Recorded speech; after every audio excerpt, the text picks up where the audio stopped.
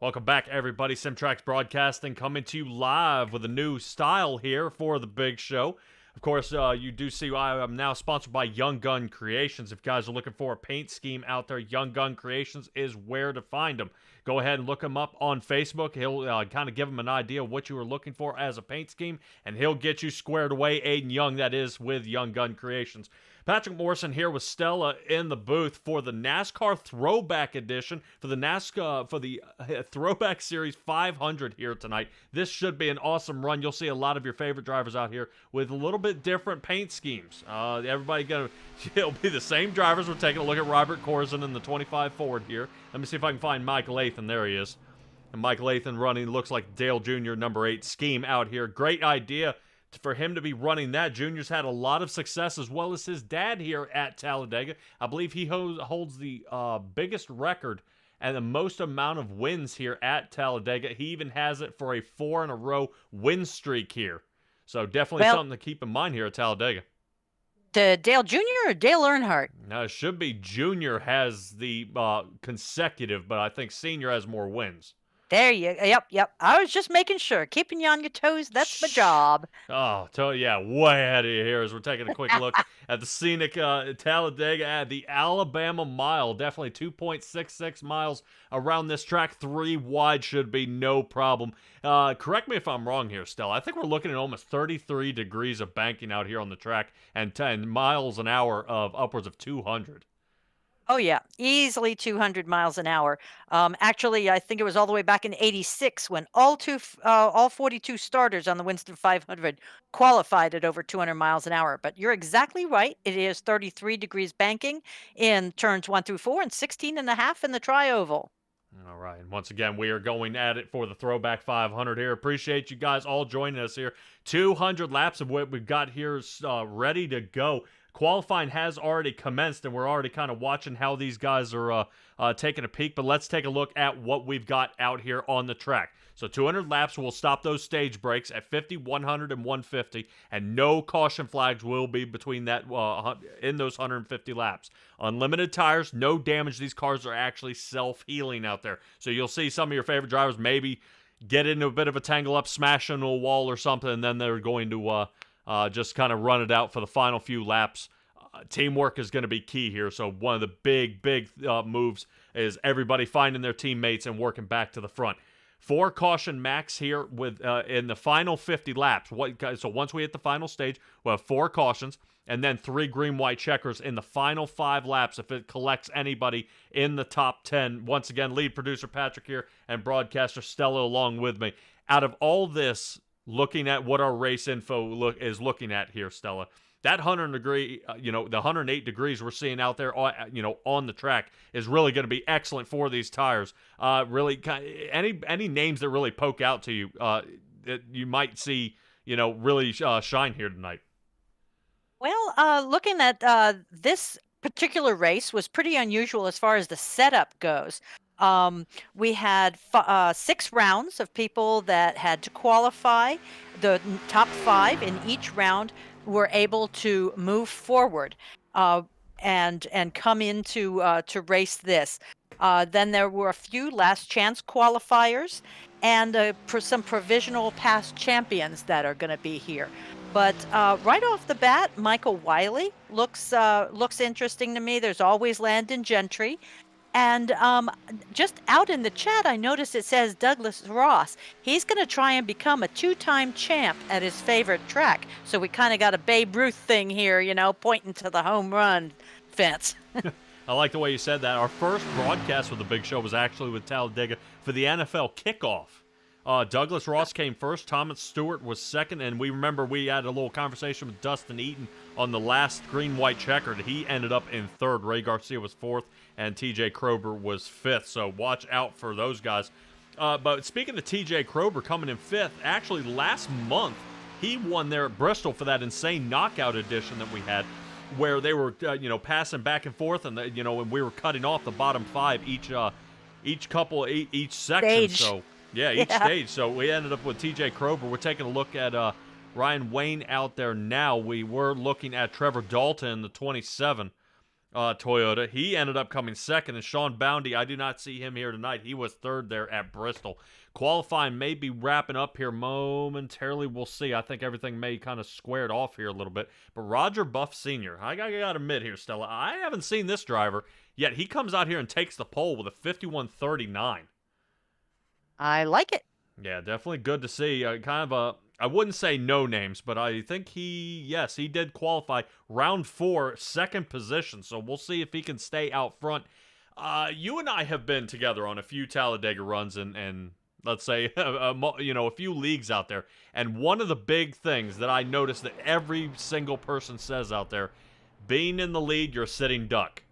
I definitely remember Landon Gentry saying that. I'd rather be second for everything but the last lap. Yeah, definitely for certain. Out there in the chat already, Ray Lene. Look at him out there. He's out there on Facebook. He says, well, I watched this since he couldn't race it. That's a shame because you won the third round, so you should have had a clear sailing into this race here tonight. Unfortunately, I hate to see that you weren't able to make it because I believe you and Logan Romney teamed up together and tried to get in, and now neither one of you are racing it, which brings up my next, the next piece here, which I want to go ahead and see if we can have a chat with Ray and bring Ray down here and talk about kind of how everything wrapped up here for this month. Ray Garcia, you got a copy? Yes. Welcome, all right. Welcome, Simtrax. All righty, Ray Garcia. This is going to be a heck of a race out here tonight, and interesting enough to see kind of the different types of drivers, a couple of names we've never seen before, and then tell me kind of what would be the right person to look at, and kind of how much money you guys have actually raised for this race here tonight. Well, we're real excited about our race today. We've got a big crowd. We had over 60 drivers register to qualify for this race and had to weed that down to 43. We got some top racers for this particular race. And in particular, there are 3 to focus on who are not members of our admin team. That would be Roger Buff Sr., Heath Snyder, and Stephen Harry. They are a team, and they are exceptionally fast, been fast all month. It's been tough for our admin team to keep up with them, but those will be the guys to watch up front. Right now, they're setting 1, 3, and 5 out there qualifying, so that is looking pretty good for them here so far, Ray. But I believe your original record for the donations by drivers and the viewers out there for these races out here, I believe, was in the 840 mark, if I'm not mistaken. Right. Our donation for our prize pool was at $840, and we've just exceeded $1,040 for this race. Holy cow! And that's got to go. It sounds pretty good to go along with the 700 subscribers. I believe you have on Facebook as well. Yeah, we eclipsed 700 mark this month. We keep attracting more and more drivers. Each time the talent level goes up as drivers are spreading the word in the network about the big show and our races. Wow, and that's gonna be something, Ray. So really, what is? I don't want you to give away too many of your secrets. What is the key to really running these guys down before they get these other teams are able to break away, like at the N Honor team? What is going to be the way to kind of keep them behind you and you guys leading the race? It's going to be teaming up together. Like I field 12 cars on my team. I have 12 cars, and we're split into pairs. The Pennzoil team, the Hooters team, the Skull Bandit team, the Kellogg's Cornflake team, the Budweiser team. We've split into pairs and teams of 4. So those 4 cars or 4-car teams, 3 sets of them have to work together in order to keep the appropriate speed, which is an average of 200 miles an hour on this track, to stay up front. Alrighty, well, we're going to go ahead and let you get to the last little bit of qualifying. I think you guys are about to grid here in just a moment, Ray. You want to give a shout-out to any of our people out there watching, all the viewers out there that tuned in? Yeah, we'd like to just welcome in those who are viewing, watching the big show, all our drivers. Next month is Daytona. If you didn't make this one, stick around to make the next one. Alrighty, Ray. Good luck to you. All right, thank you. All right, Ray Garcia getting squared away here, and Stella, interesting enough to see how many, just the donations and everybody else being able to squeeze in, kind of, I call it coming in clutch, being able to, get enough of the drivers out here. To kind of give this one a shot. Different, schemes, different driving styles, and really a good way to put it away at a super speedway. What do you say we get to the grid here, Stella? I think that'd be a fantastic idea. That is a great idea. We talked about Roger Buff Sr. He'll be in the front row along with Landon Gentry. We have a full-scale amount of cars here tonight, so we'll try to get through them as fast as we can. Buff and Gentry in the front row. Michael Wiley sitting third with Jeff Napier fourth. Greg Blazin will be sitting fifth. On the outside of row 3 will be Chuck Fletcher. John Kazaza sitting seventh with Zane Touchton eighth. Heath Snyder sitting ninth with Cade Jones in the 10th position. Don't forget, we're getting to the end here of row 6. Jamie Shaw with Stephen Harry. So I said Stephen Harry was sitting fifth, but a lot of faster drivers were able to squeeze out there and get ahead of him. Scott Patz is sitting 13th with Thomas Stewart. He ended up in the round 3 5th place finish on that week to go ahead and secure himself a spot here. So 14th is where he will be. Heath Rutherford 15th with Robert Corzin in the 16th position. Eric Narowski into the 17th position. TJ Krober, last month's winner, sitting 18th. Christian Kilpatrick will be in the 19th position with Trevor Dalton. I remember him in the UPS vehicle. Definitely should be a fast one out there for sure. So we'll keep an eye and see if they can get anything going out there to get a little bit faster than the rest of the field. Oh, that moves us to Zeph Touchton in the 21st with Anthony Shook. I knew he was an alternate, so a few cancellations. He squeezes in. Mike Lathan, he'll be in the number 8. You'll see him down there in that Dale Jr. car, sitting in the 23rd position with Jarrett Woodard, sitting in the should be in the 79 machine if I'm not mistaken there. So definitely watch out for some of these guys here in the back. Let's rotate to the next clutch. Jason Stevenson, 25th with Taylor Fletcher, 26th. Chris Vickery will be starting 27th with Ray Garcia. We just had a chat with him, 28th. So he's actually in the back half of the field here. Might be by plan. Well, definitely, I wouldn't want to be in the back because the big one normally is caused there. Tom Barish will be starting 29th, and outside of row 15 will be Danny Shaw. James Napier, 31st with Cameron Romano, will be starting 32nd. Joshua Colbreth, if I'm not mistaken, he's Fireball, isn't he? Yeah, Joshua Colbreth. Fireball 33 with Greg Whitehead into the 34. Douglas Ross trying to go for back-to-back Talledega wins, sitting 35th with James Jepson in the 36th position. Rotating back, that will be Ryan Wayne into 37th with Ken Couch. Now, Couch has been in a lot of trouble when he gets out here racing. Hopefully he's able to kind of calm this down just a little bit and try to keep that car all in one piece. Greg Corzin sitting 39th with Michael Ball 40th. That puts us with Sylvain Seguin very, very close to making the cut here. Sitting 41st with Randy Schweitzer, 42nd, and Corey Manross in the very final spot here in the run. 43 drivers. I'll tell you what, Stella, you know what I love to see? A full field. I love seeing a full field because there's nothing better than seeing every single one of these drivers have a chance. And there's no reason any of them can't get that option. They have plenty of maneuverability, plenty of places to go, and this is their chance to make it happen. Yeah, they got a pretty good width on this. I mean, easy 3 wide, but behave yourself, guys. Yeah, definitely certain. But I know one I'm going to be keeping out for, Landon Gentry and Heath Rutherford. Unfortunately, Heath Rutherford is back around that 14th, 15th area. I'm starting 15th in the run, but that's going to get us going here for the green flag. Off we go. Definitely not wasting any time there. Took off super early. I wasn't sure if the green flag was out by then, if Barney was ready for him. So Roger Buff, Michael Wiley, so 1 and 2. Landon Gentry drops to 3rd. Greg Blazin has moved up, 1 sitting 4th, and Jeff Napier will follow along him. So I'm kind of more worried about this clutch of cars that we're starting to see stack up here in the back. And interesting enough, Stella, you see how the kind of the rest of this field is actually kind of separating here a little bit. Everybody really is getting spread out big time. Very surprising at Talledega, especially in the first runs. Yeah, Narowski has gone up 3 positions. So has Christian Kilpatrick in the 91 Chevrolet here. Looks like he's almost running a blackout package of the old Jeff Gordon scheme there. Let's see if we can rotate back here through the field a little bit. There's the 27 of Trevor Dalton. Oh, he's running the FedEx car. No. Is back. He stabbed him in the back here with the UPS car. I think there was a battle here for the lead just a little bit ago. Michael Wiley looking around Roger Buff.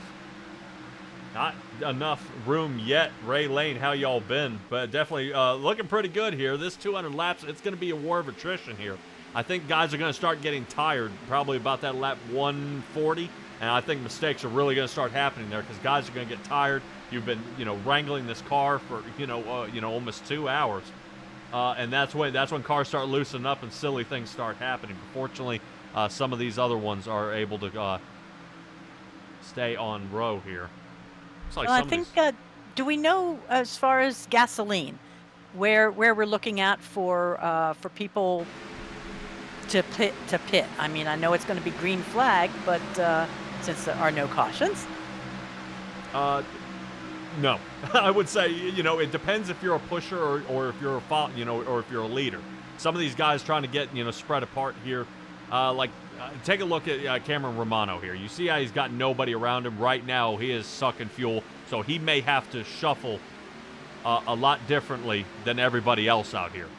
So I don't know, really what happens. Roger Buff may have to pit maybe lap 18, maybe. But Michael Wiley, that's what I was looking. Yeah, Michael Wiley may be able to stretch it out a little bit. Are they going to make it to the stage caution? So the answer to that is no. No, definitely some green flag stops will need to be made all race.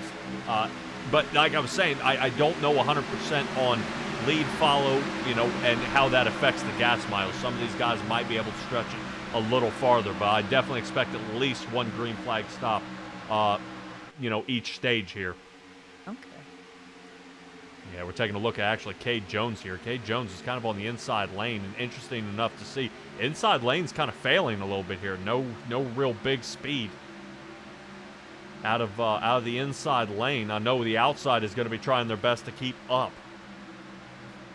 But what really, I think if you remember anything there, Stella, the outside lane, once that track starts heating up and start making, some decent contact, starts getting that rubber laid down a little bit, that outside line or middle lane where you see these guys are is actually faster than the inside. Yeah, they end up getting a whole little train going there and cooking along. Everybody, I think, is getting a little upset with Heath Snyder here. Not fast enough as Jamie Shaw in the 84 Toyota is starting to push him along here. Not quite enough speed out of him. He's trying to, you definitely see, look how close he's getting that bumper. Oh, yeah. Yeah, onto the back of his car here. So Jamie Shaw is starting to really push, seeing if he can get anything to break loose here, top side.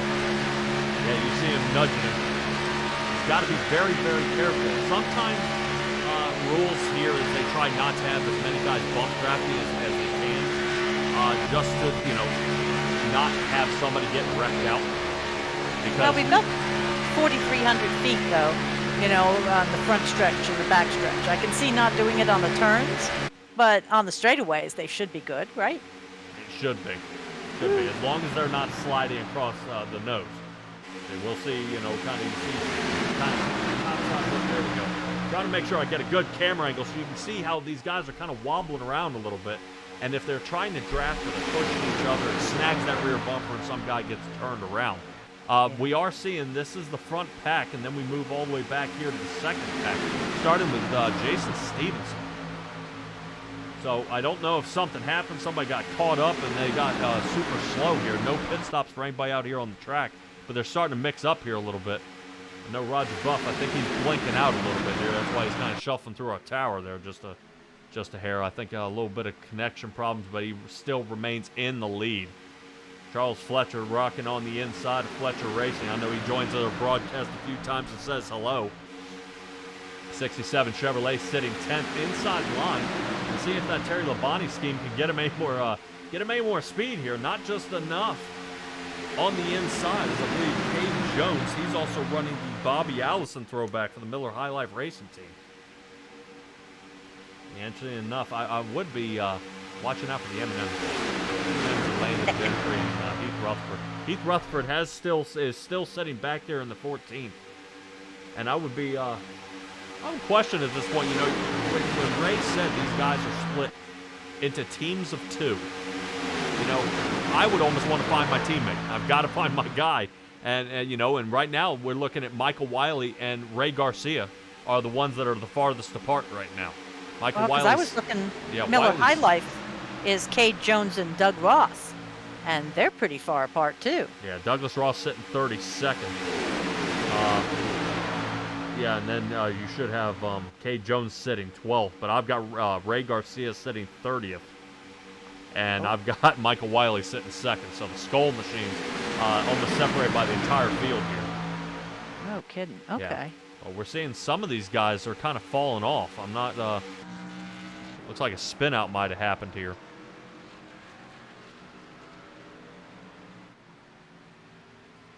Showing me that Corey Manross here ended up getting shuffled back. Let me see if we can take a peek at it. Uh-oh. Oh dear. What Yep. in the world? Yeah, that's Corey Manross here. He's been spun around a couple of times. So, woes continue for him, but he's gonna have to keep trying here. That's okay. They'll have another go at it. I think Sylvain got a lick of that one too. We see he's back about 38 and a half seconds all by himself. I think Greg Corson, here he is. And the 36 Chevrolet back up to the front. So we're seeing a couple of guys shuffling around here. And I think, oh, there we go. Yeah, you kind of see how Roger Buff here is making that blinking. Got to be careful. If I were Michael Wiley, I have no idea what to do, seeing where he is and where he isn't.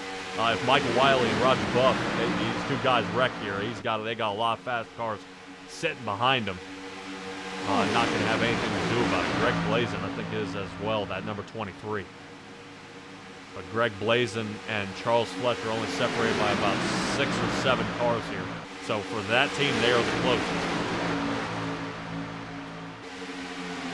Interesting enough, not too many guys really shuffling around here. You know, on the track, moving themselves around. Well, that's okay. Well, Heath Snyder's moved up 8. Jamie Shaw's moved up 9. And they right now are taking the lead. Oh, no. 29 cuts down in front of the 32. Now, I know Heath Snyder, Roger Buff, and Stephen Perry. Ray said they were teammates. So what we should be seeing is these guys trying to clump together. Continue to battle toward the front right now. Heath Snyder in front of Buff. And Jamie Shaw is now leading the race. Well, having Heath Snyder up there is not a surprise since, you know, he won first place in the very first cutoff round. Yeah, and that number 29, he did get it done there. I would want to mention that the separation of teammates is now even farther. Jamie Shaw in the 84 sitting in first place. And I think that should put Sylvain sitting, I think, all the way back here in the 35th position. 34 cars separate those two guys. The race continues here in the front. 84 machine still on the outside with the number 90 is Scott Patsa. Biggest mover of the race will be Christian Kilpatrick, back down, sitting in 6, now down to 7. And we are almost 3 wide back here. 66 machine, that should be, good Lord. I thought that was Sylvain. Yeah. Yeah, he just got past like he was standing still there. He's got to be careful. Good job actually by Sylvain, you know, slowing up a little bit, going in and letting them on by. Laps will be able to get back onto the lead lap. So they'll go ahead and wave everybody else back around. When it comes to the stage break right now, so I would probably say, you know, in Sylvain's, you know, in his mindset here, he's not coming away with a stage win, you know, on this first stage. He's going to have to retry and go at it again. Yeah, I'm watching the tower, and Blazin is boggling my mind. I guess that's the blink that is causing it. Oh my heavens. 23 is there, and then he's not, and then he's there, and he's not. So we're definitely dealing with some internet connection. Out of the 23 Chevrolet of Greg Blazin. Jamie Shaw in the 84 Toyota. You're seeing kind of lost all that head of steam on that outside line. They're going to have to set back and try again. But when guys start ducking out, it's not going to go well. Greg Blazin now heading toward the back. He's so much speed here. Yeah, he's Kellogg. Is Chuck Fletcher out there? Ah, he's in 10th. Okay. That's the other Kellogg teammate. Yes. Ooh, boy. Pit stops. Lap 14. Here we go. Boy, you got called that. Yeah, a couple of drivers here. Gentry, Wiley, Fletcher, Rutherford, and Greg Blazin. It looks like a good chunk of the admin team coming down pit now. My question would be, this being a super speedway, I would fuel and go. I would not slap tires on this because not time yet? Absolutely not. Oop, Landon missed his box there just a little bit, number 33 Ford. So if they take fuel, he should be just under 8-second pit stops, and yeah, looking good, pretty good there so far. Somebody who's not, I think Greg Blazin. Yeah, he either took a little more or maybe right sides as well. I gotta say here, Stella, you know, I kind of like the call for an extra set of tires. You know, maybe just a set of right sides. But I just don't know if they're having to stop at 14, 15 here. If they have to do it again. Yeah. The only thing you don't want to do is coming out of pit road, and now you're all left alone out there. New set of guys coming down. Shaw, Touchton, Patsa, and Cade Jones coming down pit now. Well, that's the good thing about coming down in a clump, though, correct? Is that you're not coming back out of pit alone. Yeah, you do not want to be down there by yourself at all.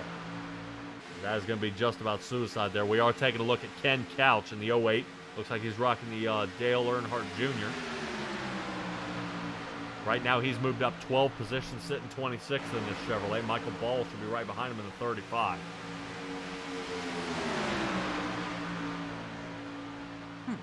There's another M&S car, James Jepson.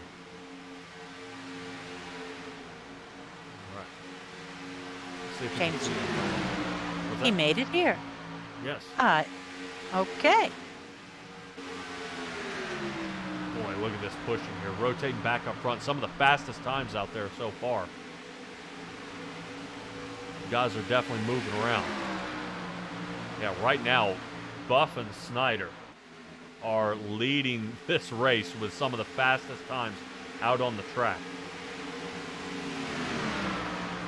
46.65, and these guys are almost by themselves now. Starting to use a little bit of the draft from the rest of the field, and they continue on. Wow, they're going to start lapping a good chunk of the field here, so this should be awesome when they come down pit. So these are the only ones so far that really haven't come down? Right now, the top 22 drivers have yet to come down pit. Oh. So, but right now, these guys here in the lead are now starting to make the separation over TJ Krover. Krover's about a second behind. Trying to run him down. But as these guys nose to tail continue to charge, Krover is going to have a lot of work to do here to see if he can keep going. I don't know if Robert Corzin in the 25 Ford is willing to help him, but it looks like pit stops are starting now. Back down they come. Krover, Corzin, Michael Lathan, Trevor Dalton, Eric Narowski, Kilpatrick, Thomas Stewart. Oh, no. Yep, 24 machine is around. Looks like Eric got it the worst. So the N Honor team number 24 of Eric Narowski is around. Rotate ourselves back up front to our leaders. Pit road is 1,730 feet long. It's. I know you want to go down there at some speed, but it's not worth the penalty, and it's also not worth the wall. And that's going to be tough. And kind of what you're going to see there, Stella, is these guys coming off that hot race surface, try to come down. They've melted so much that the brakes just can't stop this thing. Looks like Landon is around up there on top of the track. Yes. See if we can find Landon Gentry here. What in the world happened to him? Him and Thomas Stewart may have gotten into it here. Oof. Heavens. What the heck that was about. Thomas Stewart, that was lap 19. Let's see if I can find something that happened to Landon. Oh. New tires? Yeah, it looked like actually off the race surface. Landon did not take tires last time around. Oh, he got so squirrely. Yeah, that was really really weird here. Not 100% sure what. I wonder if he was kind of dropping it down there. Almost looked like he was taking the Michigan line. You know, Yeah. riding so low like that. I mean, could just hitting the paint have done that to him? Maybe, but it looked like about half his car was down there. I think Jeff Napier had something happen as well. Oh, Lord. Yeah, you kind of missed pit road. You just got to give up and continue on. Alrighty. Yeah, I was looking because this was the same area that Woo! Oh, I'm sorry. You can't come back up. well, well, he did. He did. He did. Oh. You guys have me on the edge of my seat, though, I have to admit. All right. Well, we'll keep an eye out there and see if any of these guys are still there. I think James Napier is coming down in the 11. Just remind me not to be on the highway when he hits the entrance ramp. Heavens to Betsy. Holy cow. Yeah, this is just getting some of these guys is not good places for them. Let's see if any of these guys can continue. Wow. All right. Well, we have number 25 Corzin up here in the top 5. He came in on the provisionals and past champions. And he's doing pretty well. Robert Corzin? Mm-hmm. Yes. Yeah. Interesting enough, Robert Corzin is actually able to team up, it looks like, with TJ Krober here. And these guys are going to see if they can run down Buff and Snyder, but still, consider this. Buff and Snyder both pit back on lap 19, had almost identical pit stall times, about half a second apart, and they're still out in front of the lead by almost 4 seconds now. So you see Corzin kind of laying back here a little bit off TJ Krober, and that is not what you see between Snyder and Buff. Look at that difference. Honestly, I don't know which Corzin that is. It says 25 in your ticker. Yes. I have Robert as 19 and Greg is 34. Yeah, that's Robert Corzin at 25. Okay. You got me on my toes tonight, I'll tell you. Or I should say, got me on my heels. But we're taking a look here, 32 and the 29. You see how that 29 is just pushing him here. Look at the difference. This is why they're losing time here. So now they're back down to 5 seconds. Way off because Robert Corzin isn't up there pushing Krober as hard as he can. Right now, the anchor is the 25. So 25 machine has got to start pushing here because they may have wrote this one off. They've got another 27 laps before the stage break here, and they're watching Buff and Snyder drive off with this thing. But and something else also to consider. If you can see something like what we saw with Jeff Napier coming back up that track and clipping them, these guys may look like they have the stage win, but if something like that happens, I'd probably say no. Yeah, could be anything.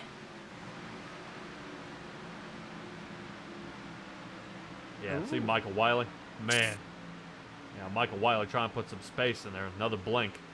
Yeah, but Shaw wasn't too happy about that. That was a pretty good poop. Yeah, definitely. Trying to take a look, actually, around that Michael Wiley area. Trying to see where he can get. Some of these guys are blinking out pretty bad here. Having a little trouble keeping track on them. Michael Wiley pushing Jamie Shaw. They are sitting right now still top 10. This will be our next clutch of cars. As they fire down the backstretch here. Trying to see if they can get caught up, but not enough. I would say the cars have a less likely of a chance if they're only running in twos. You get these guys 3, 4 deep, they'll start picking up a lot of pace.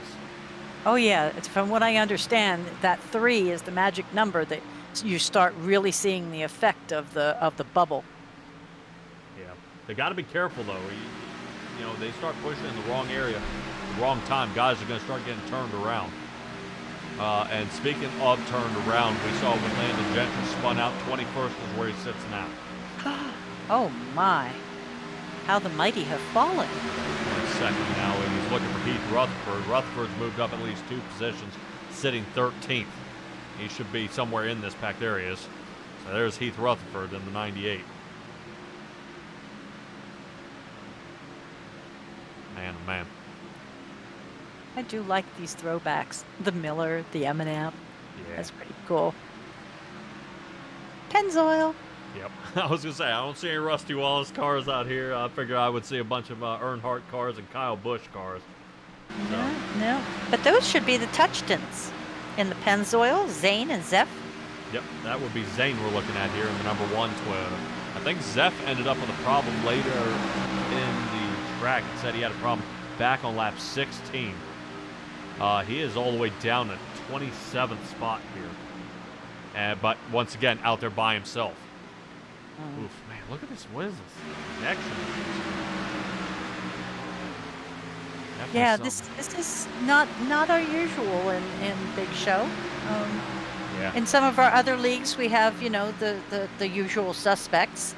Um, but yeah, these guys, somebody maybe is having some bad weather. Yeah, our Touchton crew came in on round 5. Zane Touchton won his round, and Zeph Touchton came in second on round 6. So they know how to get it in the top 5. Yeah, well, definitely. Something also to keep in mind here is the amount of time, I think, between when these guys get wins. Is round 1 should have happened, I believe, the first Saturday of the month, and round 2 would have been that Sunday, and then they wait a whole nother week and start the following Saturday again. So, some of these guys, getting that win didn't make the top 5. They'll have another chance to try again, and it just starts really putting the pressure on. You come out the next day, man, I didn't make it again. And for some of these guys, have tried 5 or 6 races to get in here. And then here it is, feature time. It's either working or it's not. So some of these guys having a chance. Stephen Harry still is doing fine out there. I think I saw him have a little bit of trouble out there, though. Where did he end up? Harry's 5th. Okay. Yeah, Stephen Harry, but he's actually up 7 positions. He was the one who I thought qualified 5th, rotated down, and now has fought his way back up. And I also want to note Mike Lathan in the number 8, sitting 3rd. Interesting enough, his pit stall time was about 2.5 seconds less than everybody else. And now he's moved up 20 positions, sitting 3rd. And he was also a round 6 top 5er. So we've you say, well, oh my heavens, the pressure's getting deep, as you're into round 5 and round 6. But I'm looking at, hey, they had, 4 more times that they were able to practice before they, and then get it right. So it's just longer practice. It's a better chance of being up at the top. I guess so. I mean, if I'm looking round 1 and I'm Landon Gentry, Michael Wiley, or Ken Couch, those are your 2nd, 3rd, and 4th guys out there. I can now cruise for the rest of the month, and then it would just be practice rather than I'm scrambling to make that top 5. That way I can hopefully get into the feature itself. Okay. Yeah, I guess as long as they keep coming out, even after they've won the top 5. I thought they couldn't race once they were clinched.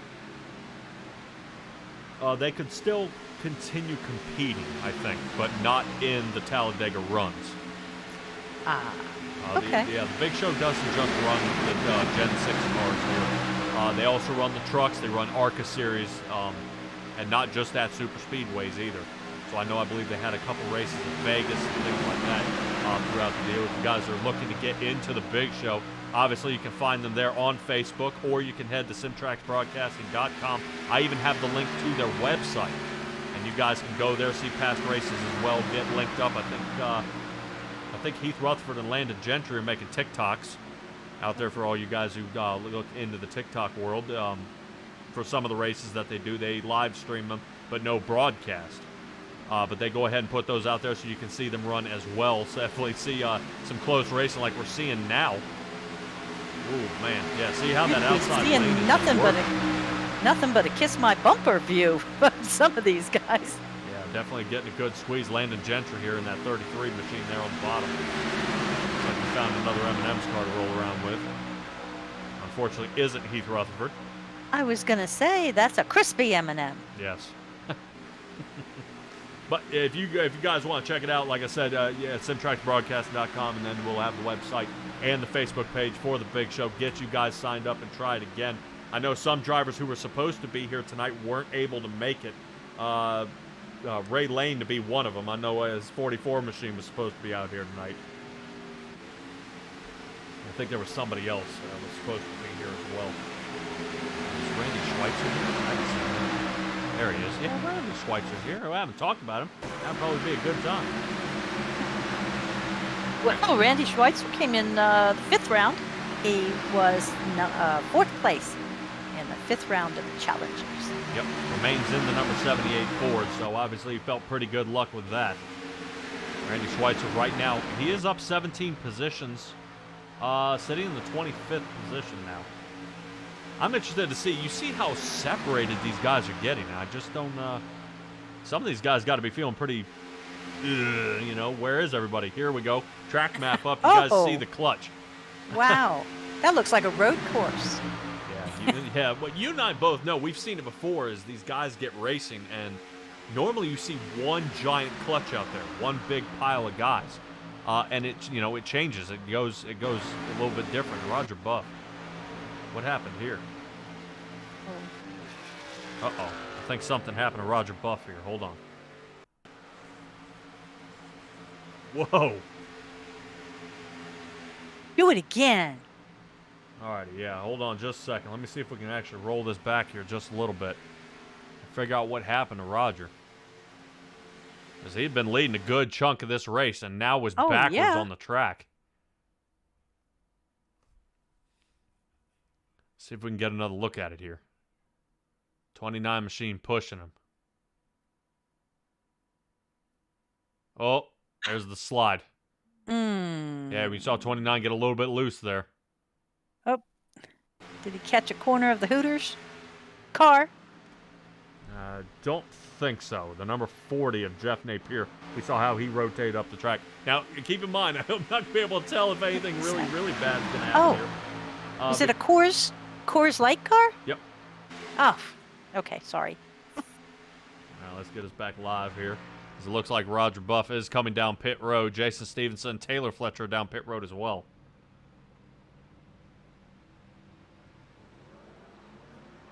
I'm confused. I don't know. Okay. I don't know. Good. But I would say let's keep an eye out there on pit road now. As long as I'm in company, I don't mind being confused. Pit lane starting to light up pretty good here. Good Lord, these boys are working me tonight. Definitely second pit stop of the stage, lap 35. Some of these guys might be trying to stretch it just a little bit farther. Drafting's going to be key now. Seeing that they got about less than 15 laps before stage break. So we'll see how this shuffles the rest of the field. Robert Corson will now take the lead. Tom Barris sitting second. Anthony Shook in the third. Yeah. Yes. This tower. Yes. That's where I was going. I'm absolutely gobsmacked. Yeah, definitely hard to keep up with them when they're shuffling around that minute. For certain. Yeah. And I haven't said that anybody has gone to the garage because at times it says they have, and the next thing I know, they're driving by. So we'll just lay low on that, right? Yep. Yeah, right now all 43 drivers are still active out there on the track. Greg Whitehead here. I'm glad I write in pencil. All right, let's keep an eye here on Robert Corson. Taking a look out the back of his race car here.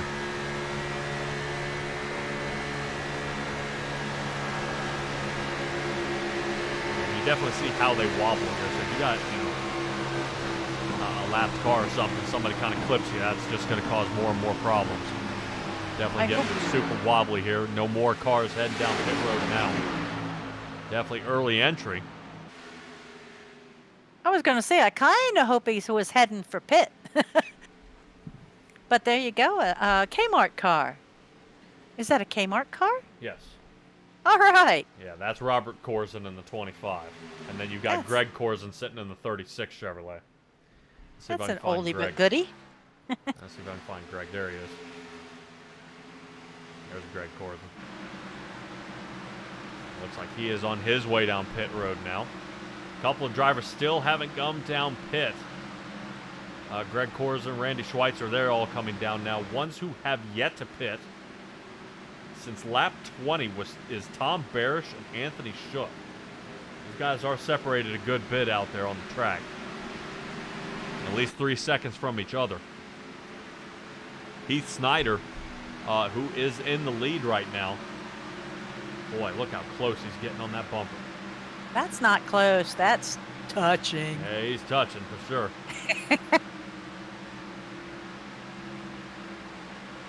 Yeah, looks like those two actually lined up. Maybe no bad blood between them. Right now, Roger Buff showing to be in 16th position. Yeah, they're making it happen. Look at them go. Yeah, interesting enough, you know, kind of how they're mixing up here. I would say, you know, what happens on, you know, on this kind of on this roll here. With these guys pulling away like this, you know, did Ray have something he can combat these guys with?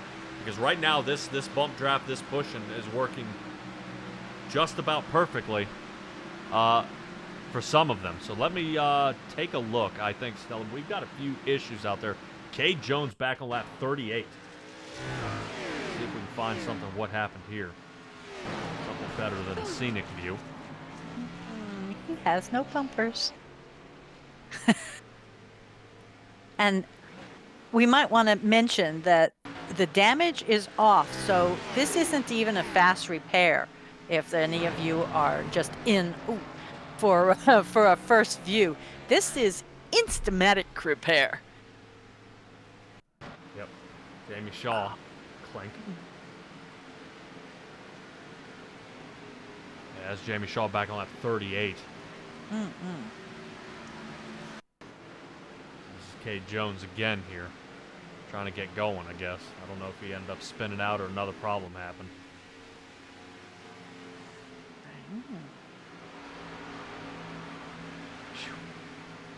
Yeah, some of these are definitely kind of weird here. So now, taking a look at some of those here, a couple of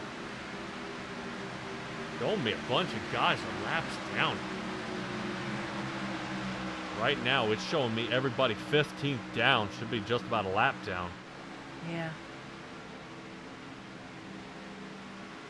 But theoretically, in 9 laps, everybody's back on the lead lap?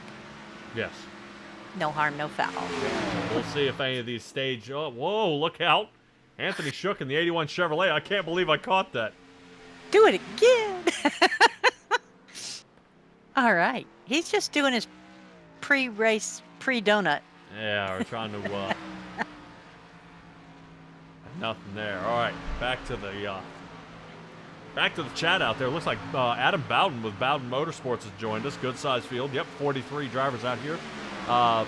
Ray Lane, you've raced with him before. He was unable to make it, and so was Logan Romney. They were unable to. Logan Romney wasn't able to make the cut, and I think Ray Lane missed the shot here. No cautions outside the stage breaks.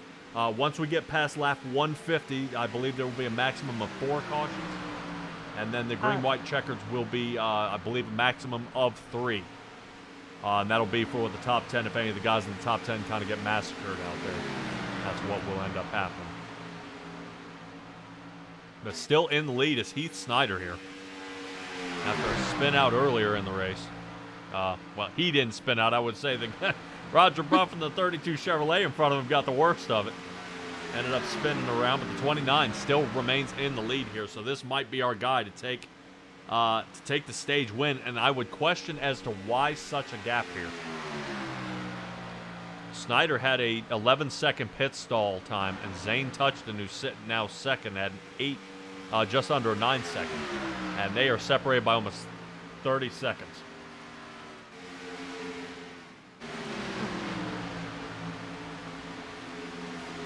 Yeah, I don't. Yeah, I'm sorry.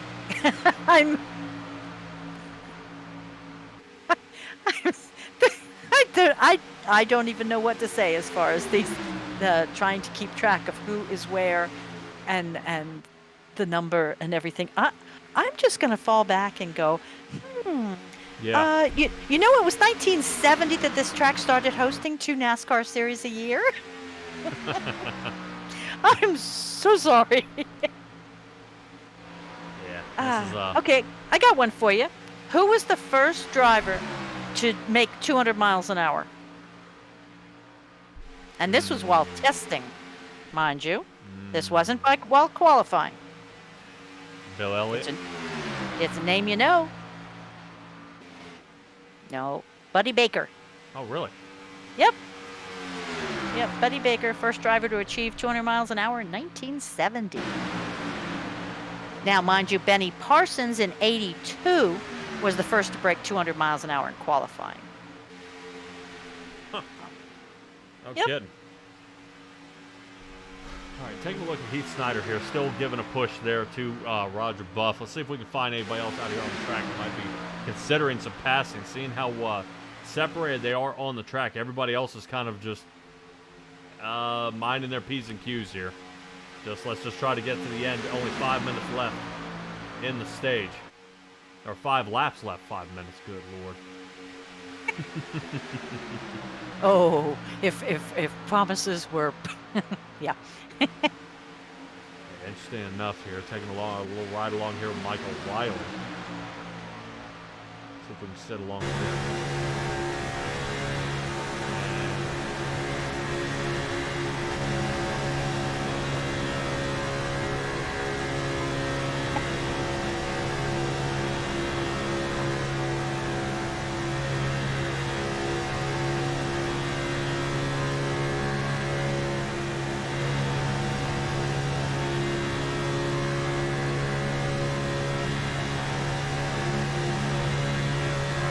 Wiley, kind of, you see how fast he's going here. Really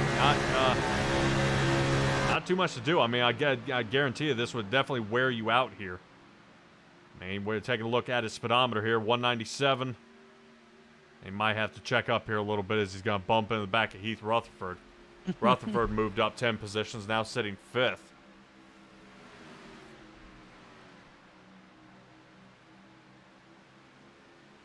Definitely don't see any stopped cars out there. Everything looking pretty solid. It looks like Greg Whitehead and Robert Corzine had some other issues out there on the track.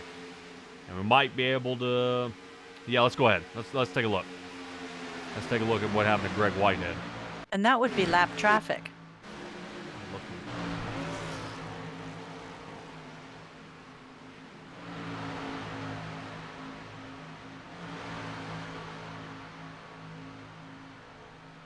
All right, let's see what happened to Robert Corzine here.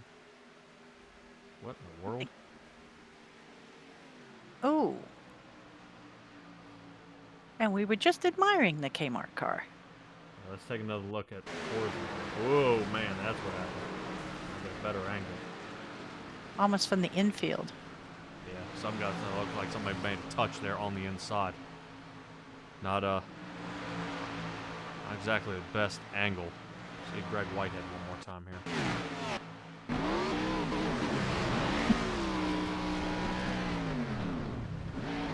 Yeah, I think some of the blinking overwhelming what some of the connection issues out there, but still continue here on the race.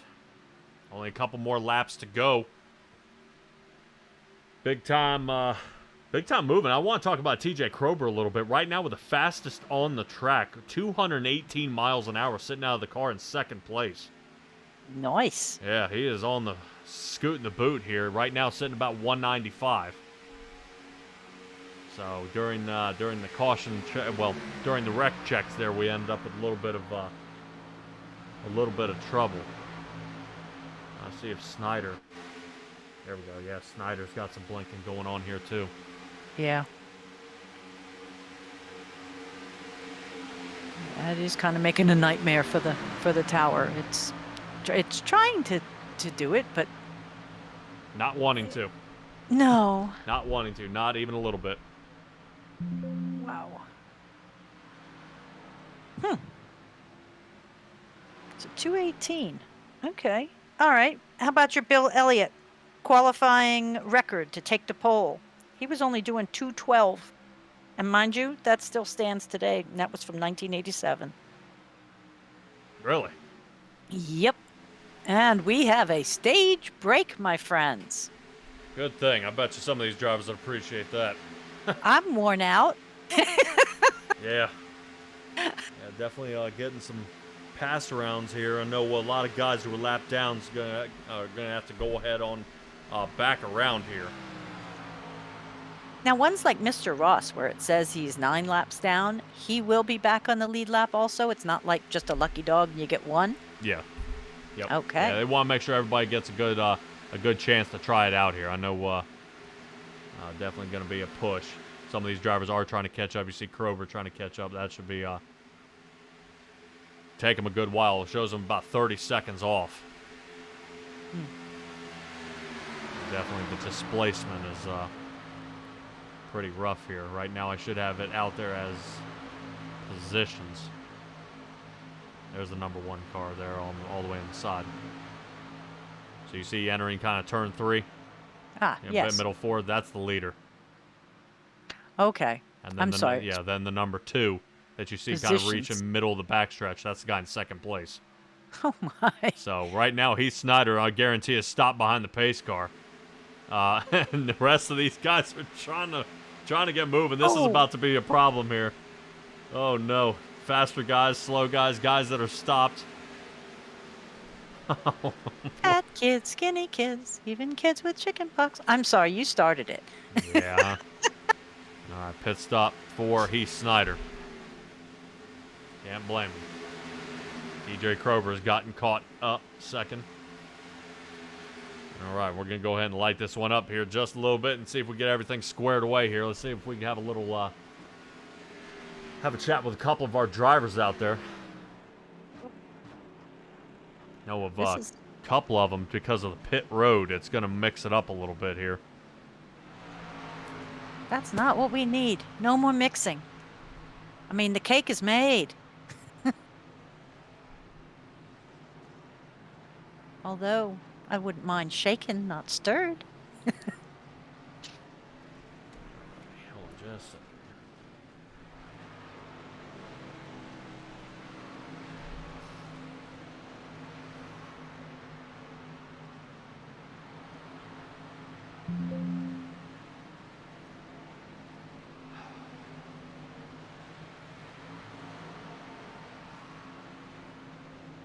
If you'd like, I can hit you with some history. Yeah, if you don't mind.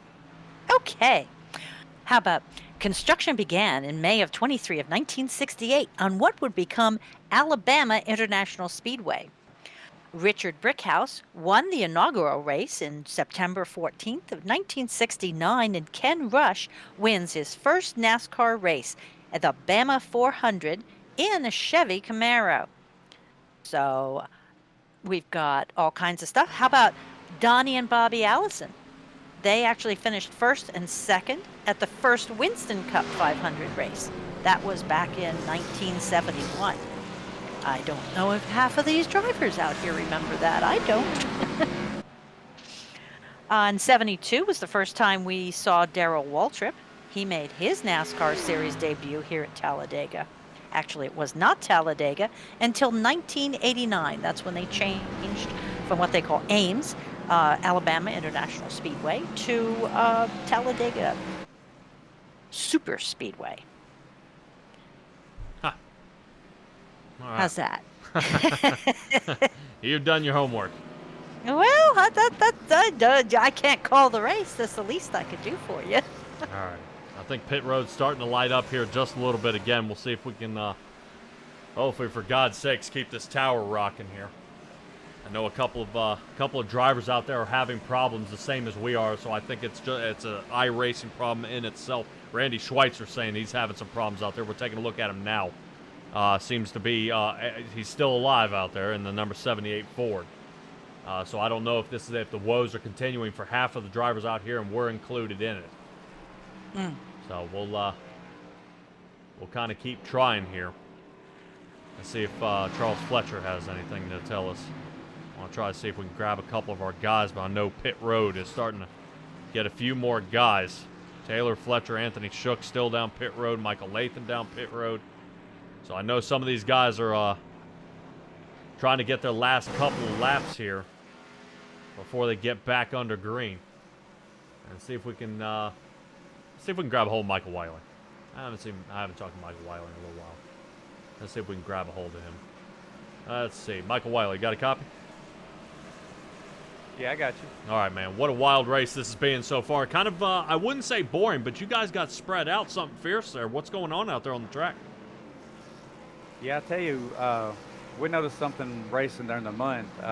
Some people are able to bump draft and push, and it's like some others, the internet's not holding up very good. So instead of pushing them, it kind of gets them all loose. And I think that's one reason you're seeing all these wrecks. I wasn't able to push Heath at all behind him. You know, I could go up and bump him, but I couldn't latch on like I wanted to. So I don't know. Hopefully we get this figured out, because that's going to cause a lot of wrecks, especially when guys get more aggressive at the end of the race. Oh, yeah.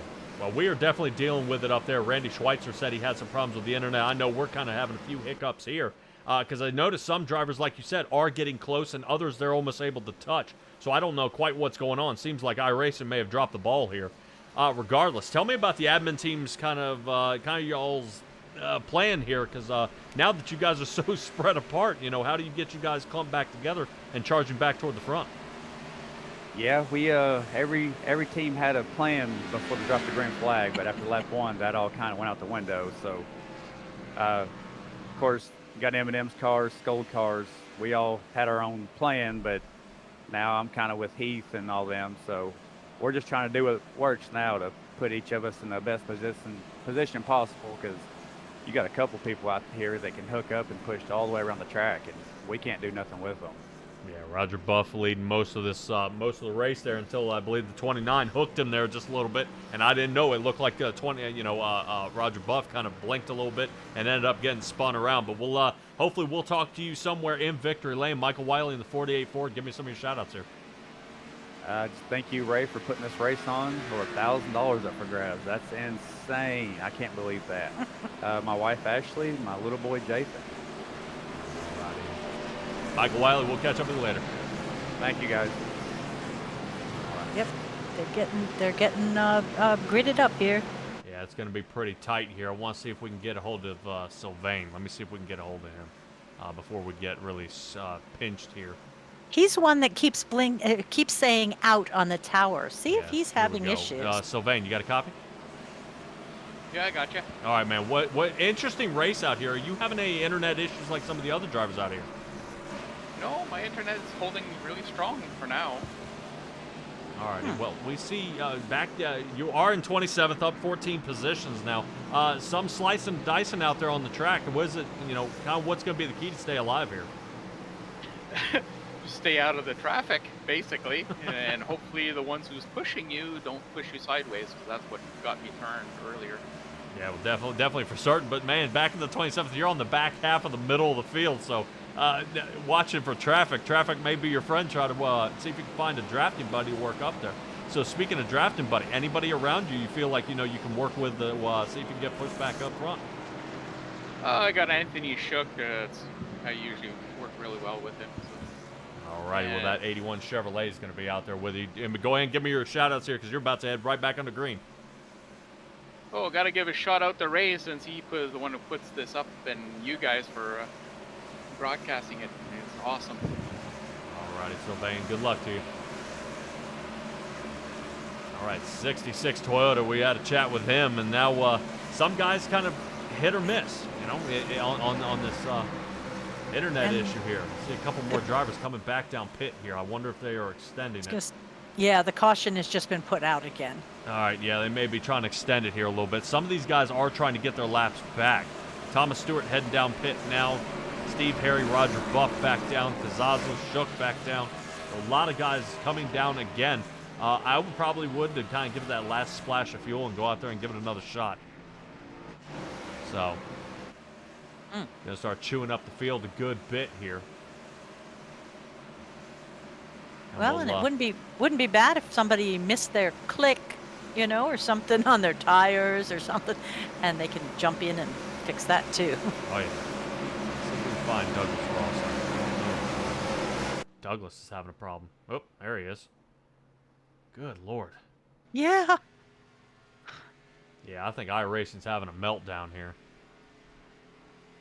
Does it show them in their relative correctly? Is what I would like to know, because several times Ross is shown out. No.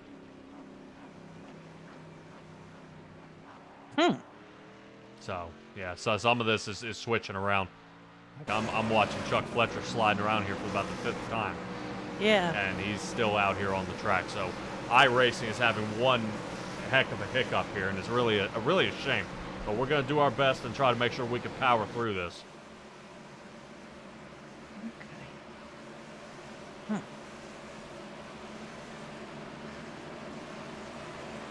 But we're going to try to see if I can get Douglas Ross here again. He's telling me he's down. He's out of the race. Yet here he is. Yeah.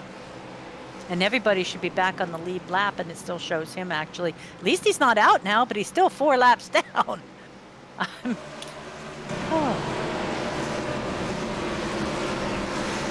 Yeah.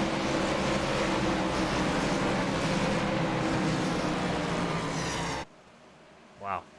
All right. Yeah. Now he's out again. Yeah, well, we'll let him cross the finish line here. See if it resets us. I'm sorry, folks out there. Hey, it's just one of those things. iRacing not wanting to really go ahead and send the right information through, so that's what ends up happening here. They had an update a couple of days ago, and now a few hiccups after that, but not hicking up TJ Kroger, who will be taking the next green flag to start stage 2. Lap 100, we're going to stop again and have these guys re-rack them, put new tires on, and give them another run. I'm sorry. I'm loving the hicking up. Not hicking up. It was the number 88 Kroger. Yeah. That's cute. Taking a look at Heath Rutherford, 98 machine on the inside. Let me see if we can get a little bit of a chase for Cam here. And see these guys starting to wiggle around a good bit already. Maybe with fresher tires, maybe we'll have some problems out there.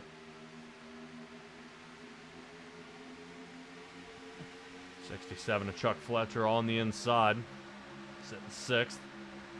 TJ Kroger up 15 positions, sitting 3rd in the 88 machine on the inside. So we'll see if the 88 and 98 of Heath Rutherford want to work with him here and see if they can continue pushing.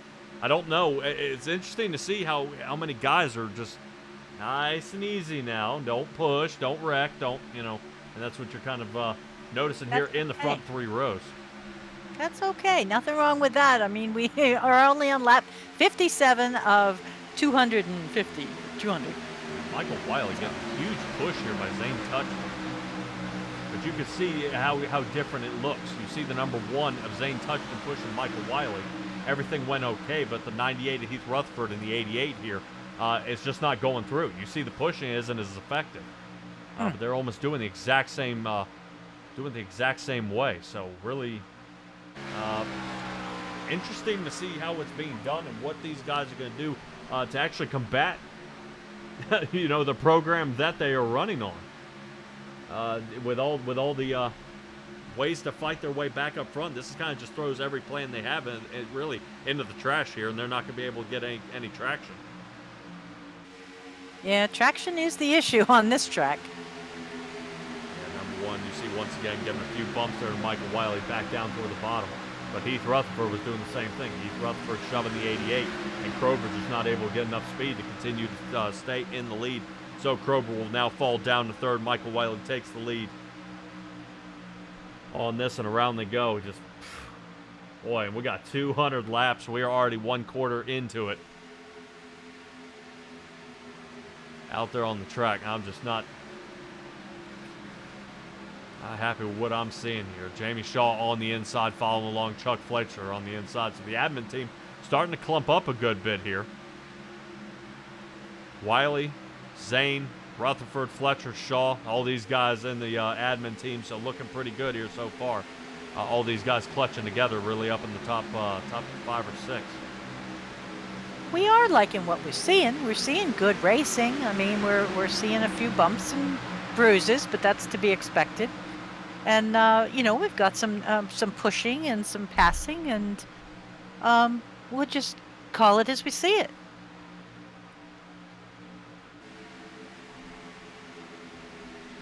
Yeah, Hey, well, at least a look up here. Looks like Charles Fletcher finally has Greg Blazin behind him. Look at that. Kellogg's machines are finally met up. 6 and 8 right now, and there's 98 and the 33. So Landon finally has got back, you know, at least caught back up to Heath Rutherford now. Look at that inside lane. Yeah, look at the 90. You see how the 90's pushing the 84 of Jamie Shaw? Yet Jamie Shaw, the car's just not moving. So, yeah, I don't know what some of these guys are going to do to combat what we're seeing here. The car's pushing and them not pushing. Really, hats off to Michael Wiley to kind of point that out, because that is exactly what we're seeing here. Some of these guys just not able to get the right angle to continue the charge. I mean, how do you combat that? Yeah, yeah, right. And what I would say is you've practiced all month for this, and now it's go time, and things are, you know, it's not working. What do I do now? So now it's, you know, you don't want to do it as every man for himself, but it's almost going to be what it's going to start turning into if things don't shape up. Speaking of things not shaping up, lap 59, Jarrett Woodard. We are 3 watt. I mean, that's a money. Big tangle up here. They crunched a crispy M&M. All right, let's see if we can take a look at Corey Manross here. I think he got... Oh!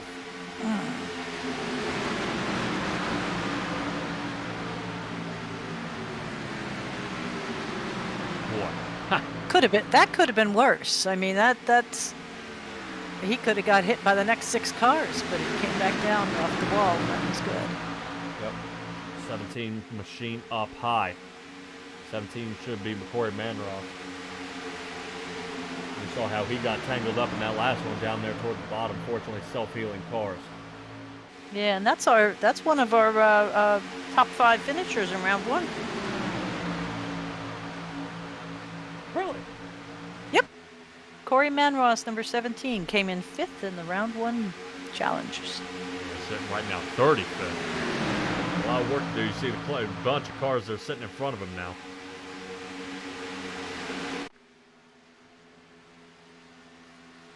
Wow. I'm showing 41st. It's like I'm losing a whole chunk of guys here. Michael Lathan. This chunk of cars right here are the ones I keep losing.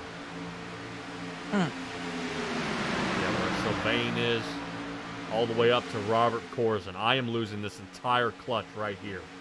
And that's why I keep shuffling around. So as I was saying before, that Corey Manross is running in the 30-something. No, he's not. He's all the way back to the 38th. And it's sliding him around again. I'm not quite sure as to why. So strange. Yeah, Randy Schweitzer, 37. So you see it's slinging him back up again. And he may have ended up in some trouble seeing that he's out here all alone.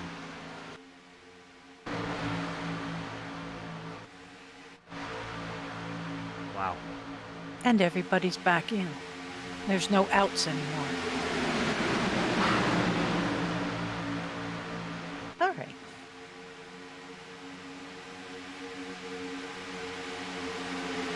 Wow. So where's Ray? Ray Garcia right now is sitting 18th position. And, yeah,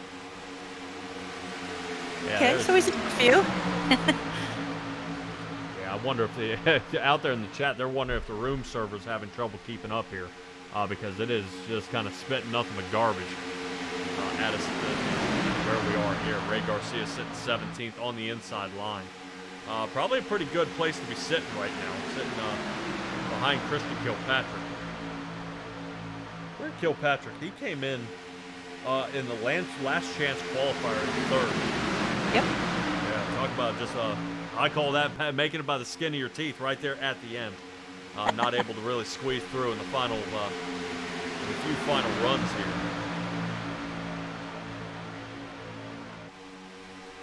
Let's see, but we have both James and Jeff Napier came in the last chance.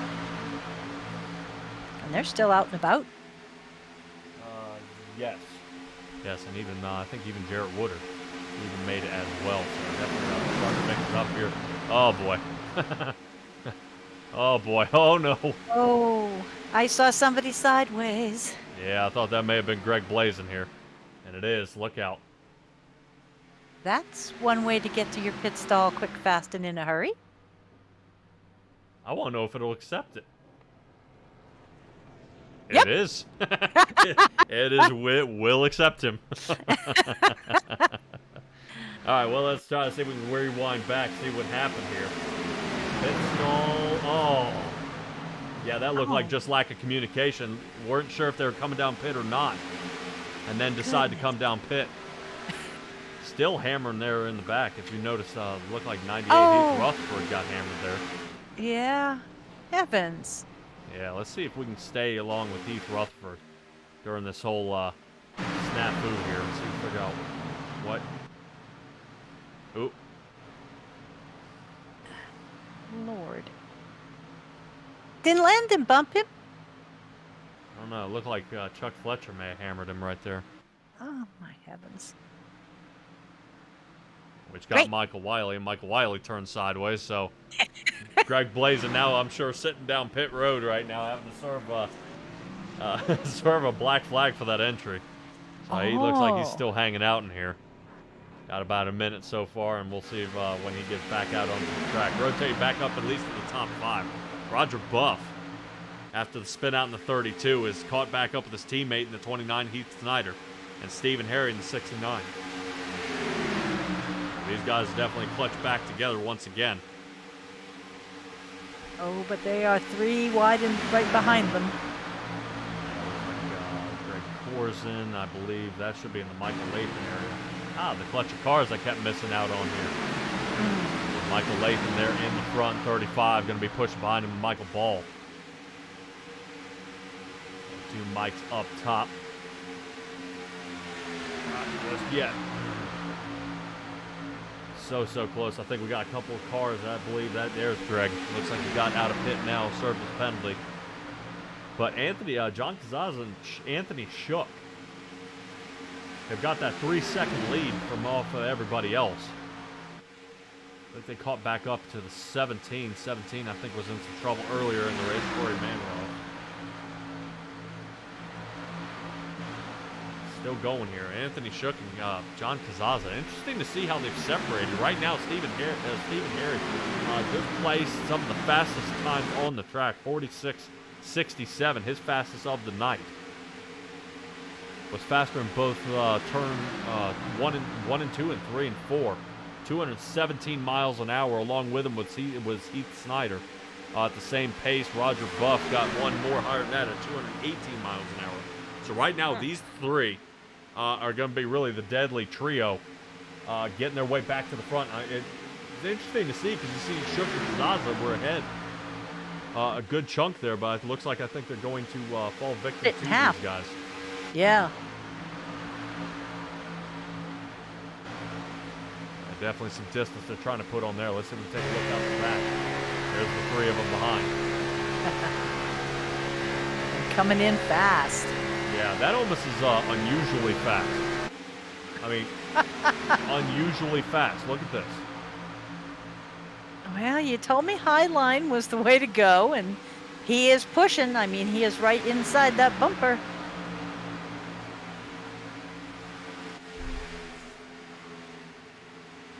Yeah, I'm just trying to see if anything. John Cazaza's fastest speed is 207. These guys are hauling around at over 200 miles an hour at every spot on the track, whether it's high or low.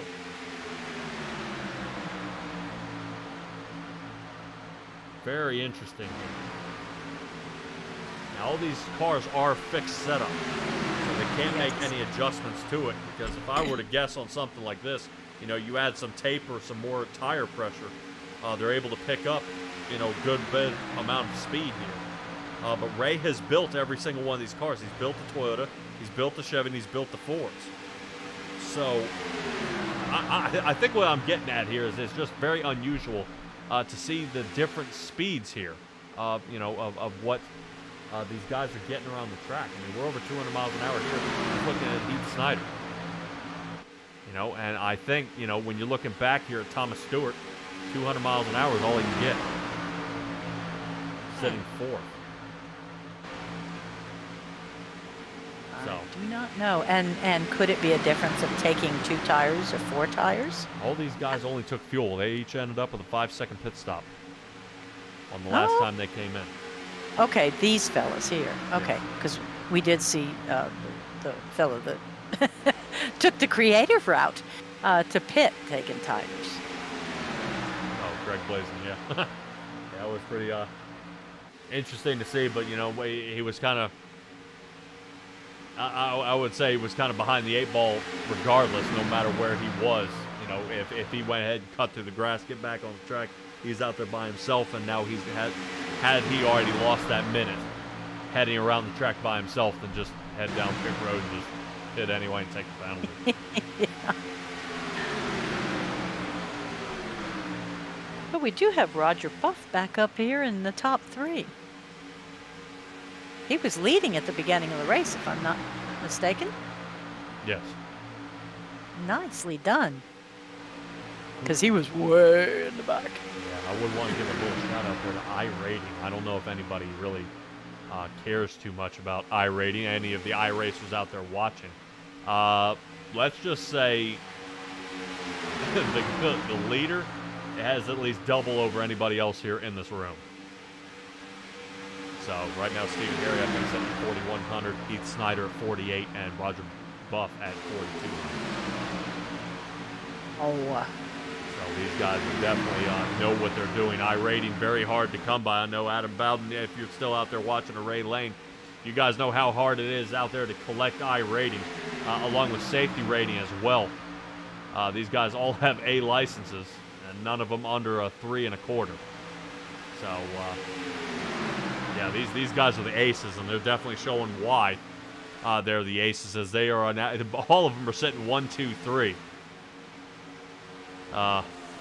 Combined for over 13,000 iRating for these 3. Ooh, watch out. You're getting your maths going. Yeah, looking pretty solid here. Interesting to watch the kind of the pit stall time as we head into halfway through the second stage. Anthony Shook should have taken the lead now. As you saw, they got past like they were standing still earlier in the in the stage. So Shook and Kazaza are going to have to come down again. They have yet to pit Jeff Napier. We saw in the 40 when he ended up in a little bit of trouble earlier in the race. Riding around in the Silver Bullet. He ended up getting in trouble, but he's sitting 3rd. Nice.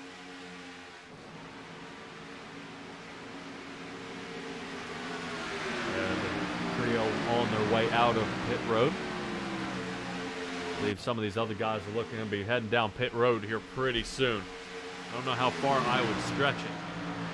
Interesting to see, because I thought, Stella, you and I saw that the first set of pit stops actually happened around lap 14 to 16. Yes, because you had called no more than 18, so you were right on it. So, but we've been under green flag since lap 56. And these guys are still out here. Huh.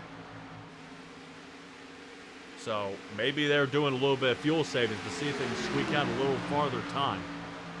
Well, and we also had the extra caution. Do you think they went in and got one more little splash? Yeah, that was at lap 53 and 54 for these 2 guys. Hmm. Ryan Wayne, who's sitting 3rd. I think he was. Who was sitting 3rd, he had pit back on lap 52. So actually a lot longer than the rest of these guys. So as they come down pit road, looks like Kazaza, Shook, and Napier. Oof. Yeah, almost slid through his box there. But almost. got it squared off. Pit time being cut down here. I was going to say, go, go, go. Yeah, Ryan Wayne should be squeezing out to the front now. Look at it this way. That 39 Ford, last pit on 52. He is the only one out there who's yet to pit. I'll take that back. Stewart. Thomas Stewart has a pit, now sitting 15th. I was going to say, Touchton may be pushing him around more than he knows here soon. You know, certainly. like, Now, we no are gas. seeing different clutches of pit stops. Zane Kilpatrick, Jamie Shaw, these guys all pit back on lap 65, 66. So we're seeing them kind of tossing back and forth here a little bit. And then when you got, you saw Buff and Snyder, they came down lap 74. I think that's them there on the outside. Look at this. They are cooking with gas. Yeah, look at them moving around. Yeah. And that's what gets me is it's only 2 cars. This is normally a 3 or 4 car pull when you see these guys driving like this. For them to be able to go that fast, like I said, the 3 is usually the magic number to get the, to get that full benefit of the draft. Man. Yeah, I mean, look at the speed. Over 210 miles an hour here. 32 of Roger Buff here in the front once he began being pushed by Heath Snyder in the 29 Chevrolet. There is something going on with this. I'll wait for the infield post-race inspection on these. There you go. This is almost like the spoilers are cut in half on these things. Something is, I mean, they're passing the whole field. Yes.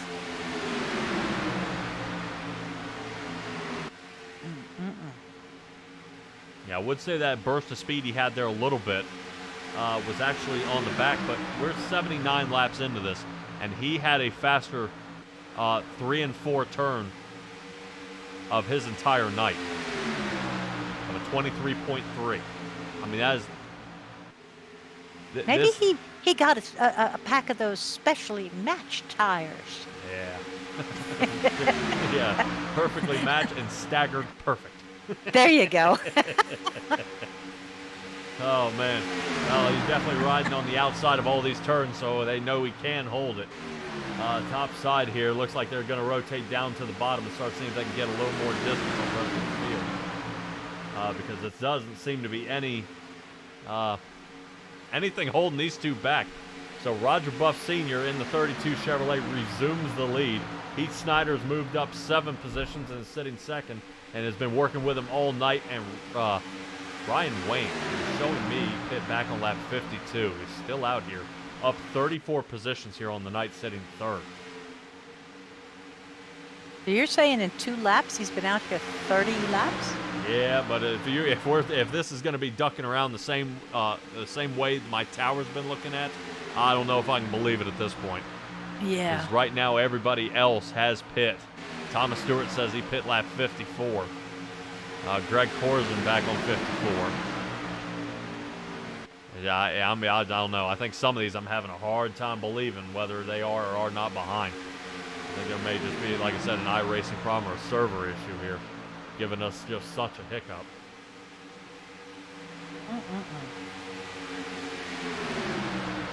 I'm looking to see if Zane Touch and Christian Kilpatrick are going to try and make a breakaway here. Let's see if they can get around this 39 machine. I would say they could try. Yeah, they could definitely try, but when you see how Ryan Wayne slides up here, that inside lane was able to reel him in. If the 31, Jason Stevenson, had dropped back to the to the outside or cut lower than him, that entire row 3 would have swung forward and almost used the 39 there as a crutch. But look at how these guys are just pulling away here. Well, we've seen it when Landon pushes. We've seen the 2 of them take off and get, a half a lap. Yeah, just normally when you see the guys get out there in that fresh air, it's kind of like hitting a wall, and it all depends on the second guy to keep up. Or the second guy to continue pushing, but and somebody like Roger Buff to not slow him up. But right now, these guys are linked, and there's no separation.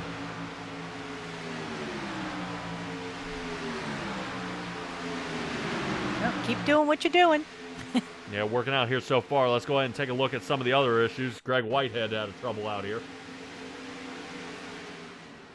Hold it. Oh. We'll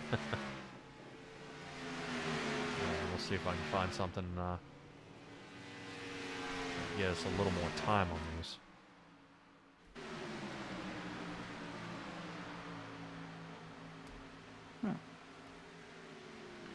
Let's see if we can see what happened to Greg Corson here.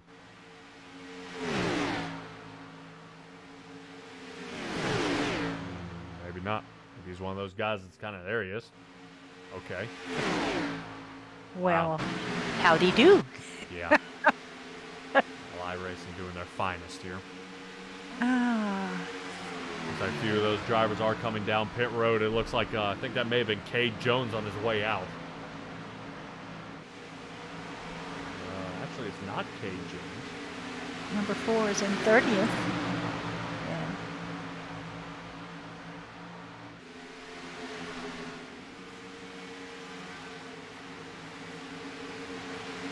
Who's Cade Jones' partner in crime? Douglas Ross? Yes. Douglas Ross, number 5. There he is. That's the number 5. That's who I was thinking. That's who came off pit road here. Lap 77 when we saw him.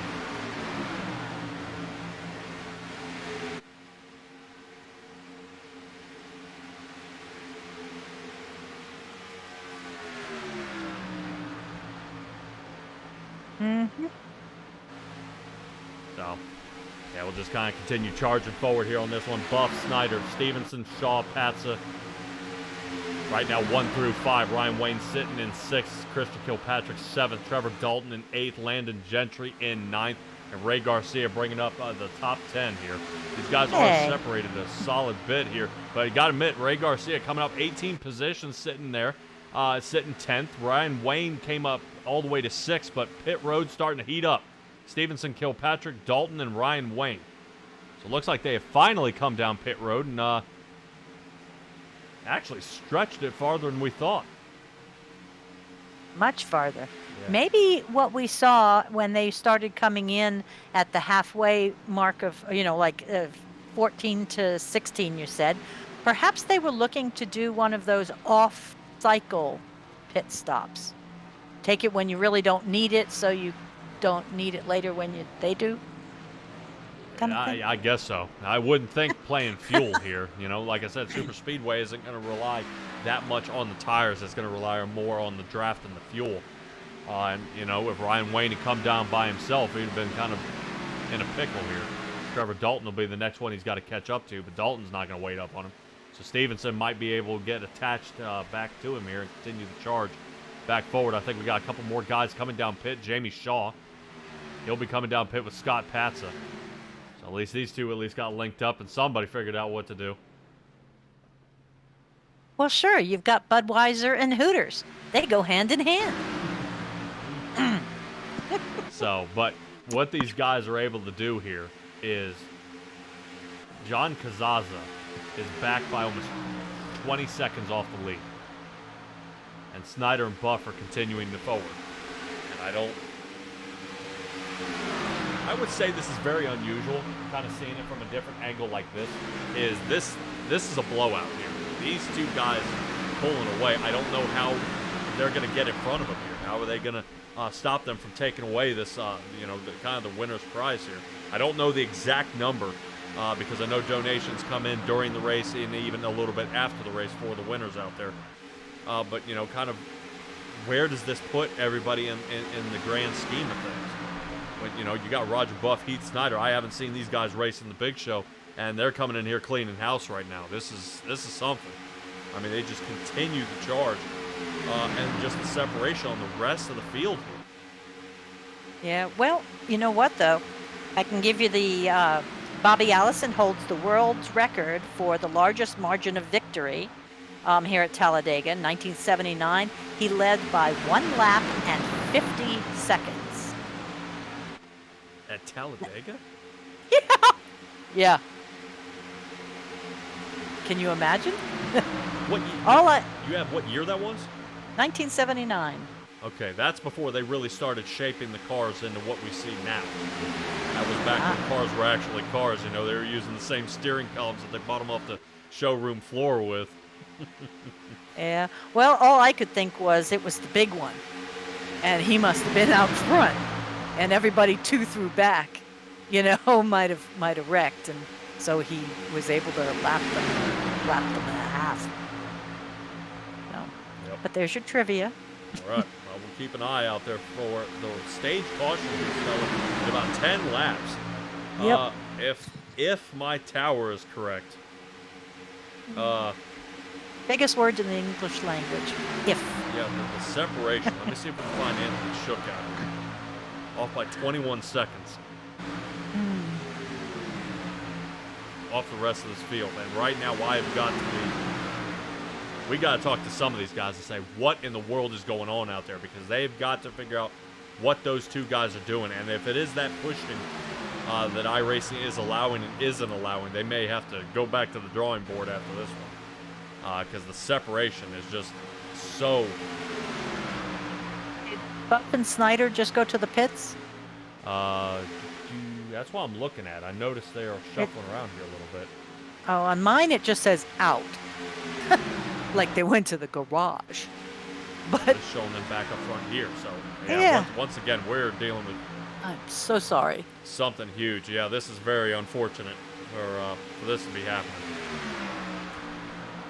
But I would be interested if the ones in their cars where they watch are jumping up and down like this too. You know what I mean? Yeah. Yeah. Yeah, definitely, because, I mean, the whole field's not a lap down here. No. It's not happening.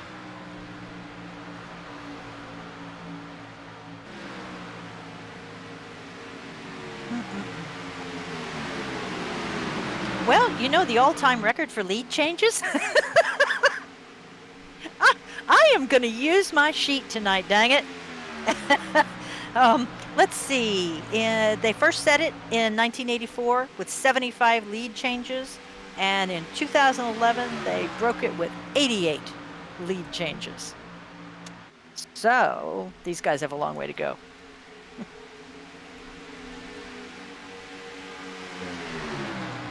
at it now. Like I said, I hate to see what in the world is going on here. This is starting to kind of offset here a little bit.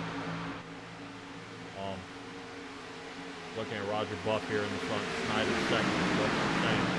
As soon as I move back here to Trevor Dalton, who's now a lap down. These two slice around. Jeff Napier sitting fifth. Yeah, and it just put Romano 2 laps down as they passed him. So it's consistent. If it's consistently wrong, but it's consistent. Yeah, it would be something to see. They're heading down pit now. You know, I wonder if it's wrong, you know, just kind of on that relative out there. I mean, are they really leading and only 6 guys are on the lead lap? Are they really punishing the rest of this field here? They were passing a lot of people.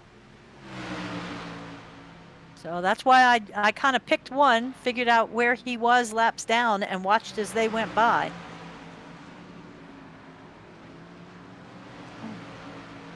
Wow. They can do that outside of pit too. Yeah, there's something.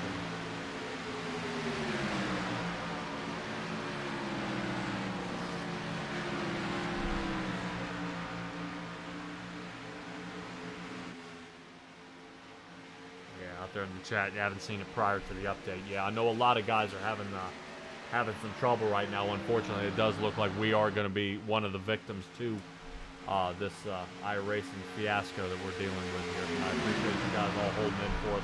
We'll still be able to show a good run out here tonight. But seeing this showing Dalton, Patson, and Kilpatrick are out, we all know better than that, because here's Trevor Dalton there. So I don't know, kind of what the peel down is or the purpose of that, but that is not that is incorrect. Right now it's showing Kazaza, Anthony Shook, Heath Snyder, and Roger Buff, 1 through 4, with Christian Kilpatrick sitting 5th. A few of these other drivers out here are going to be thinking a little bit differently the way Snyder and Buff have been running this race. They are off about 15 seconds. It's telling me that the 98 at Heath Rutherford sitting 16th.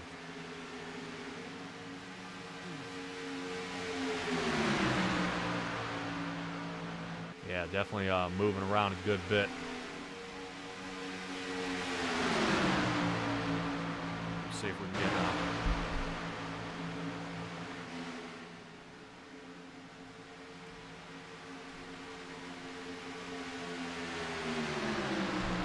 get a few things squared away here.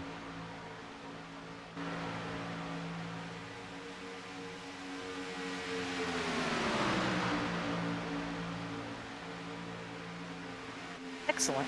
All right, yep, yeah, I know. Time to get the engineers involved. 'Cause they are shuffling something fierce out here on the tower. Everybody messing up, going top to bottom, everything else. Yeah, it's pretty wild. I must admit.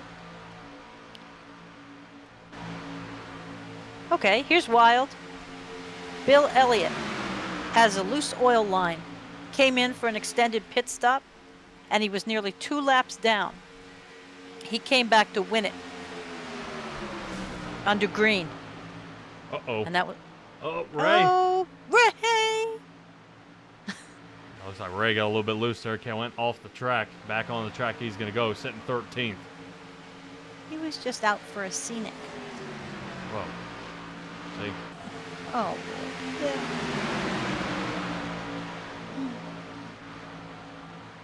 Yeah, in the midst of all this, it's saying Heath Snyder and Roger Buff got back on after 15 seconds falling behind here.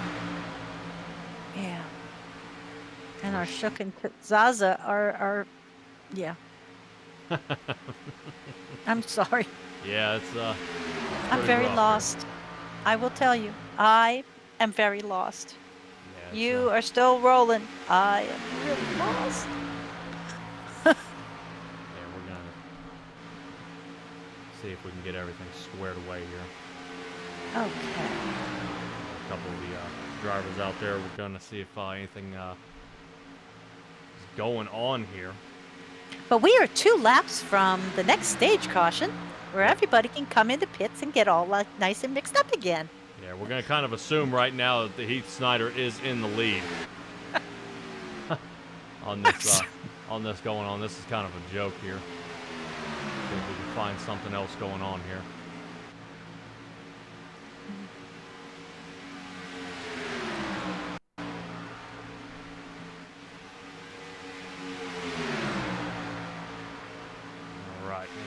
Be, yep, lap 99, so next time around that should go ahead and do it.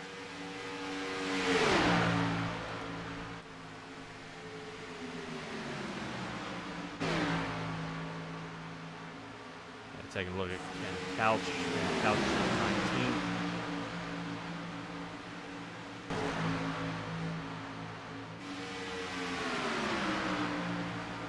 Close. Night. Yeah, sorry, getting back to Greg Blazin back here, trying to see if we can shuffle it up. I think I have one of the engineers on the line here, kind of taking a peek at what in the world's going on out here. And seeing if there's a huge hiccup in my system. Making sure it's not my end.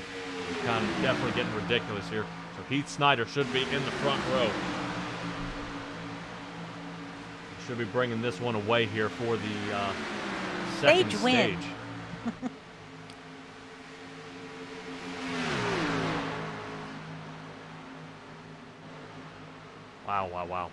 Wow, big time. Big time crazy moves here. The rest of the guys on the service here, man. Yeah, and now it shows, number 77 is got a lap back. So, and I don't know whether to believe if Corzin is out or not. Greg Corzin? And the 36 Chevrolet?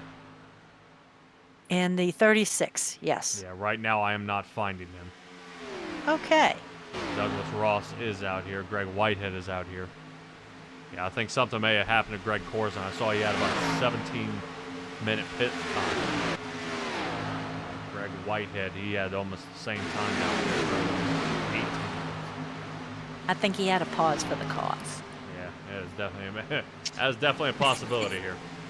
But somebody's got to figure out here, Heath Snyder, Roger Buff, these two guys, 1 and 2, what to do to offset these guys. These guys are definitely putting on really a heck of a show here. Making a lot of moves out there. I do want to kind of watch when pit stops happen. out there on the track.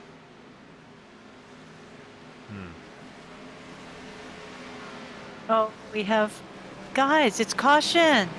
Some of those guys are trying to get their laps back I understand, but instead of the wave around, but I think they're not getting the, hey, by the way, we're, you know, everybody low, guys run high.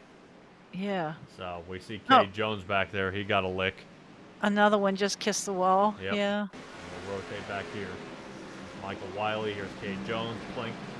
Wow. Gentlemen. Oh. Gentlemen, wreck. It's not wreck your engines. Yeah. Oh, my man. heavens. Yeah. He Well, was using it it for some of these drivers out there.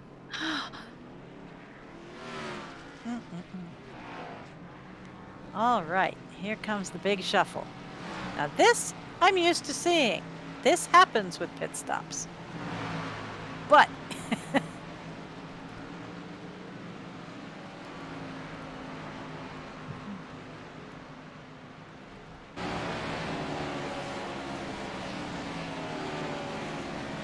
okay, my curiosity is if the racers that are down a lap get back on the lead lap, do they have to race around to get back on said lead lap, or just line up, you know, in the, 19, 20, 21 position that they were, even a lap down? Well, once they get all their laps back, it'll put them back where they were. Laps down, not laps down, if that's what you're asking. Well, I understand that the laps get wiped, but I was trying to find the logic of running up at 200 miles an hour onto the caution stopped racers. Instead of, it's They the used attempt to of have to trying race. Yes, I understand. It's trying to help Okay. the admins. The admins can give these guys a wave around and go ahead and get them back on the lead lap. Or if they're 1 or 2 laps down, they ride along the outside and get their laps back while everybody else races under caution. Okay. That way it doesn't have to, have the admin try to give so many guys a wave around. Okay.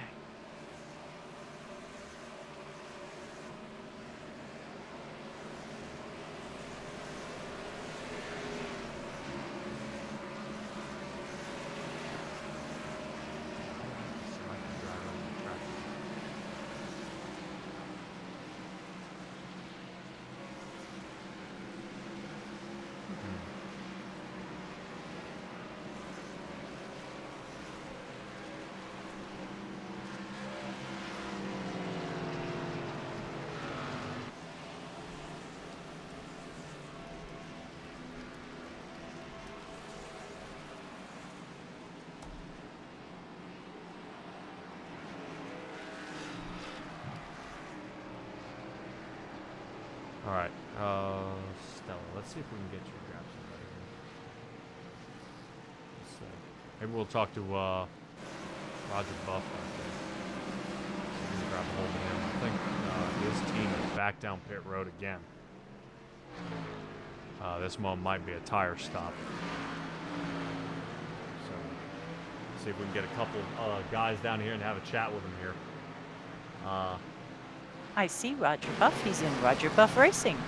Yeah, I didn't want to catch him too crazy, but let's see if we can grab him on this one. Let's see if we can grab him. Roger Buff, you got a copy? Yeah, what's up, bud? All right, man. Dude, talk to me about this run that you and your team are getting here. We're getting quite a separation from the rest of the field. What's the secret here? Oh, just, Heath is just like a cheat code when it comes to pushing, man. He's really good at pushing. Just good pit strategy and then, just trying to mine everybody on the track, you know what I mean? Yeah, well, it's definitely something here. I mean, at points, in my ticker here, it's showing that you guys almost, 12 to 20 seconds ahead of the rest of the field here. I mean, is it just pushing or is the track hooking up? Because you guys are doing almost 215 miles an hour, and I've got some of these guys barely budging 200. Is it just his pushing is what you're saying? Oh, yeah.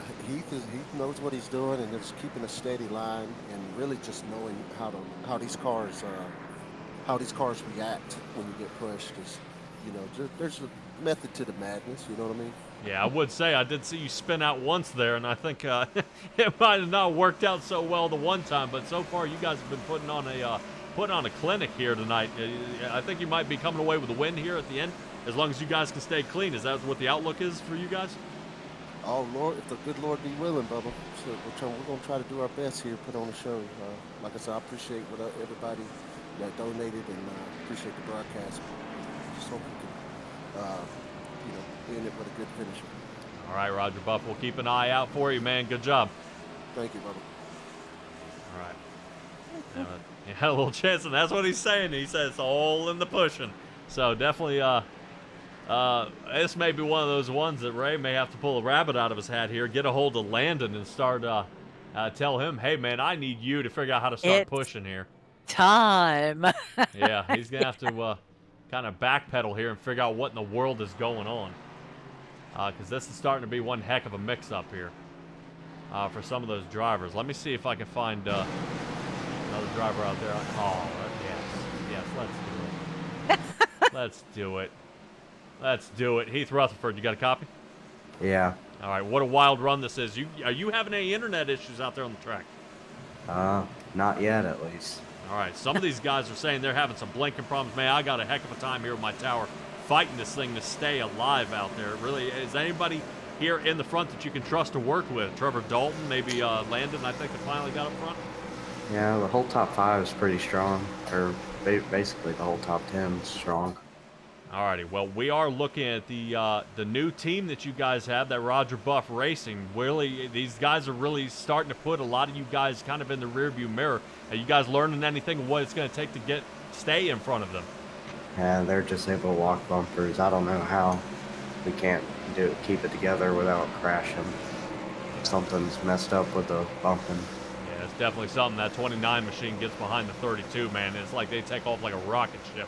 So we will keep an eye here in the booth and kind of hope you guys can continue up to the front. Heath, give me your shout-outs here, man. A big show, my parents, just everyone watching. All righty, bud. Good luck to you, and hopefully the admin team can get it under control here, bud. Good luck. Okay, thanks. Heath Rutherford always gets me every time. Heath Rutherford right now in our ticker showing 7th place. Landon Gentry has slid himself up to 2nd. We'll try our best here to see if we can get this thing narrowed down and show where this is. So Jamie Shaw, Landon Gentry, front row. Green flag is out. They've been in the restart zone. Away we go. Watch out for Thomas Stewart sitting in the 64 Chevrolet. Thomas Stewart, no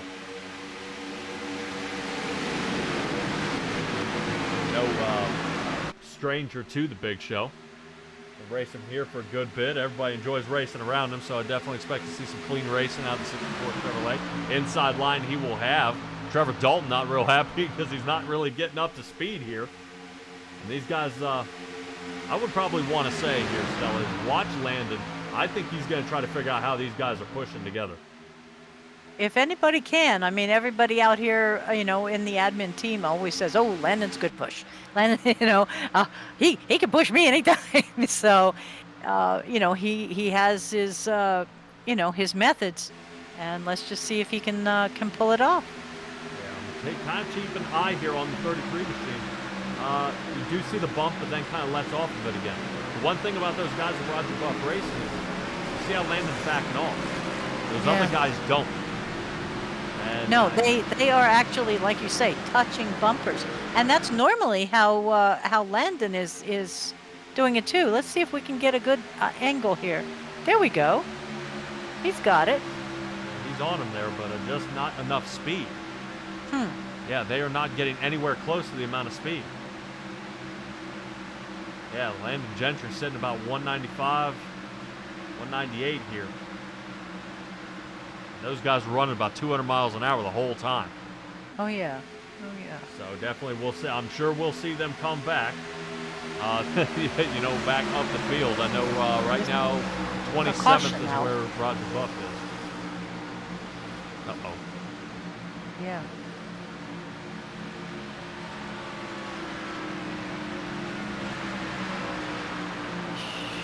Shouldn't have anything but stage cautions at this point. Correct. Okay. I don't know if something happened here. Somebody blinked. Something happened here.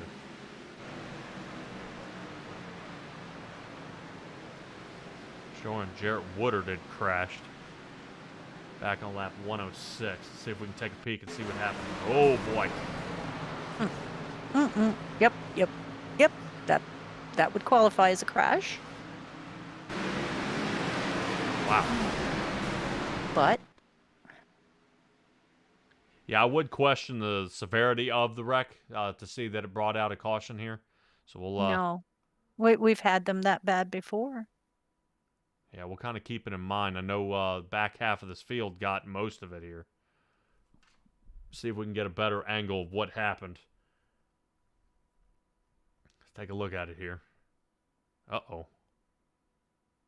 Number 15. 1, 2, 3. And he comes back up. Collects 4, 5. He comes down 6, 7, 8, 9, 10. Huh. You're right. We have seen worse. Yeah. So you were saying about Stewart, he's not a stranger to the big show. I see him coming in round 3. He qualified for tonight's festivities. No, I think right now he is still sitting 3rd in this run. Hold back just a little bit. I wonder if anybody would consider pitting again. Doesn't look like anybody's biting here. Nobody just yet. That might be actually Some tracks. Ken Coucher. Yep. Patrick and Stella. All right, what happened there? We had to throw a yellow flag because the 15 car, his screen went black and he took half the field out. Okay, yeah, we were looking at the 15 and noticed what happened, went through the replay, and then all of a sudden just started kind of collecting the rest of the field there. Man, that's a bummer. Yes, he called out on the radio that his screen went black. He tried to put it in the wall and hold it in the wall, but it came back down. Oof. So when you see the replay, you watch him go up to the wall. He tried to keep it in the wall. I instructed him to keep it in the wall, but he turned down and took out half the field. So I threw a comp caution. No pits. The pits are closed, and we will go green next time. All right, cool. Well, we'll be ready for it. All right, just wanted to make sure you guys Thank you. had the details. You the man, Ray. Thank you. All right. Oh, everybody. that's You heard from wonderful. race control how it kind of how it is going there, and the different way they're having to set this up. And you know, you got to admit, if Alpha was kind of in the back, and you know that this is a chance, I'd be okay with that. You know what I mean? I don't want to see that race ruined. Definitely with a technical difficulty, like a screen going black, a steering wheel coming disconnected.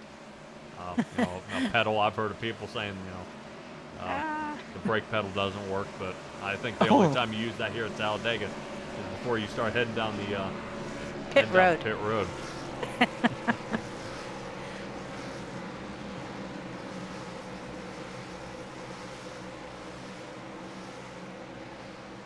All right.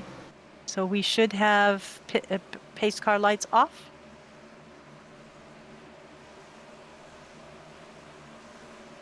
Yes.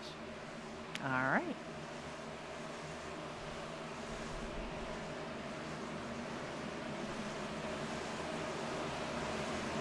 There he goes.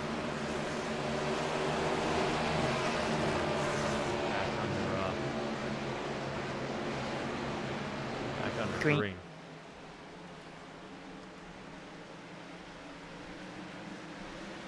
All right, Jamie Shaw, Landon Gentry, front row here, and we'll see if this kind of matches up again. He's already in trouble here at the back. 4 wide there. Looks like number 3, Greg Whitehead. Something's happening Yes. here. Yes. Oh, There they go 15. again. Oh, the 15 in it again. I don't know. We're not stuck on replay, are we? No? Oh. Okay. Yeah. Yeah. He just turned right into the wall. No, he had a little help on that one.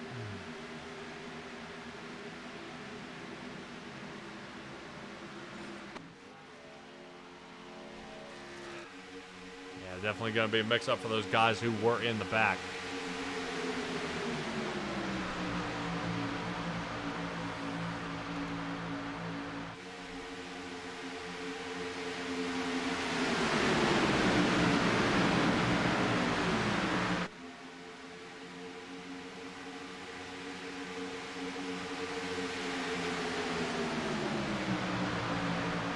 All right, so we have Shaw in the number 84 in first, and things are changing. We are having a lead change up there at the top. Number 39, Wayne, followed by 27, Dalton. Yeah, it definitely seems like Ryan Wayne got the run here. Trevor Dalton giving him a push from behind. That's exactly what you want to see. Dalton led most of the race there at Bristol. Fell short. Now apparently gave up on the UPS running the FedEx here tonight. Let's see if Jamie Shaw here on the 84 can get any sort of run on the inside as well. And we should see Landon and Rutherford hook up here pretty soon. I believe they're side by side. Yeah, the M&M's vehicle should be making the collection here. Landon Gentry and Heath Rutherford, but can they make connection?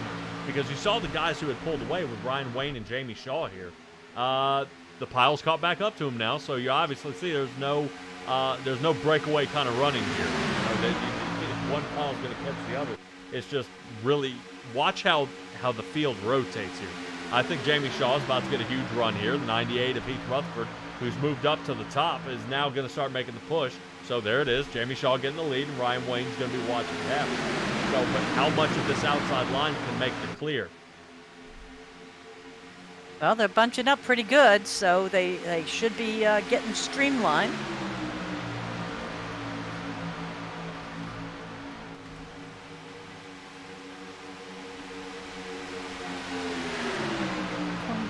Dalton is giving a good push here to 39, Wayne. Yeah, so far so good. I'm waiting to see if Charles Fletcher in the 67 notice the gap he's given here. Not what you want to do. There he goes. He needs to snug up a little closer to Thomas Stewart. Sure, Stewart wouldn't mind going ahead and getting that inside line running again. Ryan Wayne's made a breakaway. Trevor Dalton and the two of them. So once again, it's interesting to see. We just saw them kind of battling back and forth here, and now they're falling, able to push forward, but might fall back again to their own demise. It seems Landon Gentry's trying to reach out, grab him. There he goes. He's getting him now. Going to try to reel him in, quarter of a second behind. Oh, and three guys just came down into the lower lane. Yeah, definitely. That was a big move together. Yeah, shuffling there a little bit. That should have been the 90 of Scott Patza. Sliding around. Kevin Powell out there in the chat. Patrick, how's it going, my friend? Well, but I would love to say it is going fantastic. SDK is giving me a little bit of a hiccup here, telling me I'm back forward this way, left way, this way, and it's shuffling the whole field. This is more than a hiccup. This is more like a burp, one of those healthy ones where it comes in your mouth.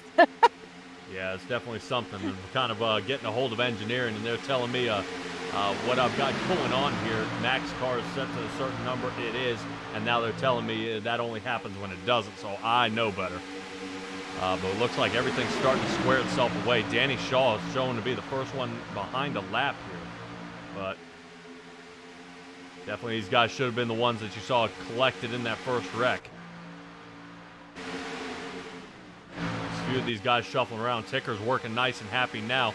Of course, when engineering gets on the phone and they've got their eyeballs on it, everything's squared away. How? I mean, that's just... It's like when you take your car to the mechanic and you say, it goes bling, bling, bling, bling, and you get in and the thing's oh, there we go. Heavens to Betsy. That was an ugly one. Yeah, I don't... Wee! Yeah, okay, see? let him see this. There. Heavens, let him see that. Shaw goes from second to out to 15th to back to second.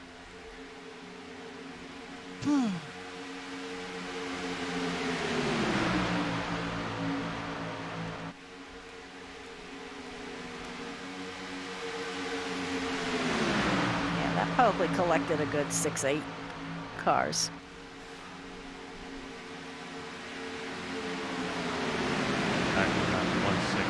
Looks like Jason Stevenson here. Oh. Bing, bing. And up on the top.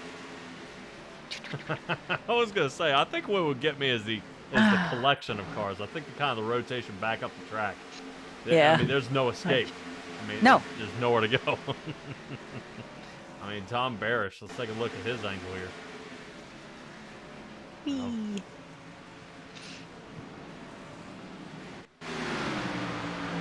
And I can't even tell you who was back there because I can't trust the thing. So.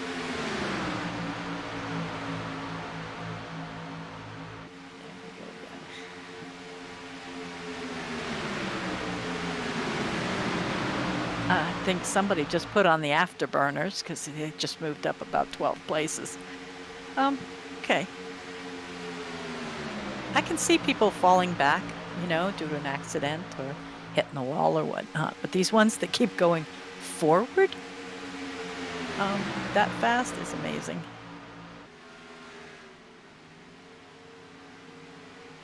Yeah, definitely slicing around here. And you're starting to see, really, it looks like the top 5 are getting a breakaway. Christian Kilpatrick, Jamie Shaw, Scott Patzer, Ryan Wayne, and Trevor Dalton. Yeah, a little over 2.5, almost 2. Not too bad here. Thomas Stewart sitting 6th, Napier 7th, 8th Rutherford in 8th, Robert Coors in 9th, and Taylor Fletcher in the 10th position. Looks like Charles Fletcher, there he is. Blazing got the worst of it. Charles Fletcher and the Kellogg's machine staying solid. Everything A-OK here so far. I know some of these guys are kind of mixing it up a little bit. Single file down the backstretch. Oh No, he ran right into the back of him. Yeah, I think Ken Couch just got a huge shove there by Landon Gentry. Just a bit. Yeah, Gentry's falling down now to the 17th position. Uh-oh. All right, we have Pit stop, Pit stops. Landon, stop! jeepers. Well, Landon picked up a few positions doing that. I guess. He's As now long as he slid up didn't to- get a black flag. Yeah, and up to 13th now.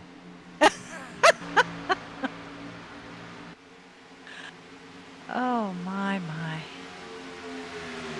Well, can't say it's not exciting and entertaining. Or can you? Yeah, it's moving around. I know the Rutherford, Fletcher, Nowoski, Kate Jones, Ray Garcia's down pit road. Now shuffling on the back half of the field here. Definitely mixing it up down pit. Most of these guys had pit back on lap 103, so the time is now. Trying to see if they can get anything done here. I know Thomas Stewart out to the left there. He's going to be looking really out the hood here, trying to roll these guys in. That's the front pack and how far away they are. That's Thomas Stewart falling off by almost 2 seconds here. Jeff Napier is really going to have to give him a shove here from the back. See if they can get caught up. Oh, man. You see how Napier kind of sliding left, right. Yeah, Yeah, that's how people get turned right there. that's how a pit maneuver is done. Well, definitely heading over 195 miles an hour here on the track. I think they're staying solid just about that 200 mark.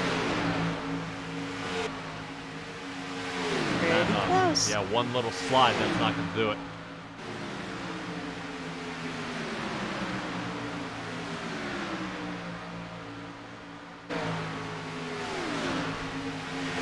Yeah, I think the steering wheel's too tight. Yeah, may have to loosen up that drive. They're telling me that guy's name is Ray, not being sent any information. I don't know about that.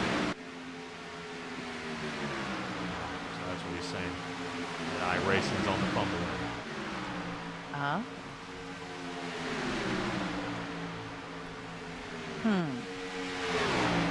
It's a he said, isn't it? Yeah, well, one depends on the other one to work. Like, kind of like diagnosing a car. Garbage in, garbage out. So, Oh, car's yeah. got a misfire. Of course, it's going to have a check engine light flashing. The catalytic converter's going to get wasted. So things like that. So if I'm not, if I'm getting garbage in from a bad sensor or something like that, it's not going to work. So if iRacing isn't giving me what I'm supposed to, what you see going crazy in the tower is not my not my doing. This is iRacing's big pickup here. So I just need to be 100% sure because, man, if there's one thing I hate, is not showing you guys the best thing I can out there, especially out here on the track. It looks like some of it is smoothing out here, at least for the top 10, which, insanely enough, you get confused because you see, like, Manros here is almost 25 seconds off the lead, sitting 9th. I mean, this is way back here. But now it shuffles again, and you see Romano is now 9th. So how... And the 5 in front of him say out. I just... Yeah, I don't... It's not you. It's just gonna... We're just gonna deal with it. We can do this. So Romano's broken into the top 10, though. That's a good thing for him. And they are zipping by our course car down there. We're out there toward the top. And take a guess who's behind him there. Notice the 32 of Roger Buff. Yeah, back into 10th place. Michael Wiley sitting 11th. Man, this field is shuffled up something fierce. Pit stop happening now for most of the drivers here in the top 10. Shaw, Patson, Napier, Stewart, Coors, and Dalton. All these guys coming down pit now, so we're going to shuffle the field again. Holy cow, yeah, the top 14 drivers have come down pit. Nice. Uh-oh. Oh, well, almost down pit. Yeah, Randy Schweitzer spun around. I think he missed his pit stall.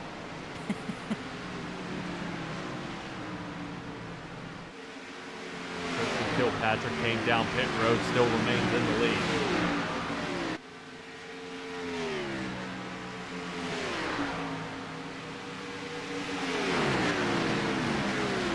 That pair just flew by. They've got it acquired.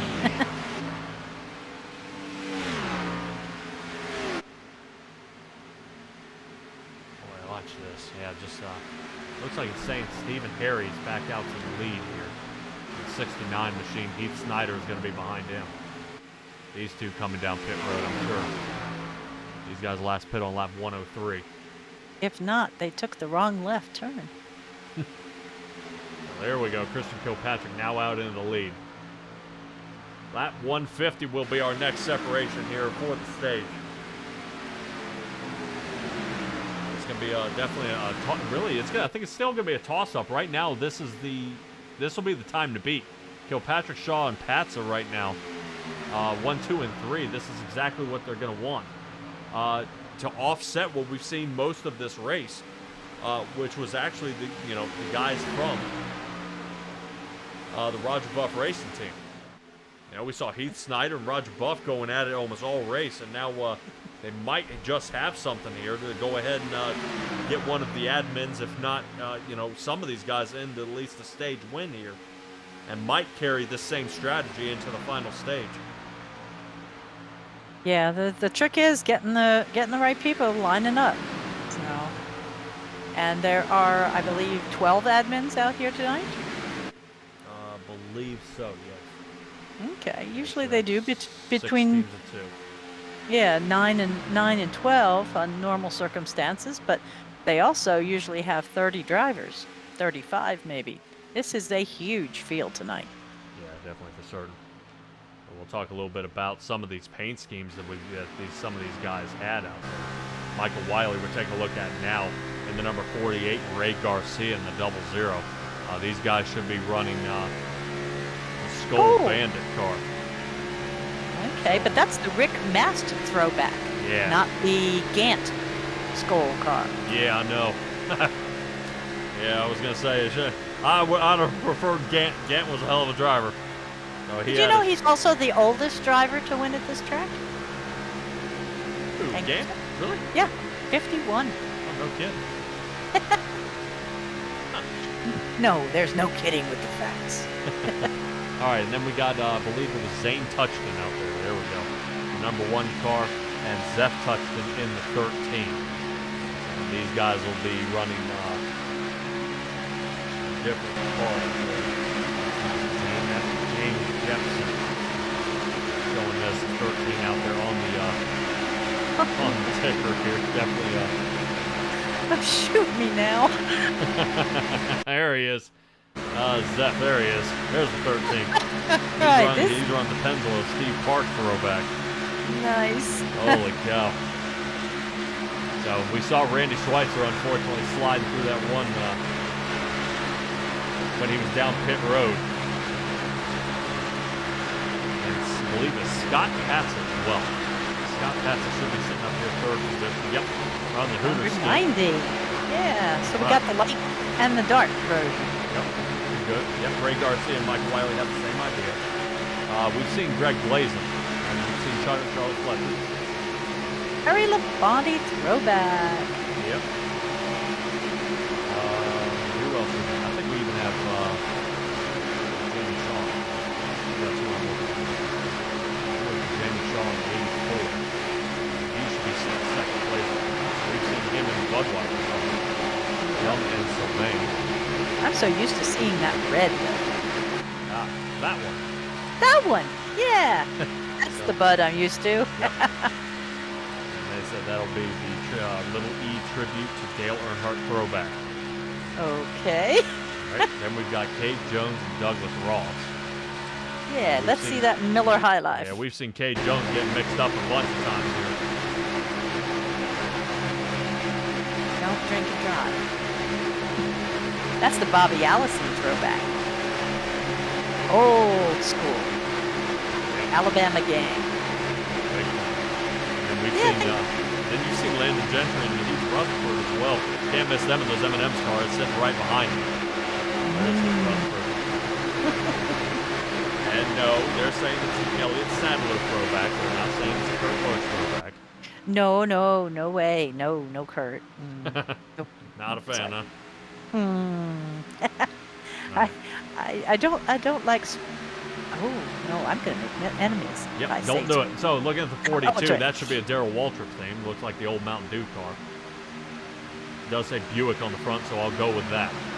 Okay. So 39 looks like a Ryan Newman. Should be the Alltel for Ryan Wayne here. Definitely look at the sliding around here. This is outside line starting to really yeah. move around a good bit here. I just see that 3 wide. top Oh, side. and he just realized it.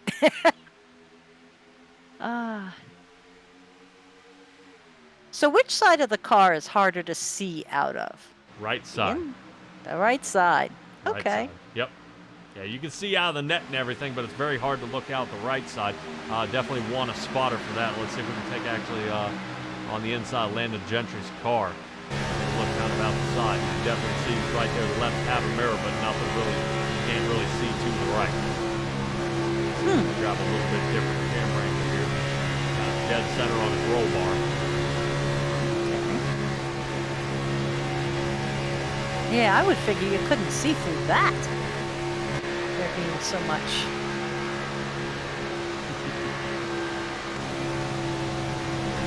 Huh. For self-healing, that looks beat up. Yeah, that almost like he's has a tear in the paint. I would probably say that's the milk.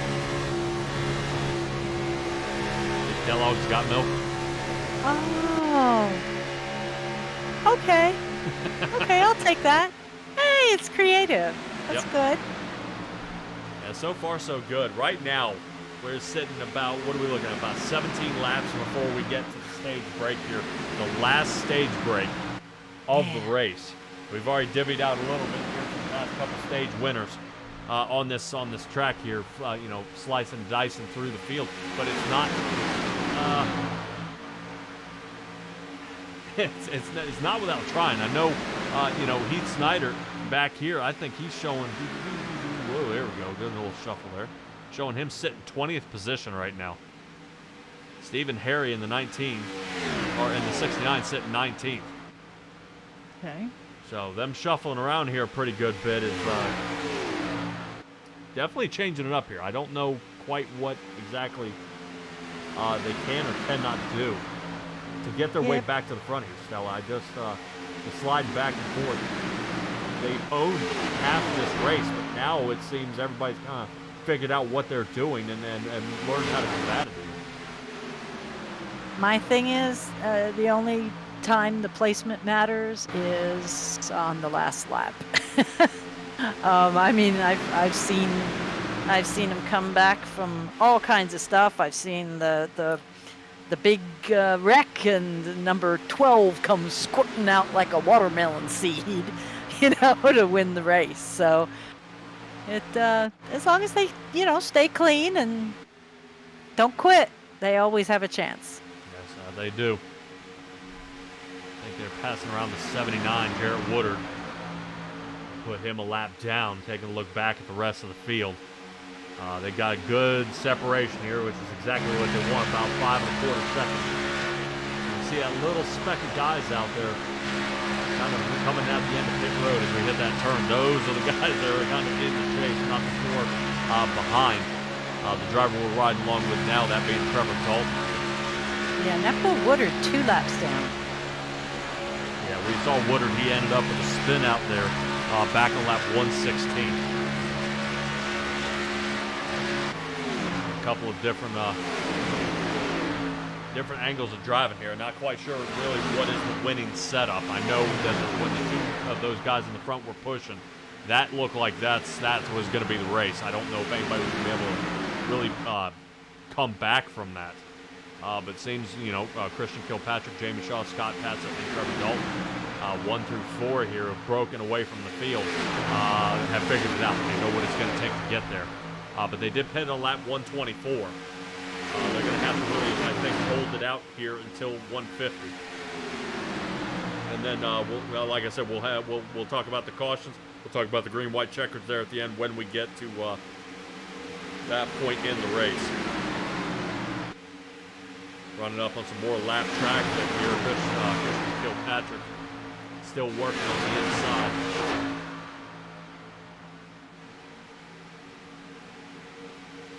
Yeah, it seems lap traffic is rotating up, going ahead and down and getting out of the way. Should be Sylvain there in the 66. Good etiquette. Yeah, no kidding. You definitely don't want to cause any more problems, but I would do exactly like what you saw Crispy M&M's car there in the back. Slide in get right behind after that him. line so you don't get left, and it's not worth falling back even farther here. Absolutely.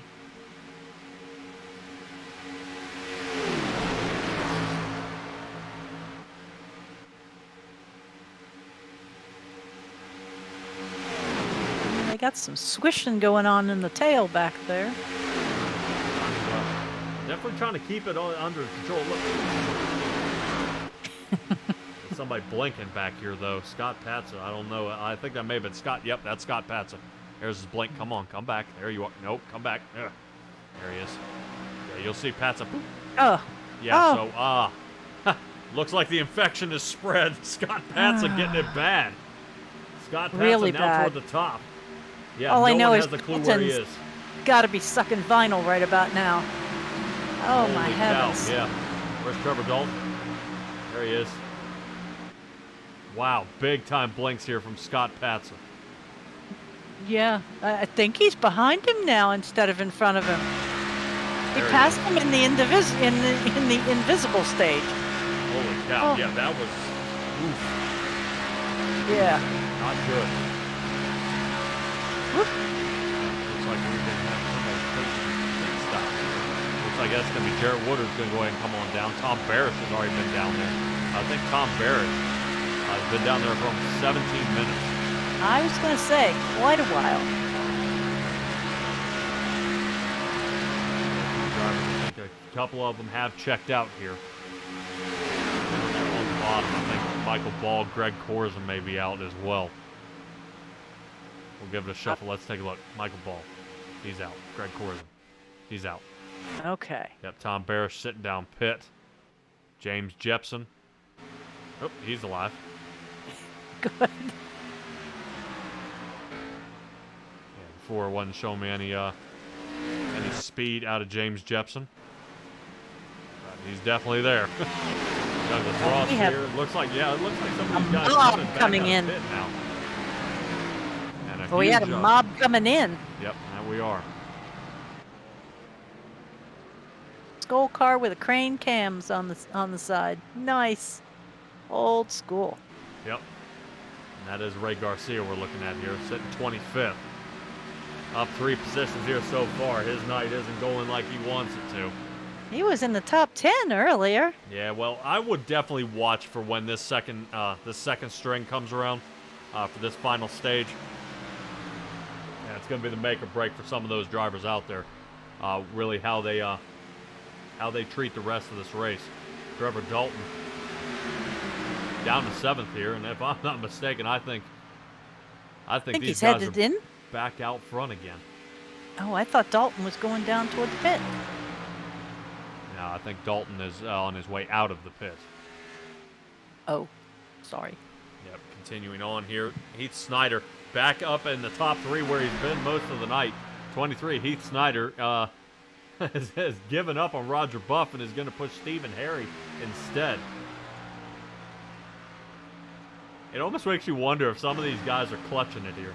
Like if the 69 pushes the clutch in and just lets them get pushed. Okay, what would be the harm? Well, obviously you'd then be dead weight in front of him. True. And then the 69 would be kind of holding the 29 down. So Christian Kilpatrick has lost the lead here. It's showing him way back here about 14.5 seconds. These guys pit on lap 140, Kilpatrick and Jamie Shaw. Mike Lathan sitting 5th, his pit back on lap 124. So maybe these guys didn't have enough fuel to make it. Dalton seems to have lost 5 spots going in the pits. Yeah, He's all the back way- up to 9th. All the way down to 9th. Scott Patson will still be behind him, but now he has got nobody around him here. Got to make up 2 seconds before he can catch up to James Napier. Well, maybe he'll get some help, these two.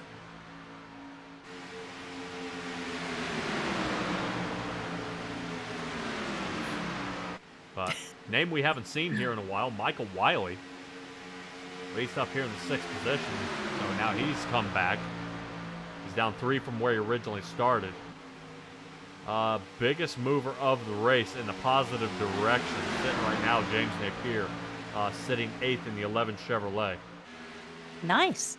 Yeah, so far he is up 23 positions here on the race. Yeah, That not is- too bad. No, that's formidable. Well, a lot of guys that are around him have moved up. Trevor Dalton moved up 11 positions, sitting 9th. Jason Stevenson, he's up to the 7th position in the 31 Chevrolet. He's moved up 18 positions. But there's somebody else in the top 5 who's also moved up 18 positions, and that's Mike Latham. So good moves by all these drivers here so far. Everybody in the top 5 have positive gains on the race. All right.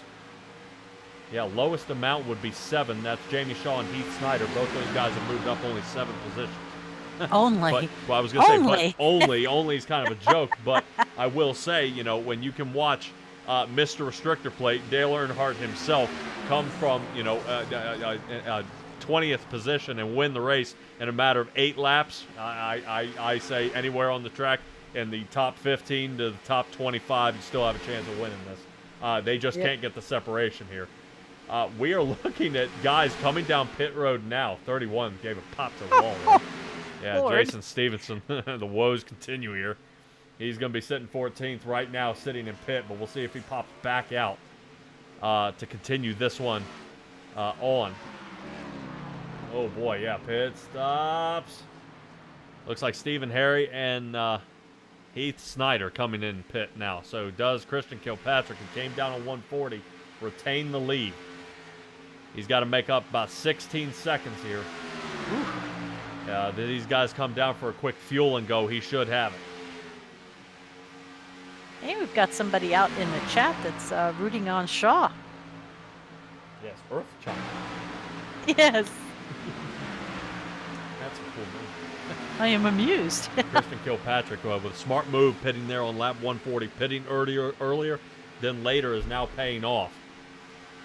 So Christian Kilpatrick may have himself a shot here. Trevor Dalton, who last pit on lap 140 as well, 4 seconds off the lead. But he's getting a lot more help from Scott Patsa behind him. 88 machine behind him as well, but I think, I'm fairly certain TJ Krober is a lap down, sitting 34th. Wow. The guy in 34th actually sitting almost in the 5th position if he were on the lead lap. Is trying to help these two guys get caught back up here. Got to get a lot closer together. We get that to work. Yep.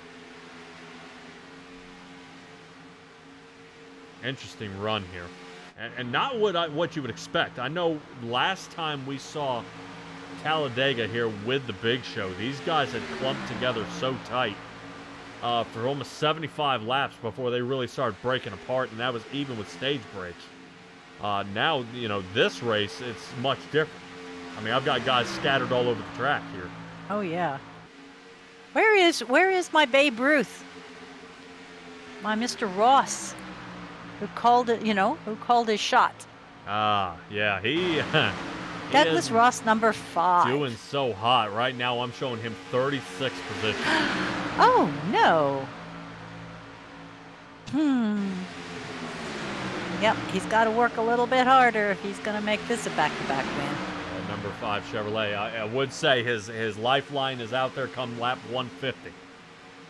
So that'll be his time to shine right now. That out of all this, and you would figure all this practicing these guys do throughout the month, they think they've seen everything, and I think they're learning something here tonight about the shift back and forth between fast and faster, and from whatever has happened, you can see a couple of these drivers like Kilpatrick here and Jamie Shaw. These two have figured it out. They got to make it one more lap here, and Kilpatrick may have himself a nice little payout here for the stage. Jamie Shaw is always kind of waiting it out, but I would probably say if this ends up here at the end of the race, Jamie Shaw is not going to take any prisoners and go for the win right there at the line. I mean, I totally would. Yeah, why not? And by the way, our Earth Chomp out here is rooting on both Shaws. Danny and James. So Jamie here in the front. Let's see what we can get. Come on the squeeze. So that looks like Christian Kilpatrick should be bringing home the stage win at lap 150. Holy mother of pearl, what in the world is going on here tonight? Yeah, this has got to be one of the craziest Big Shows I've ever seen, with how many drivers are getting so separated here from the rest of the field. I mean, how do you stay clumped? I know a couple of spin-outs have happened, but that's where we're going to get talking about our cautions here a little bit. After these guys come down, and most of these guys, this stage break will be a mandatory pit. I would not think otherwise, yeah. I would probably I would be interested to see how many choose tires. That would be huge to me, is how many choose tires. If they don't, a lot of these may be fuel and goes. But for them to come back together and everybody almost like restarting the entire race over again, and now it's a 50-lap shootout. Exactly. That's why, everything that's happened up to this point, the only thing you were shooting for was a stage win. But now comes the big one. Yes. Yeah, well, this will be the big tangle up, and really I'm hoping it doesn't. Talledega is always known for it, but we saw that caution come out, and his screen went black, and then unfortunately he was back in another accident. I mean, almost immediately after that on the next restart. Yeah. What does it do from here? What do you do to combat that kind of driving here? And right now it looks like Jamie Shaw, the highest one for the admin team here, sitting second, may have another angle here at the race here, Stella, and that's why I'm a little kind of beside myself at this point. Is do these guys take tires? Do they not take tires? And will there be a fast caution after this? With these, we have a maximum of 4 cautions, and then 3 green-white-checkers. And the green-white-checkers are only going to affect the guys in the top 10. So if these guys, 14th place spins out and takes out the rest of the field, they continue going. They don't It doesn't stop. But the caution can happen anywhere. But if it's what I'm trying to say is, like, if it was a slew like we saw last time, the last caution that we saw, oof, that's gonna hurt there for the 84. Yes. Yeah, Jamie Shaw got to slow down just a little bit, but 69 does the same thing there. So Roger Yeah. Buff Racing may lose Stephen Harry here in the re-lineup. But if a caution comes out and not but half a lap later, these guys spin out again, I don't think a caution's going to come out. They're not going to throw them back to back to back, and you're going to burn through them. It's not worth it, and really what you want to see is these guys race harder than they have the rest of this race. Bumping and banging is getting ready to happen. Some feelings are about to get hurt, and there's no doubt about that. Well, at least their bodies aren't being hurt, since this is, again, iRacing. Well, definitely going to be beating themselves up, so they may be dealing some bodily injury. But you can see who has taken tires, who hasn't. James Napier here in the front. Yeah. Did not pit. I'm wondering if Maybe he's thinking yet. a double stop here. You know, if he goes ahead and maybe tries to off-cycle pit, but he's got nobody else to join him, so he's going to be out there kind of by himself. So James Napier has got to pit this time in. He may be just doing it for an extra lap of fuel here, and that may be a good idea. But Taylor Fletcher should have the lead, but we'll hold our tongue. Last pit on lap 151 with everybody else. But right now, the two here, Fletcher and Snyder, are the only ones who did something a little bit different, and so did Landon Gentry, just a little bit. So just a little change. I don't want to say anything until we get back under green, for in case anybody out there might be thinking the same thing, not to really spoil it for everybody out there. Well, seeing Rutherford and Gentry in the top 10, I would assume they're going to, double wide. They're going to be pretty close together. Yeah. See if they team up. There we go. Napier's on his way down. And Romano. A couple other drivers here. I know Landon's up there doing a little bit of streaming the broadcast, so we're going to spoil him here. Let's see if we can grab a hold of Landon. Landon, you got a copy? Yes, I do. What a wild race here, man. Dude, all right. We are at least up here in the top 5 so far. How do you beat the guys here in front of you? Heath Snyder's been on a tear as of late. You just gotta stay out for wrecks and have good pit strategy, and just hope you don't get wrecked.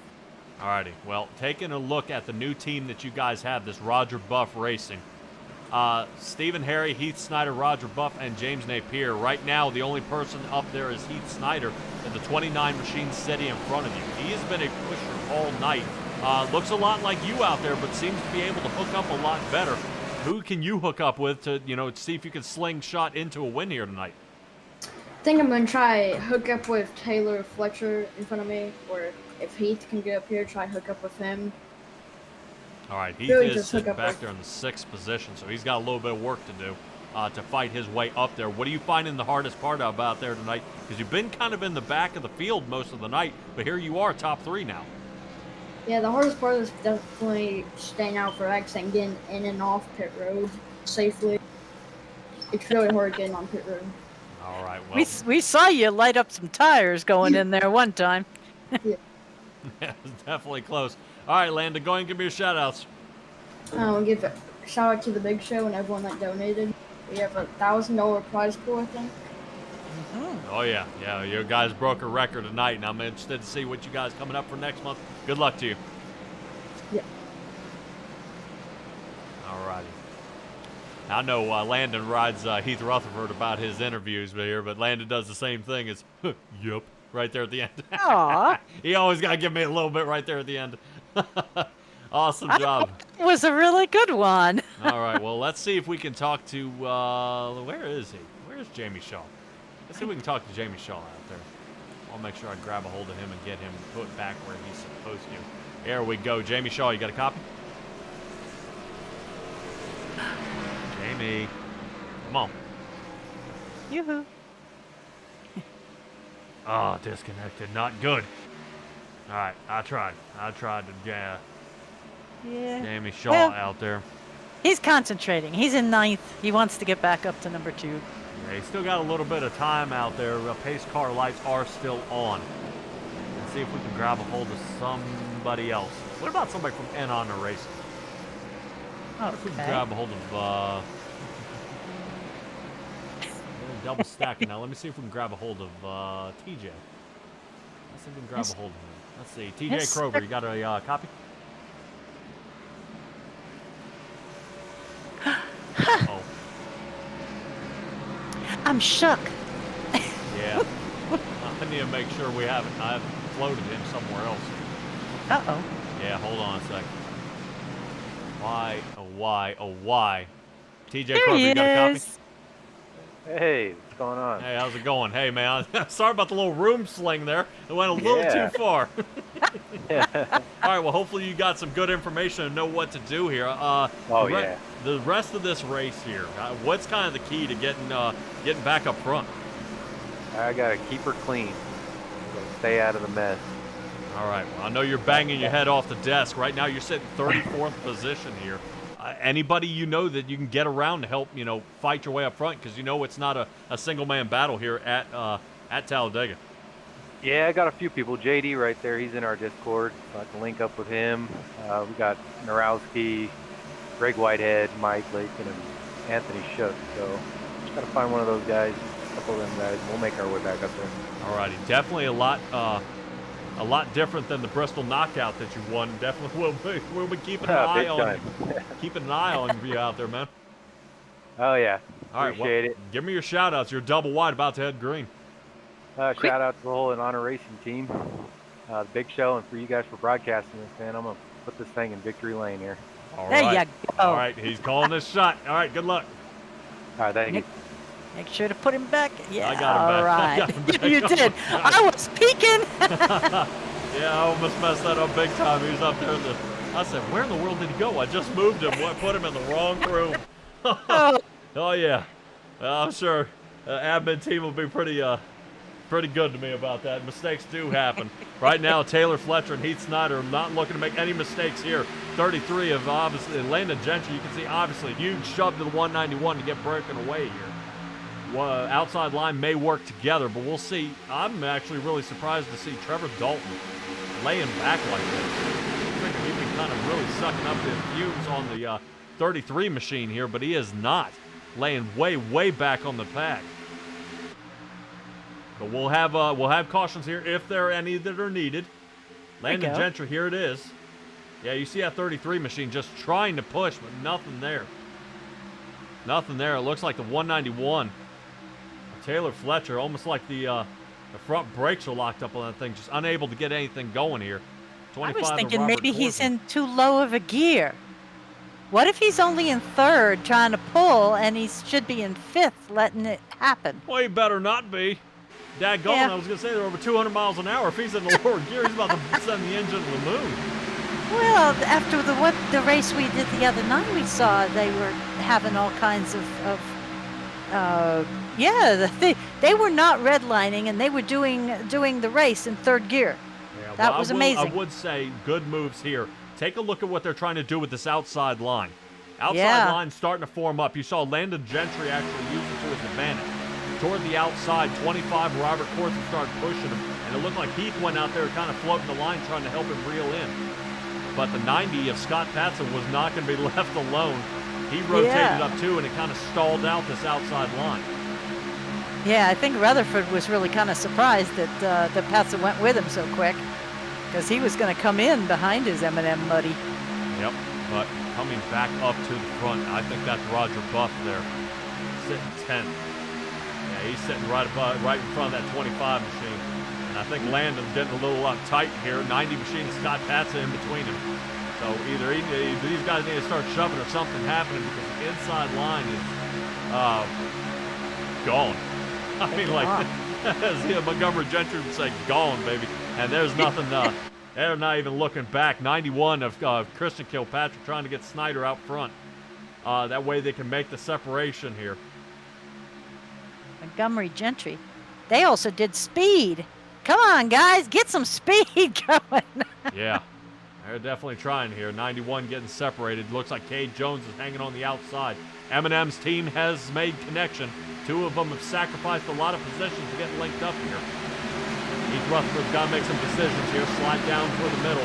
25 block, 23. Oh, man. I think that's the 23. Greg Blazin, we've seen him in nothing but trouble all race. 3 wide down the backstretch.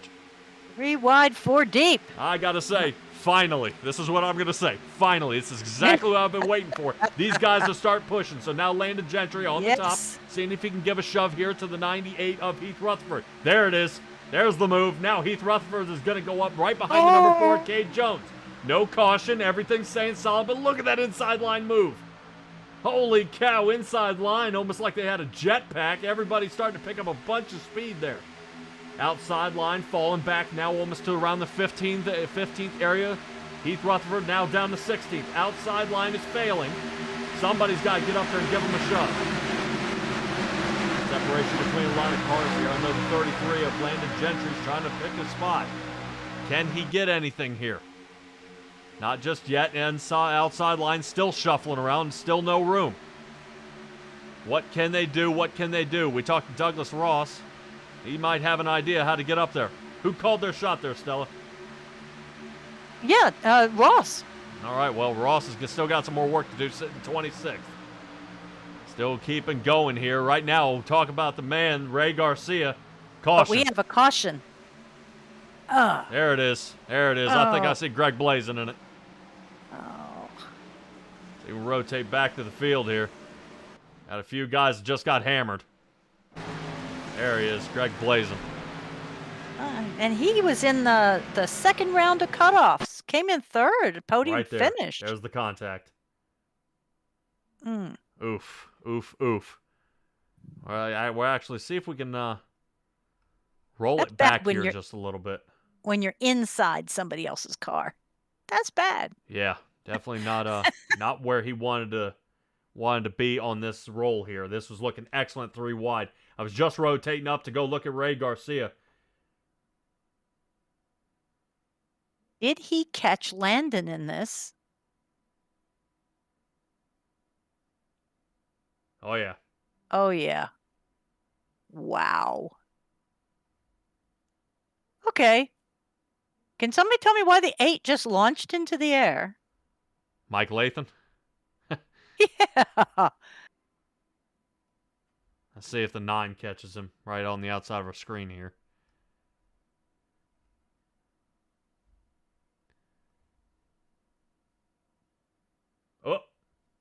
Oh.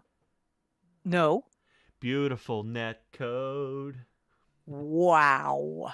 Nasty old net code. Yep. So it collects a lot of drivers. Oh, no. Target fixation. Look out. Boom. Another one. How about another? Thank you, sir. I have another. Yes. There it is. Oh, man. Wow. Sorry. I was spanked. Pit road. Gonna light up again. I gotta say, this may be fuel and goes for about every single driver here on the track. Trevor Dalton, Eric Nowoski, Greg Whitehead, Anthony Shook, Michael Wiley, Michael Lathan, Randy Schweitzer, TJ Kroger, and John Kazaza have not pit. Okay. I'm hoping I'm wrong, but it's showing John Kazaza here. We saw him with a couple of cautions there. Last pit on lap 132. And I sure hope that's wrong. It's TJ Kroger last pit on 139. And I'm hoping that's wrong too. Good Lord. So they never came down during the stage caution at 150. Not that I see. No. But they were in the back of the pack, so that's why I'm saying I'm hoping I'm wrong. Let's see if we can Anthony Shook. Let's see if we can talk to him. We haven't talked to him yet, have we? Nope. All right, let's see if we can grab a hold of him. Anthony Shook, you got a copy? Hey, what's up? Hey, buddy. I hope I haven't poked too much based on lights are off. So I don't think you are coming down pit here. Third place is where you sit. How confident are you feeling in this race? Man, it's still anybody's race. It's been I've been towards the back all night, kind of just playing it easy. But like I said, it's still anybody's race. At least 2 more cautions still to go. I'm gonna predict. But we're gonna try to play a strategy game here. All right. Well, I know I'm going to poke the bear a little bit. I think you got in here on a on an alternate, so I know you're made it just by the skin of your teeth, but here you are, still top 5, not too bad. Yeah. Yes, sir. All right, Anthony Shook, give me your shout-outs before I send you back to In Honor Racing. Just the In Honor boys and JD for filling in for our buddy that couldn't make it, and we're gonna try to do what we can here. All right, good luck to you in the 81 Chevrolet. All right, thanks, sir. That'll be Anthony Shook. Man, oh man, and you want to talk about, and that's what I was saying. I know some people kind of have that little soft spot. He did not make qualification for any of these races, but was an alternate. And he is a fill-in, and here he is finally getting his chance up top 5 on the outside line. Bad restart, though. Ugh. Yikes. Michael Lathan, check that out. After you saw the tumble up he had, he's now going to continue his charge. 7th position for him. Well, and Kazaza, the guy he was referring to that came in, is only here because he was the Daytona champ. Oof. He didn't make the cuts either. Yeah, so some of these And look guys at did him. have some provisionals. He's up in 6th. Yeah, and Honor Boys definitely able to get clumped together here. Watch that 32 machine. See him all of a sudden get that run. Shook's about to get a pop here. There it is. Little nudge, nudge again. Hopefully he can hold on to it. A 32 of Roger Buff. Not happy about sitting outside the top 10. He's been in the front most of the night. Looking for that. Oh, boy. Good job. Spotter earned himself a steak dinner on that one. Yes, he did. Man, oh man, definitely good mix up here, 3 wide, and this is what you want to see. This is what I was expecting more of, Stella. No. Oh no! Teen. Kazaza again. Holy cow. See if Greg Blazin can make it through. Nope. Continuing, boom, boom, boom. So sorry, that's terrible to laugh, but 81 was riding on the top of the other car. So, keeping an eye on Greg Blazin, that puts him all the way up to the 18th position. Wow. Holy cow. Okay. Well. What's that now? 2 since 150? Yep. Okay. I'm keeping They're count. definitely clumping together here. I knew we were looking at John Kazaza here, and I'm hoping this wasn't him on this one, but it's starting to look pretty nasty from this angle. So let me see if we can throw out a lifeline to this guy here. Look at the That's the fellow that 115. took the right turn into the wall. Yes? 29 slides to the side here. Hold on a second. Yeah. Yeah, I'm not quite sure what happened here. 29 makes a good move. Slides to the side. Good. And I think was it's like Kazaza went to block. Yeah, but there was no way, But it shape, or catches form. it. You see Michael Lathan getting caught. 29 still got hammered. Oh, man. He got it up front. Yeah, and it kind of gave up on him here. Let me see if we can find another angle of this. I think who I want to stick with is the 29 that made the move of Heath Snyder. That's who I want to stick with. Because he had a good run here. Yeah, he took a little punishment.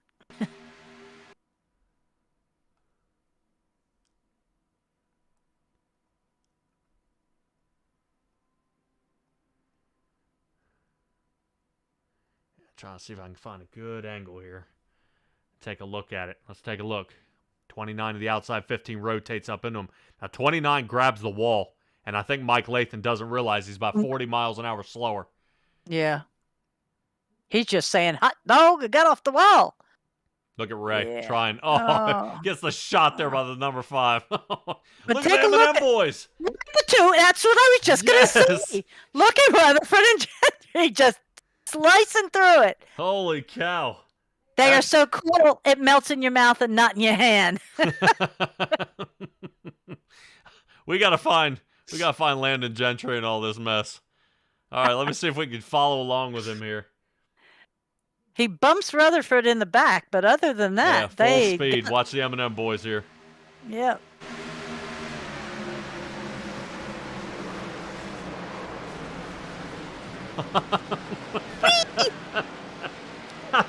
I think James Napier actually straightened out Heath Rutherford on the way Yes. through.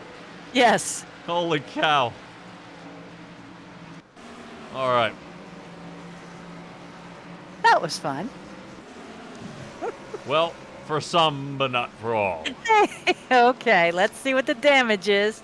All right, let's go ahead and get back to our guys here in the front. Trevor Dalton, last pit on 151. I think everybody thought about coming down again. Lap 164 for some of these guys who were in the back.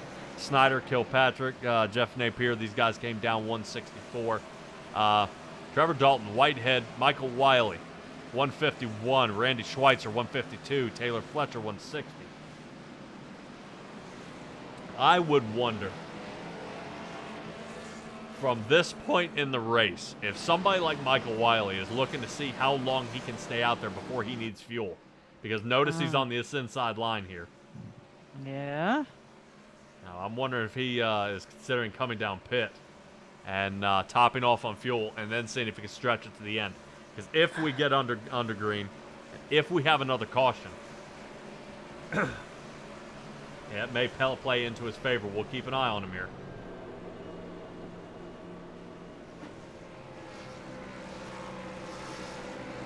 Ooh, does not pit. Does not pit. Bum, bum, bum. All right.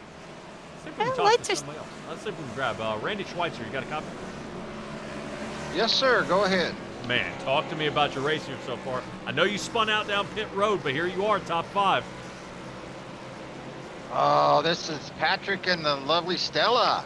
Yes. It is. I miss you guys. Yeah, I got my first, I got disconnected my internet during qualifying, so I had to start 43rd. I luckily got back in, and I had the first pit stall, and somebody just would not let me in there, and I bumped into him, and that spun me around. I was really frustrated, but yeah, been a struggle this race. Well, patience makes, I would say normally practice makes perfect, but right now patience is making perfect. You are up right now 37 positions, sitting 5th, 38 if you were 4th, depending on where you start here. Really kind of flip-flop the field. How do we stay clean here in the front? I'm going with the 48 car here and team up with him, and hopefully, and I need a break. Just need a break or two. All right, yeah, you and Michael Wiley, that would definitely probably be a good choice. I like the way you think. You came actually round 5, 4th place to get into this race. How is this chalk up, this race here tonight compared to the qualifiers? It's, I've come up in a background driving dirt cars, and this is the same thing. I mean, the same butterflies, intensity, nervous. This race, this is the race you want to be in, and it makes you nervous. All righty, well, it always makes you nervous when money's on the line. That's just what you stole my line. So Randy Schweitzer, give me your shout-outs here, because I see the pace car lights are off. You guys are about to head green. Quick like a bunny. Hey, thanks, guys. Miss you guys. Good to hear you again. Oh, yeah. All right, no shout-outs, man? Nothing? Hey, anybody watching? I got to go. All right, man. Yeah. Ah, boo, I tried. No, all right. He's got to go. I know. Trevor Dalton sitting in the first position. Green flag, away they go. Seems an early jump out there. No green flag yet, but they got it now. Trevor Dalton, Michael Wiley sitting second. Taylor Fletcher third. Greg Whitehead fourth. Randy Schweitzer, we were talking to him on the top side. I know he's kind of reaching out there for Michael Wiley, but the number 3 car there on the bottom of Greg Whitehead may have something to say about it. Separation by most of the field. Notice how it looks like half the rest of the field back here got caught falling asleep. Or it's the 2 that keep blinking that are right side by side in the front of that front of that pack. Yeah, definitely I've nasty been watching them. Yeah, we're watching back here in the John Cazaza area. He's now starting 28th after the last tumble. Zeph Touchton down here in 35th, and I think normally the admin team is able to keep this one all collected, but I would say not this time. I think every plan has gone out the window here as we're seeing how the rest of this race kind of chalks up to be. Michael Wiley, I know he's going to have something to prove here. We saw last time he did it was at Michigan. I know there were some words said as him pushing through the field did involve some few guys getting turned around. but Trevor Dalton, who led most of Bristol, lost that knockout race and may be trying to definitely turn it around here tonight and come away with the biggest purse here in Big Show history. Yeah, it'd be pretty exciting. From what I understand, Trevor almost didn't make it tonight. Something about Pacific time, and he didn't realize we were running on Atlantic time. Yeah.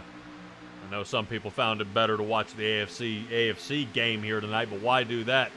You know, you'll be there's always a replay, there's always a TiVo. I don't know if you can redo this one, but fortunately you can, guys. SimTracksBroadcasting.com. Say it once, say it 1,000 times. Boom. SimTracksBroadcasting.com. You see it up top. You'll be able to find the big show. You'll be able to find the race here tonight and all the other ones we've done as well, and all that happy good stuff. And if there's another league you're looking at joining, as well as just as the big show, all the leagues that I broadcast are there as well, and all the links. That way you can join and find your way in there. Heck, Stella, I think you even found me there. I did, and I started watching you from way back. And yeah, Yep, yeah, I saw even your before. application. I saw your application. All right, Trevor Dalton. Yep, Trevor Dalton up 19 positions, leading the race here with 30 to go. This should be a good mashup here. Michael Wiley kind of minding his P's and Q's, just pushing along, trying to figure out if they can get separated here from Taylor Fletcher. Taylor sitting third now. Caution. No. Yes. Here we go. Hold on. Whoa. He's going to be more than crispy. He's There's going to be one. squished. There's one. Jarrett Woodard's in it. Well, I was watching earlier. Rutherford just... We'll never get used to that. Rutherford was diving back, from 11 to like 19th all of a sudden. So I kind of wondered what happened to him too. But Gentry's in the top 10. So we have an admin up there. Yeah, what in the world happens here? I'm trying to understand what I'm witnessing here. I think this is the caution, but let's take a look at it. 79 and the 91. Well, I don't understand why here. I mean, it's well, the race is side by side, but this looks like another netcode issue. Yeah, 91 may have been just kind of scooping on the inside here. 91 gets way loose. But then comes back up into him. Yeah, you could see the slide. He was trying to collect it, but there was nothing left. Let's see if we can find Kilpatrick here. Oh, come on. Oh, here's Ray. Oh, I thought you had it in reverse. But Ray was just going backwards. Yeah, there's Ray. Ray gets a bad lick here. So back to the field for him. Yeah, I think this actually starts again in another... Oh, boy. I don't think there's an easy way of putting this one. Don't tell me. Yep, go ahead. Give it a guess. And your first two don't count. Casaza. Yep. Oh. All right, so let me see if we can take a look at it here. 115 here in the front. Notice how the 69 is trying to shoot the gap. 15 gets caught here. Yep, and Ray's got nowhere to go. Yep, couldn't hold the push. And right there. Oh. That secures it. That's going to do him. And Ray gets the ride of his life. Boom, again. Carr trying to self-heal. Another attempt. Why not? Boom, again. And he loses his hood again. As soon as it puts a piece back. Yeah. Yeah. As soon as it goes back, he gets hammered again. So not going well here for Ray Garcia. See if I can try to find a different good They're calling angle. it Tokyo Drift out there. Yeah, I want to see actually what causes the caution before this happens.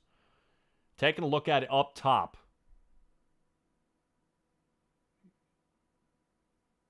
Yeah, this looks like the 15 trying to block the outside lane again. Man.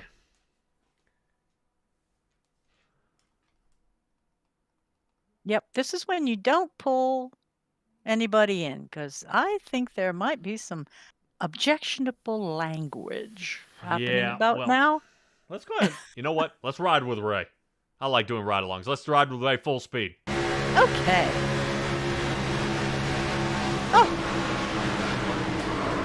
Did you? Make it stop. Ready? Oh, blink again. We're almost good. Nope, not yet. Blink. And Ray. Oh boy. Did you see number 9 pop into the screen? Just at the beginning of your thing there? Yes. Yeah, he had been That blinking a little bit there. Oh, heavens. Yep. Yeah, look at that. I'm trying to see. I'm hoping Joshua Culbreth here is not blinking. Showing him here in the 22 Chevrolet. I think he's coming up with some disconnect problems.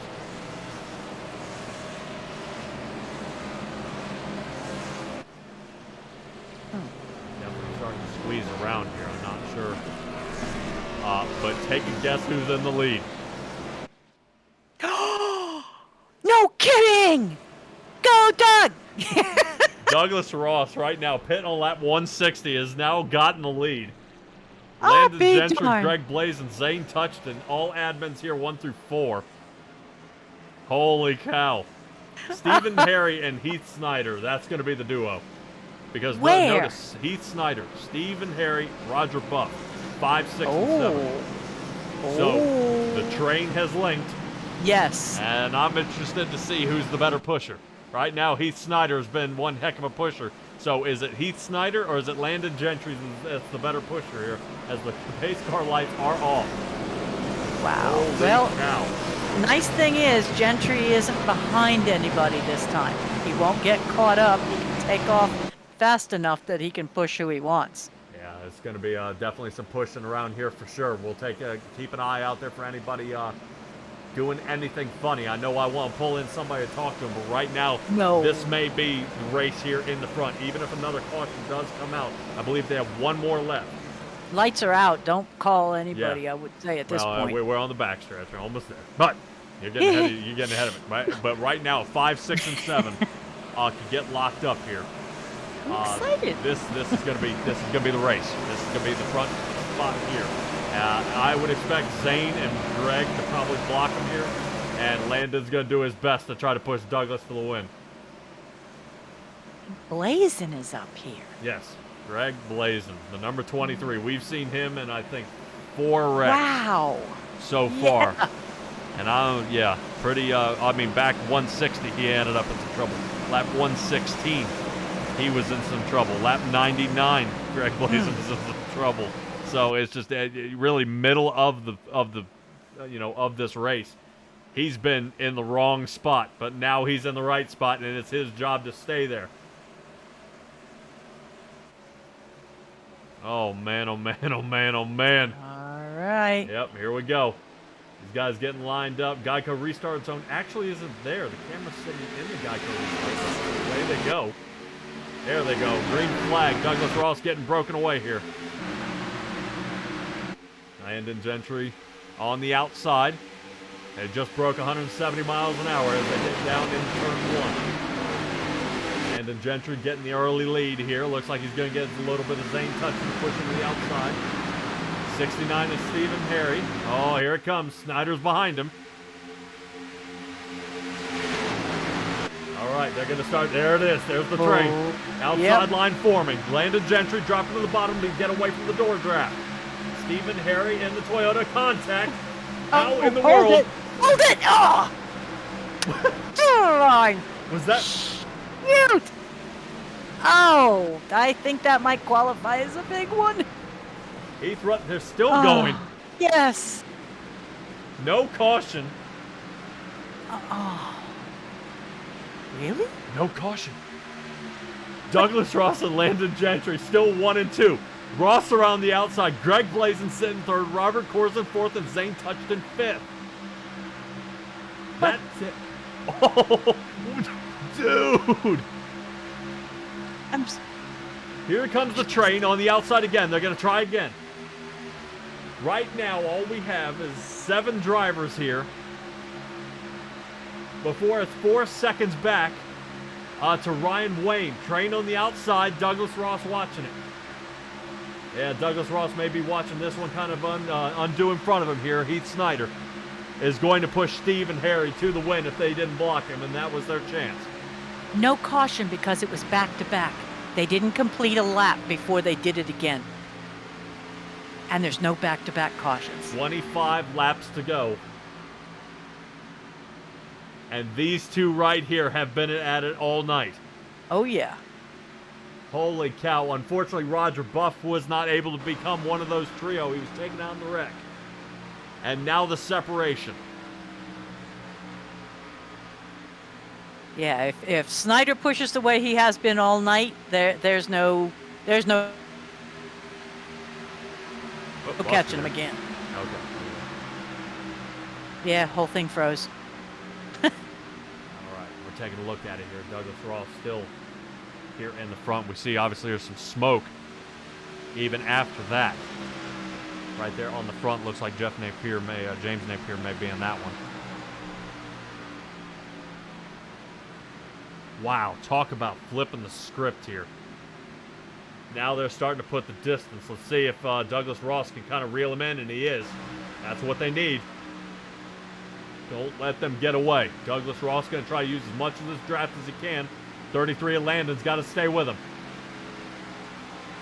Right now, Douglas Ross thinking about one thing, is how to get in front of the 29 Chevrolet and Stephen Perry's Toyota. Bad move there, lost some time. Yeah, Landon Gentry's got to figure out how to get up to the 5. 23, Greg Blazin would be the one to help. So can he give him any more? Robert Corson sitting 6th. Regardless of their place, they still will win some money here, at least for the top 10. Lap traffic now. Here we go. Still losing a little bit of time. Douglas Ross off by about 1/4 of a second of the guys in front of him. Now what's going to hurt the worst is when these guys use the lap traffic, use a little bit of that draft and pull away. There's another 1/10 of a second on. Yep. So right now, Douglas Ross not able to use any of that. Now he's going to keep falling back here. Come on, Landon, get up there. Admin team trying to figure out how to come up with something here. They're going to go ahead and take the gloves off on this one. It's not about the M&M's team. It's not about the Hooters team or the Miller Lite cars.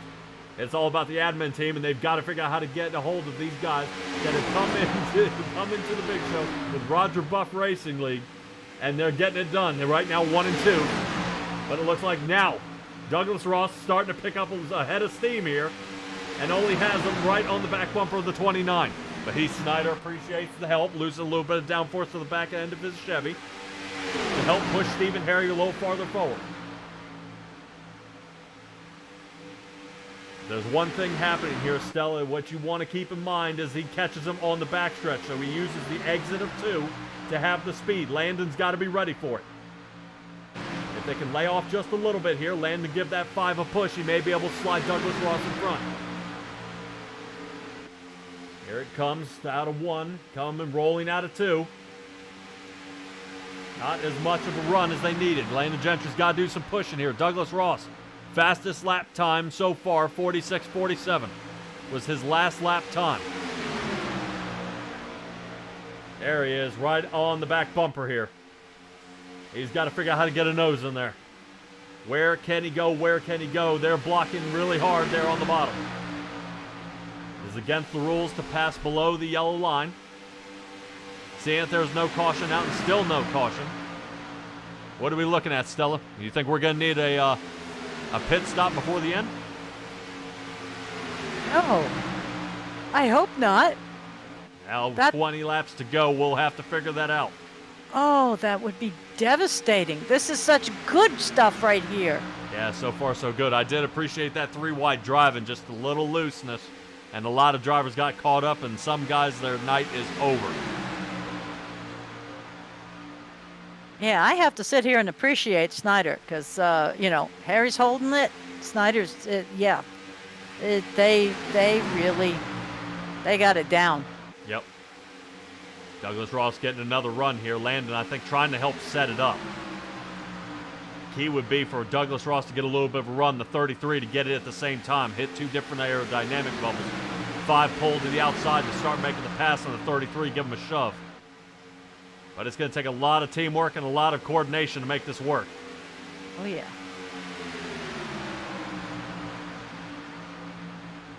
Yeah, nothing can do, not just yet. And here comes lap traffic again.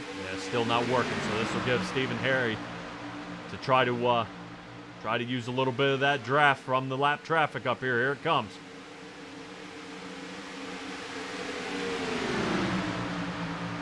Rolling on the outside. Man, definitely pinches him right exactly where he wants him.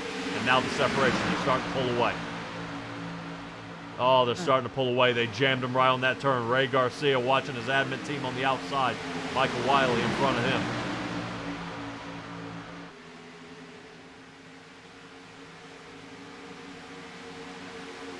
Something to think about here. Would you think it? Oh, caution, baby. Oh, no. Oh. Caution. 18 to go. Looking for a problem out here on the track. Okay, well, now you shouldn't have a gasoline problem. Well, go now down. everybody pits. Now everybody You pit. determines what happens here. I'm trying to figure out where our caution is and what caused it. Because I am not showing any issues here. Let's see if we can find something out here. Trying to see if anything going on with 32 here.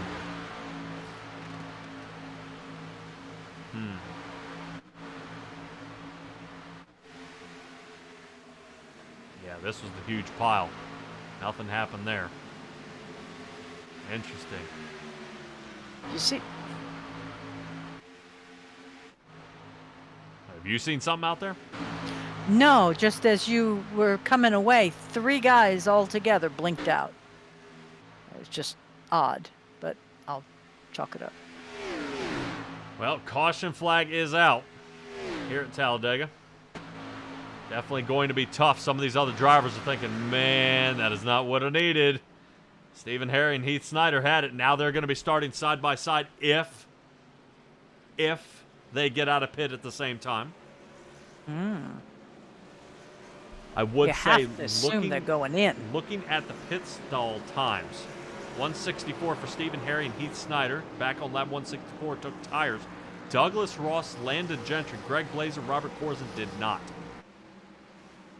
And I don't know if that's going to be the deciding factor. But pit road's heating up. We're going to start determining what everybody decides to do when they hit that pit stall. Don't miss your pit. Okay. Interesting. The 69 of Stephen Harry there. Might be trying something a little different.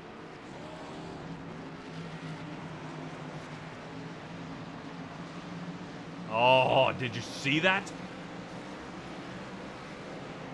He checked up to get behind Landon so he would be Yes. third to be behind Yes. his pushing guy. Dirty move. Actually? Dirty move. It is Is that ingenious. dirty? It is Okay. ingenious, but a dirty move. Oh my gosh. No way. Yeah, No way. that's the way I see it. Holy cow, did he really? I'm trying to see what ended up happening here. I think he got him. I think he had Landon pass him here. You see him stop, check up. What a genius. Yep. That's a team move right there. Straight up. Well, we'll see how this goes. Right now I'm showing Landon Gentry actually in the front. Stephen Harry sitting second. And Heath Snyder actually is third. That's what's showing out here on the track. Oh.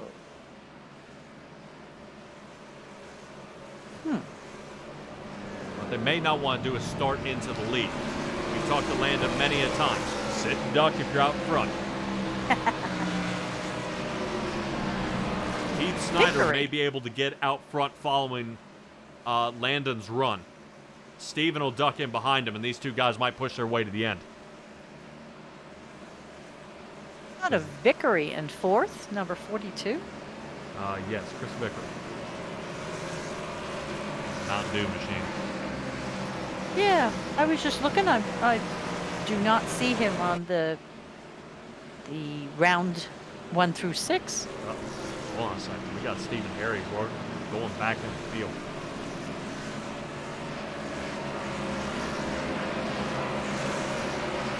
Did somebody have to do a drive-through? I don't know. I don't think so. I'm trying to figure out why the 69 machine is on his way back. Very, very, very interesting. A lot of different strategies here. I don't know. I wouldn't think he would take a EOL here. Not unless forced to. No, I wouldn't think.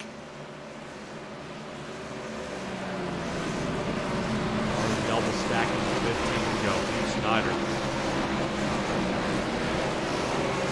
is up there looking for another one of his cohorts to help him. And I'm not seeing anybody until James Napier. At least. And he's back in 29th. Roger Buff sitting 32nd. And the 69 machine of Stephen Harry is back to 29. Not quite sure what happened there.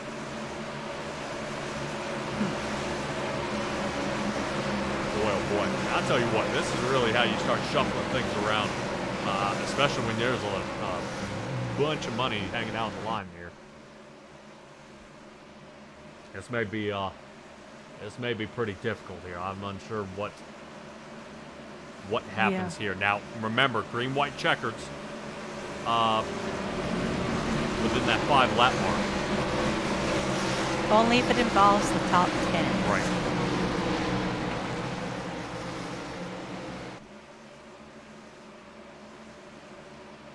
Boy, So man, it's that definitely not is. an EOL. He's yeah. I'm Confused at how he's doing that. Oh, what happened? Just curious what happened. Yeah, 69 machine down to 30th. But green flag's out, and we're going to see what Landon Gentry can do. I know he's a 2-time champ here in the big show, but doesn't he do any more? Already tumbling back here around that Ken Couch area. Looks like he got way loose, didn't like the line he was in, and dropped down the bottom. 3 wide already. Oh yeah. Toward the back. Let's try to rotate back up to front here. I think we're about to end up with a bunch of problems here. There. Ooh, quick shot. There's the 5, Douglas Ross. That Yep. should be the end of his night. Back he goes. 14 to go. Landon Gentry's in the front. Heath Snyder on the outside. 42 of Chris Vickery sitting 3rd. Back half of the field is gone. Ray Garcia Pedal to caught the up with middle. another one.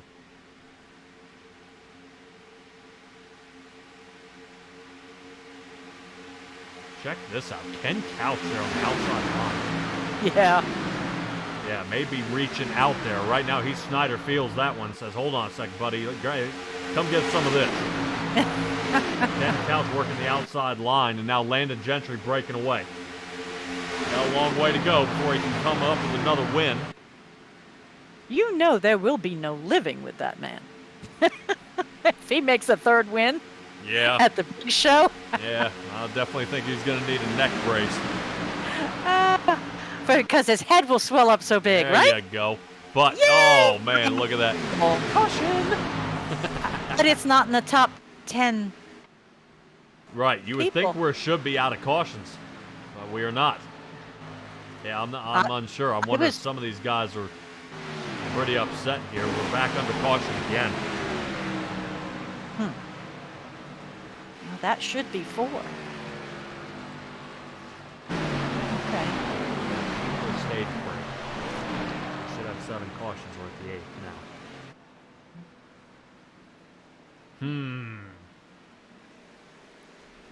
Not seeing what caused the caution there, but Well, we had the invisible caution a minute ago. So, yeah.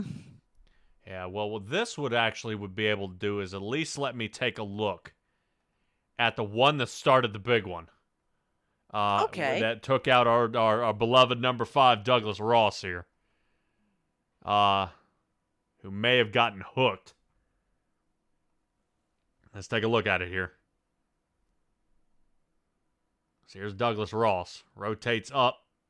191. Gave a push in the bad spot. 191 down. That's where we saw the 31 kick. Oh, man, but notice, yeah, look at the 39. Kind of sneaked to the outside here. Yeah, and then just hooked him. Yep. All right, let's ride with Douglas Ross here. Ding, Oh. ding, ding, ding, ding. He is, yes, pinball. Was that your pinball imitation? Because that's, he had absolutely nothing you could do.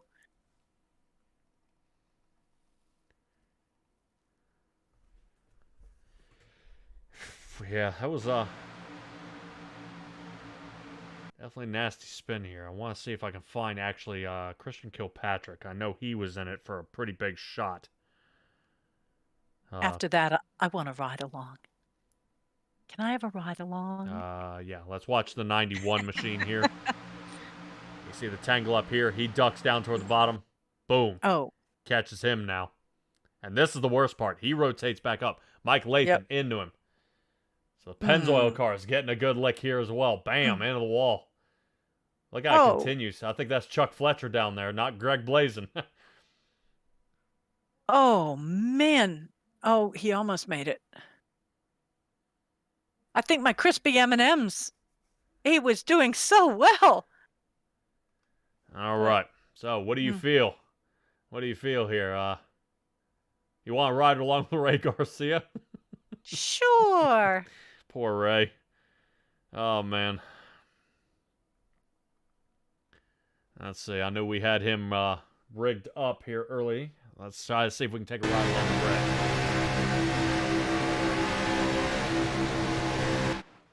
Oh.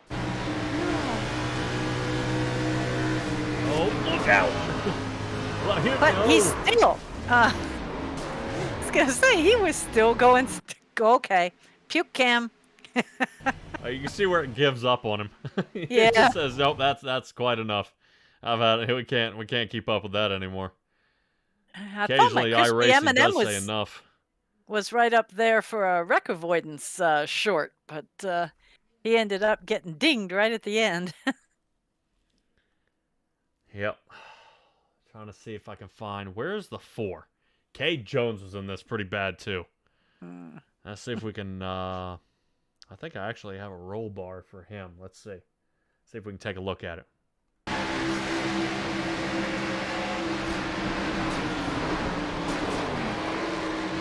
This is where Ray gets right about here, Ray gets and back toward the inside. Please stop pushing me. I'm trying to get straight. Whoa. Hey, there's Heath. See? Boy, oh boy, oh boy. Now, definitely a good tangle up here.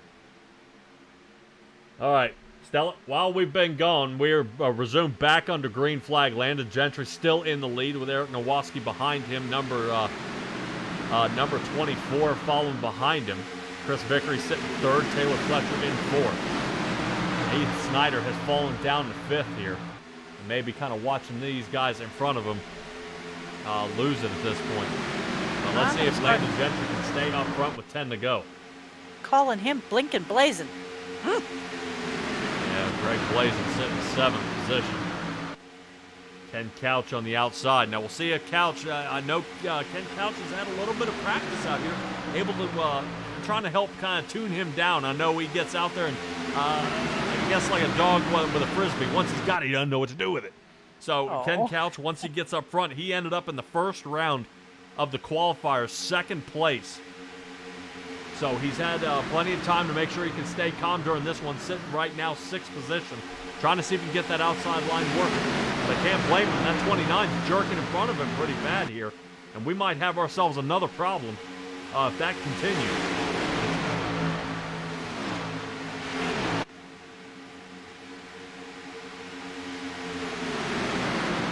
Yeah, I know. Pretty wide now in the back. See it slicing around here. A couple of cars ended up spinning.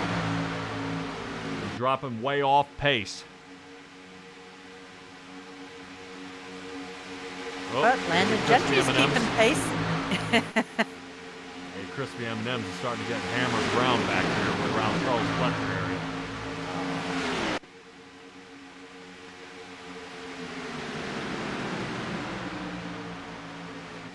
Yep, James Jepson. Crispy M&M's. See if we can go. John Kazaza here on the bottom. 15, been in a lot of trouble here tonight. Sitting 13th, trying to look for that top 10. Here comes the swing off the turn. Yeah, I know, a lot of movement here, and definitely interesting to see Heath Snyder way to the outside the top 10, now 14. He's got to be, he's looking for somebody. I'm wondering if he's looking for somebody. He's lined up actually behind Ken Couch now, and let's see if he can push him to the end. Keep your eye on number 11, Budweiser. James Napier. He is right in the middle of that sandwich and getting squirrely. Yeah, interesting. James Napier is actually with Roger Buff Racing here. So oh man, what in the world is going on back there? Is that Ray Garcia making those moves? Yeah, Ray was off the table there and he got back on. Sitting 12th. Ray now on a tear. We saw him spin out. He's not taking no for an answer here. He wants a little bit of the dough. Ray Garcia now hitting that aerodynamic ball. Huge block there by Zane. Yeah. Yep, he'll get an earful for that one. Ah. We've got a couple of drivers. The one who shall not be named. You know, there's a reason for moves like that. That's how you do not return to the big show. So got to be careful here. Ray Garcia 10th. They've finally broken into the top 10 here. Battle rages on. Greg blazing on the bottom. And John Kazaza behind Ray.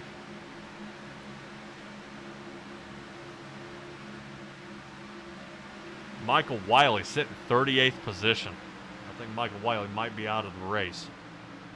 Or got spun out, so the last Skoll car here in the front, sitting 10th position on the outside. A couple of cars looking a little funky out there. I knew Chris Vickery, you saw that, his car was at an angle coming down the front stretch there.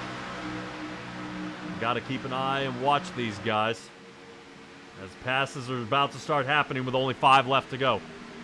Remember, this is in the green-white-checkered territory. 77, Cameron Romano here. Oh, here it comes. There's the stack up. There's the stack up on the outside. Greg Blazin sees it. Ray Garcia not happy about it as the accordion effect works its way back. Yep. 77 machine is dead on the outside. That Toyota's got nothing left. Landon Gentry has lost the lead. Jason Stevenson has it. But that's okay. Landon may be sitting back saying, you know what? That's all right. I'm not the target. Right. The one in the front is not going to be the one to lose. So he'll push probably Jason Stevenson there. And pray Eric Nowaski doesn't get a run at the same time as he's going to make the move. Lap traffic coming up. Oh. Yep, let's see if we can pop top side here as they're running up on him. Excellent job by our Michelin Chopper View up top. Get it nice and close. Yeah, look at that 33 giving that push. Holy cow, look at that outside line turning it on. Cameron Romano on the outside and more. Wow. James Napier, here he comes. A11 slides to the bottom. James going for it. Side by side. Oh, no. No, Ray Garcia, top 3, baby, but he's left out to hanging out to dry. 31 to Jason Stevenson and Landon Gentry drop to right up to the top and try to see if they can push their admin to the front. No can do, because watch the 24 Eric Nowaski toward the inside aerodynamic bubble. Yes. Gets a little more and cuts it off, but the inside. Little door draft here. Ray knows about it. He built the car. Outside he goes. Second place only by about a fender. Not quite just yet. 31 machine to Jason Stevenson. Trying to see if he can get wound up here, get a solid push. Landon Gentry's figuring if that 31 ain't going to do it, he will. Just waiting his turn. Here it comes. 2 to the line here, Stella. Less than 5 miles left to go here for these guys to go ahead and wrap this one up. Ray Garcia now falling down to 5th.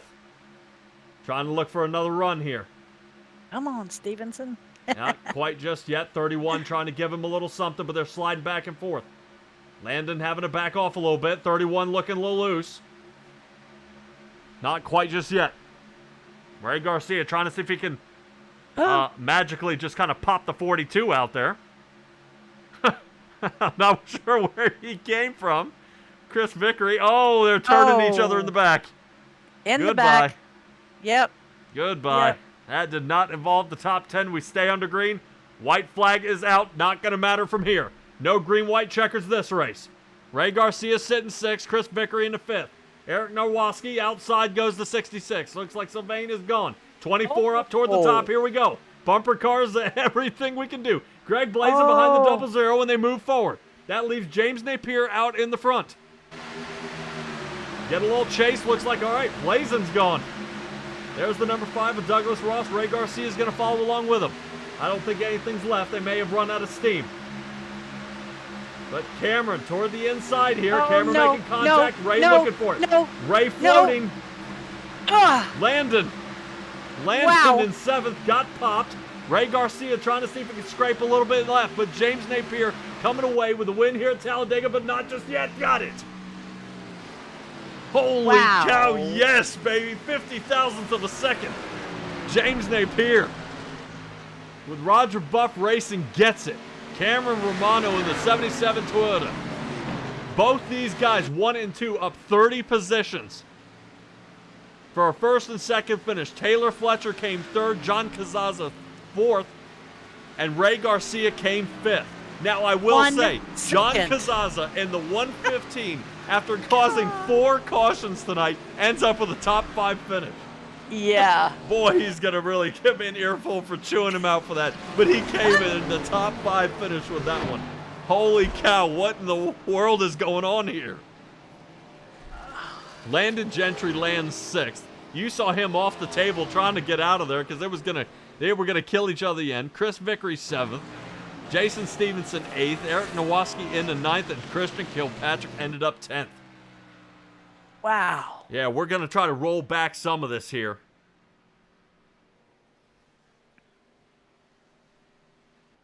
Yeah, while everybody's in their rigs jumping up and down after that finish. I mean, 5th place was 1 second off pace.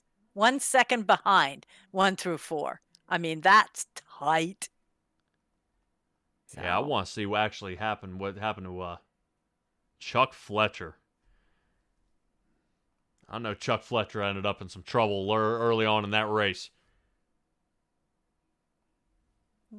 And I don't know if the 29 is still here or if he is off the Discord server right now. Look at the 84 of Jamie Shaw. Boop. 29 comes down to 67. Holding it. This is where Chuck tries to hold it here. Take a guess. Boom. So your silver bullet was out by that move there. Let's find Thomas Stewart out here. Thomas Stewart had some problems.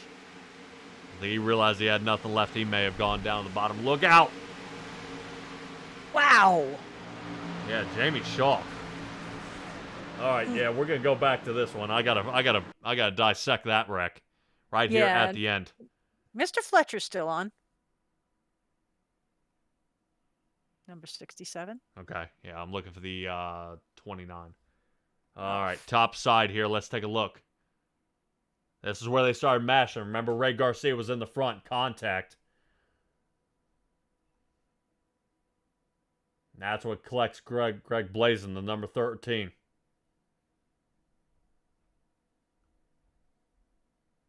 So it looks like your crispy M&Ms didn't come in clutch this time. Around he goes. Greg Blazin looking at the asphalt here. Jamie Shaw goes for a heck of a ride. Turns into a UFO. Yeah. Look at them all. Oh. Yeah, and then Jepson. Well, I think it's last lap, and everybody with self-healing cars is just kind of sending it at this point. And no one is, you know what I mean? There's no brakes at that point. Everybody just kind of holds it to the floor. I do want to take a look at it from another angle on the contact with the 13 and why that happened.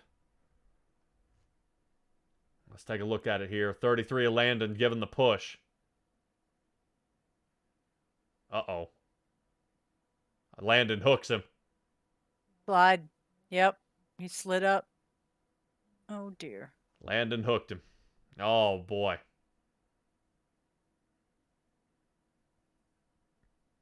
Rest of the field here looking up top. Well, then the worst part is that everything's A-okay.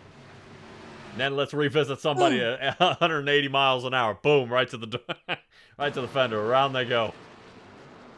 You see all those little sparkles come off the back of his car? I think those were Crispies. Uh-huh. Holy cow.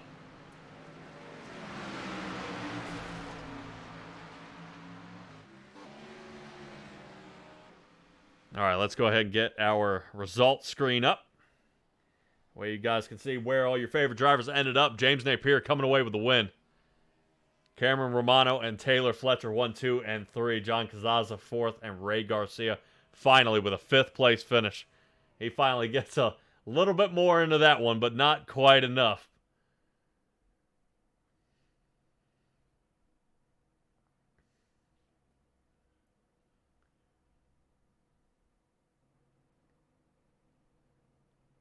Yeah, big time moving. I'm trying to see where all our guys are here.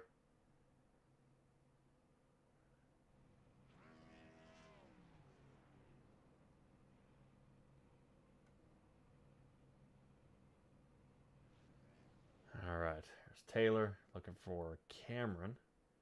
I do not see Cameron. So we rotate through the rest of the field here. Cameron Romano is in Team 1.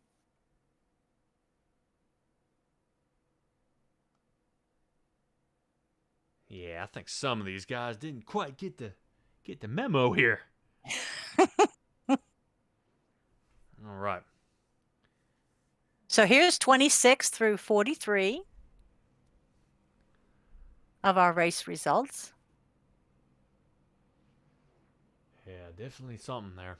Definitely something. James Napier coming away with that win. That was amazing. That was amazing. I got to say, I didn't think he'd have it there, but we'll see if any of these finish or any part of this race is going under review.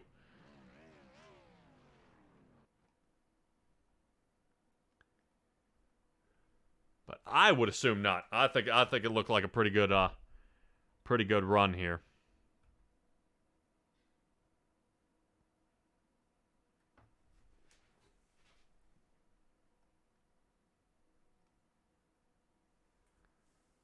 All right, let's see if we can grab a hold of Taylor here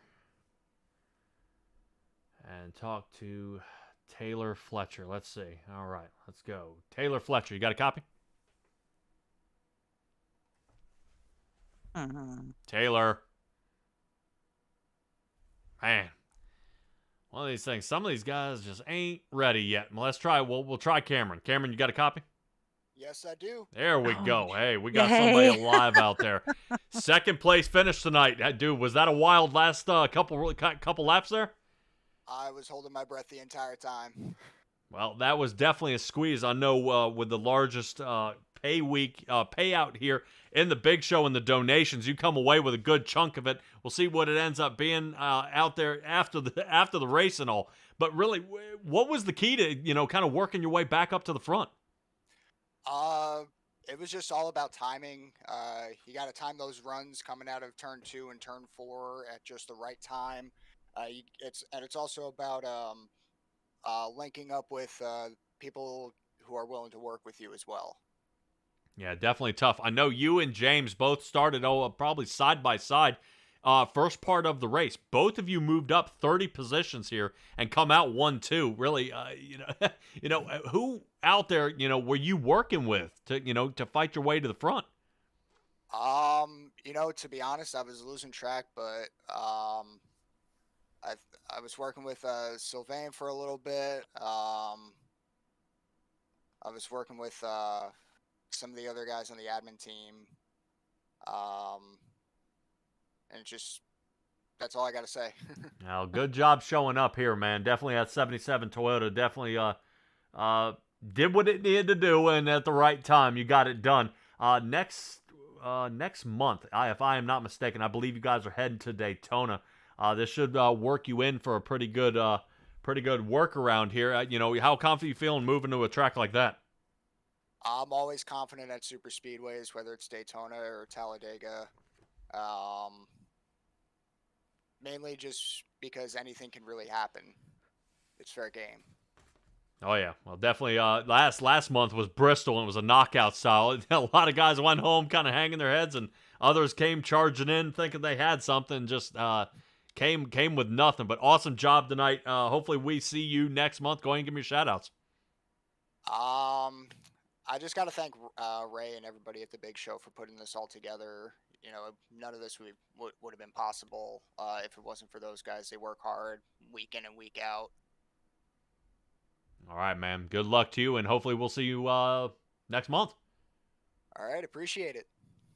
All right, everybody, and that is the 77 Toyota, Cameron Romano there. Round 4, 5th place finisher, and comes away with a 2nd place tonight. Feeling pretty confident right there by him, but I'm going to try one more time, see if we can get the 191 Chevrolet of Taylor Fletcher. Taylor, you got a copy on me here. No can do. Cat's got your tongue. So 3rd place, maybe he's just as surprised as we are. I believe James Napier has gone ahead and ducked on off. I do not see James Napier out here. But we'll see if we can grab a hold of somebody else here. Stella, let's see. I see Christian Kilpatrick hanging out there. Let's see if we can talk to Christian here. Do Christian Kilpatrick got a copy? Hell yeah, brother. Man, what? Dude, talk to me about this race here. Well, there wasn't enough alcohol on hand for this one. Oh, come on. No, it was good. It was crazy back and forth, throughout the whole race. But it was different, but it was good. Well, top 10 finish, man. Yeah, definitely. I know it does come away with a little bit of green here. Not as much as I'm assuming you would expect, later on in the race. But I think you were banged up in that last pileup heading down the backstretch, were you not? Yeah. I mean, I think I got involved in about 4 different wrecks right then. I was hoping there would be a little battle up front so the Green-white-checkered would come out. So, but yeah, at least we got the top 10, got one of the stage wins and all that too. But it was fun. It always is. So you can't thank the guys enough for how much work they put in and all the logistics and everything that goes along with it. All right, man. Definitely was tough. We're actually doing a slow-mo view right now when the 29 and the 13 and the 69 get caught up. Gave that 29 a little lick there, right on the rear bumper, and sent him the rest of the way around. What could have increased your chances of getting in a top 5 here tonight? Well, obviously that slow-mo crash there, not happening. But yeah, I mean, right then and there, just had to let it rotator chip, just stayed right in it, and I was like, well, we might get lucky, but just staying with the draft, and just had a little bit of luck difference there. Could have changed a whole lot, but I'll take it.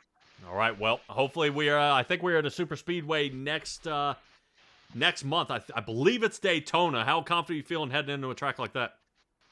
Man, just as confident as Talledega. It's just going to depend on who's around you and who wants to help you. I'll tell you what, no 3 wide there.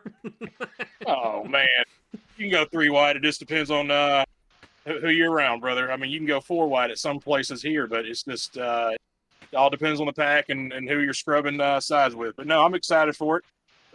Each race is always good, so now we got enough time to practice and hopefully have another big shootout next month. All right, definitely hope to see that. So who do you have to thank your sponsors and your viewers out here? Man, well, of course, you got to thank the Big Show host and Ray and the admin team, first of all, with all the effort they put on keeping everything on track, put it on Facebook, et cetera, et cetera. They got to thank, DuPont Chevrolet, Ricky Bobby for the back sponsor, Want to Go Fast. Of course, Falcon Race Wraps for the skin.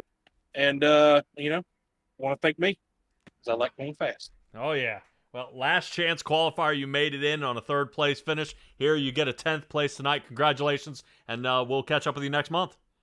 All right. See you then. Yep. All righty then.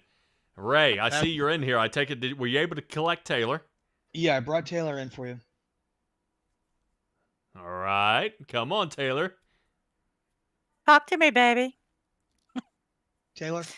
Yeah, I'm back. Sorry about that. There we Sorry, go. just my pants. There we go. All right, Taylor, third place finish here tonight.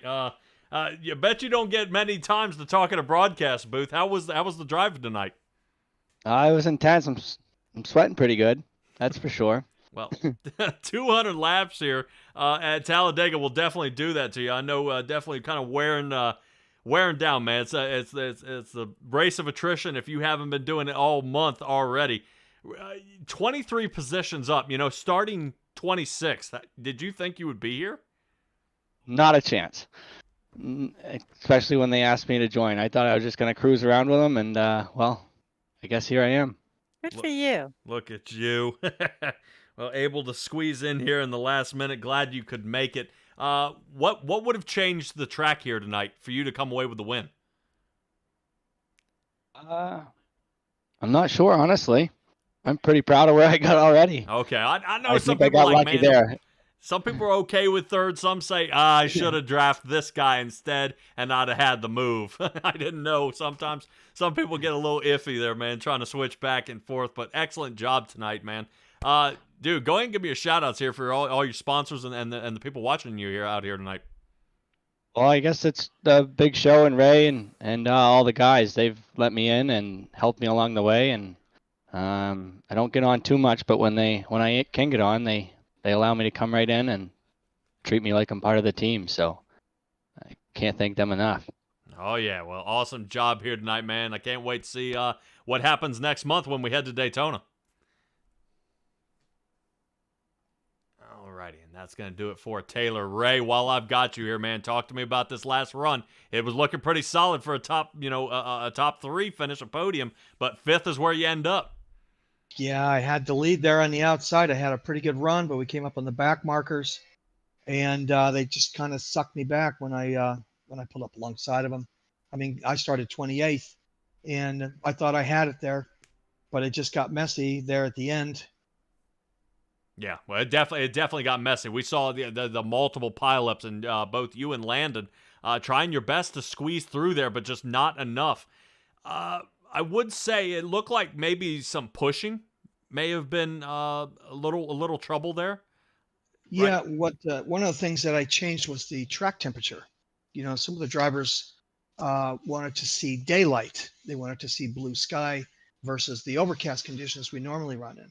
And so I put the blue skies for them. But when you put blue sky, you warm up the track. So the track was almost 15 degrees hotter than normal.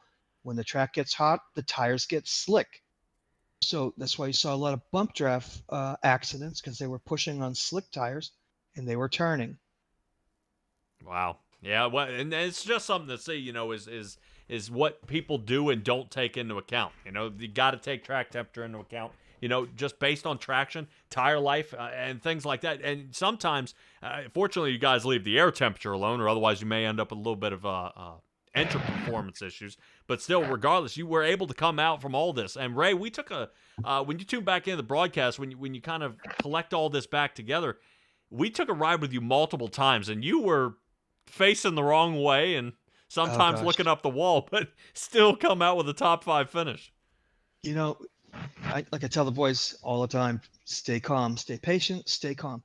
I was in 35th, 32nd, then I'd move. I was as high as 8th, went back to 35th when I got collected in the wreck. I was on my lid once, and they turned me over. It just stuff was happening in front of me I couldn't avoid. Well, but Ray, what are we looking at for this upcoming month now that the Throwback 500's over? Well, we're going straight to Daytona. We're going to run the Daytona 500. We will have open racing the first 2 weekends of the month, and then registration will open for qualifying in the 3rd week, and top 43 guys who qualify will make it in. We'll probably have 5 alternates for that race. We had to use 2 alternates today. Chris Vickery and you just interviewed him, Taylor Fletcher, was an alternate today, and to finish in the top 5 being an alternate, that was pretty cool. Yeah, man, That was awesome, man. Excellent job tonight, Ray. I can't wait to see what you guys got coming up for the next month. Yeah, tonight the team stayed to plan. They were running up front. Like I said, we got caught up in some things, but for the most part, Taylor Fletcher stayed on plan, and he was able to stay out of trouble and navigate through the traffic and come away with a really solid performance. So, real proud of Taylor for not only being an alternate, but for staying on the plan we drafted prior to the race. And my admin team, they gave it all they could. Roger Buff and his crew were really fast. I thought they were going to drive away, but one of them caught a penalty in the pits for speeding, and then they got separated on track, and that sort of messed up their plan. Yeah, and that's one of those things. You get to these super speedways, there's no telling what's going to happen here, Ray. Just people back and forth, sliding up and down the track. Really, what's the best line to be? And the best thing I can tell people is just it's got to be teamwork, and teamwork makes the dream work. And I think a lot of the plans went kind of away when this this new team that you brought in from Roger Buff Racing, it definitely spun everything you guys have been doing kind of on its lid here, trying to figure out how to beat these guys. Yeah, I mean, they were the team to beat. If they hadn't got caught up in those incidents, I'm sure they would have run away. They are really strong on that super speedway. It got messy there in the last 15 laps. Guys were up at the front. If you saw two major wrecks from the front, they were just getting careless. And of course, that changed the outcome of everything. But, it's a big money race. The winner should walk away with at least $300. Wow. And all will pay to 10th position. Having a $1,040 prize pool is pretty big. Pretty big. It's the biggest one yet. Huge. So he's being modest. yeah, well, these guys were racing hard for that money. Money makes you do some silly things. Oh yeah, well, the racing gets a lot closer, if not inside the other guy's car. So Ray, go ahead and give me the shout outs for all the viewers out here and everything you want to say, bud. All right, let me wrap up with thanking Roger Buff and his team for an awesome performance. And sorry they caught a few bad breaks. The EN Honor team are always strong competitors. TJ, Eric Narowski, Anthony Shook, Greg Whitehead, and Eric Narowski. Thank you guys for coming. And then all my individual racers who come and give it 100% all the time.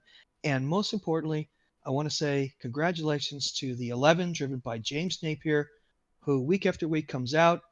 He has bad luck, but he's always working with everybody on the track. He's always trying to get to the front. He can, but he hasn't quite made it. And in this race, he made it happen, and he earned his win, and he becomes our next member in the Hall of Fame. All right, and we are talking to him next. Ray, appreciate you coming out tonight, man. And 1 month to get ready for Daytona, so we'll let you get to it. All righty. Good to see you, folks. All righty. Thank you, Ray. All right, everybody has Ray Garcia there in the 00. Boy, oh boy, oh boy, yeah, just nothing but trouble out of some of these guys. But let's go ahead and get right to our race winner here. I believe he's locked and loaded and ready for me here. James, you got a copy? Yeah, can you hear me? There we go. You are alive, man. I've been wondering where you've been. Disbelief. Well, I was going to say, I heard of some people, sometimes they get up and walk away from the rig because, man, what just happened? And here you are. You came away with the win. You, just like Cameron Romano, came up 30 positions tonight. Yeah, I was pushing him, and he was getting a little sideways. I was like, oh, man, hold it. And then he ducked low, and I was like, yep, that's over. And then I don't know what happened. We just put the car in the right spot and came home with the win. Yeah, if I'm not mistaken, you were caught up in a few tumbles up here. Lap 174, you got tangled up. And I thought a little earlier in the race, how do you keep your mindset, to keep charging forward after getting, kind of hammered to pieces out there? Man, you just got to keep pacing. It's a long race. Ray and them's got a good lead going on. I know everything's going to work out, so I just keep my mindset. And, man, I'm still in disbelief, man. Oh. It's just well, wait until you watch the show, and the last couple I said, watch that Budweiser, number 11. Oh, You yeah. were right in the meat of the sandwich, and I said, watch that, number 11. Oh man, it was swirly. It was hard to hold on to, but I was hoping 77 to hold on to, because if I wasn't gonna win, I was gonna push him. Yeah, well, Feel definitely disbelief. did awesome, coming in that 1-2 here. Still back and forth, here on the track at Talledega, you come out victorious. I'm sure the green is something to top it all off here. We're getting paid out for the race here, but you were the winner of the Throwback 500 at Talledega. This moves you into the Big Show Hall of Fame. I know sometimes, they kind of they consider moving guys to admins, but I would probably say Roger Buff Racing may be your home, where you're going to be. So tell me a little bit about Roger Buff Racing. Oh man, they was good guys. I worked with them. They was ahead of me, and I was just in the back trying to keep them what was going on in the back, and they was keeping me updated what was going on in the front. And without them guys, I probably wouldn't have won. To be honest with you, I just put myself in a good spot, and I hated for the 69 have a little lag issue, or what the issue was with him, and because I feel like he would have won, but man. Still wild, man. Stephen Harry, he tried, man, just not didn't have enough there right at the end. So I know this is going to be awesome. Hopefully I will see you guys next month heading to Daytona. Everybody kind of says Daytona's kind of the same as Talledega. As a fellow iRacer, I know better. Come on, man. Talledega is a 3-4 wide track. You can go 3 wide at Daytona, but so little room. How confident are you feeling about that track heading there? I'm a little bit more confident now. I can tell you that. Usually Daytona ain't my track, but after night's win, that put a big confidence boost. Just because Daytona, man, it's so narrow. You can't go 3 wide. You got to be even more patient, and it's just strategy is all it's going to take. Oh, yeah, definitely, for sure. Absolutely, for sure. All right, James Napier, great job here tonight. Give me a shout-outs for your sponsor and all your all the viewers out here watching you. I'd like to thank Ray, the Big Show crew, everybody, the broadcasters, everybody. I just want to thank everybody, man. All right, great job, man. We'll let you celebrate. Kind of wear this off, because you're gonna be jacked for a few hours, man. Great job. Oh yeah, let's go. All right, everybody. The 11 Chevrolet, James Napier. Great job. Woo! I love it. That's wonderful. I love it. All right. I believe there's one more person I think might be waiting on us, and I'm going to give him an earful. Let's see if we can grab a hold of him. Douglas Ross, you got a copy? Yes, sir. I got you. All right. You ready? Here it comes, the earful. Hey, man, you called your shot. What happened? No. I called my shot way too early, and I got collected in a whole bunch of mess. Yeah, more than one. I lost track on how many I gotten into tonight. Yeah, it was definitely tough, man. Just everybody, wrong place, wrong time, mashed all to pieces. Unfortunately, unable to go back-to-back at Talledega with the wins, so 31st is where you ended up. I know it's kind of a really bad number, but we head to Daytona. How confident you feel moving into that track instead? Definitely feeling a lot more confident knowing that we're going back to a super speedway. So we're gonna see what we can do there. All right. Well, I would probably say, I know you guys are into super speedways. I thought Bristol was pretty cool. I thought Bristol was, you guys doing a short track. If you thought about maybe not going that short of a track, maybe a 1.5-mile cookie cutter, maybe something small, because you guys definitely, I think you guys are speed junkies. That's all depending on them. I mean, the group that we're really with is like into super speedways and all that, and like major other tracks like Kansas and all that. A track I would really like to try at is New Hampshire. I think that would really make for some good racing. Oh, that could be. And to come to think of it, that might be an idea. I know I was kind of thinking something, along the lines of maybe Dover or something. Heavy tire wear, real fast mile track, and something like that. And you can still take those cars 3 wide, just you've got to maintain patience coming out of turn 2 before guys end up getting blasted to pieces. Other than getting caught up in anything here, Douglas, what could have increased your chances of coming away with a win?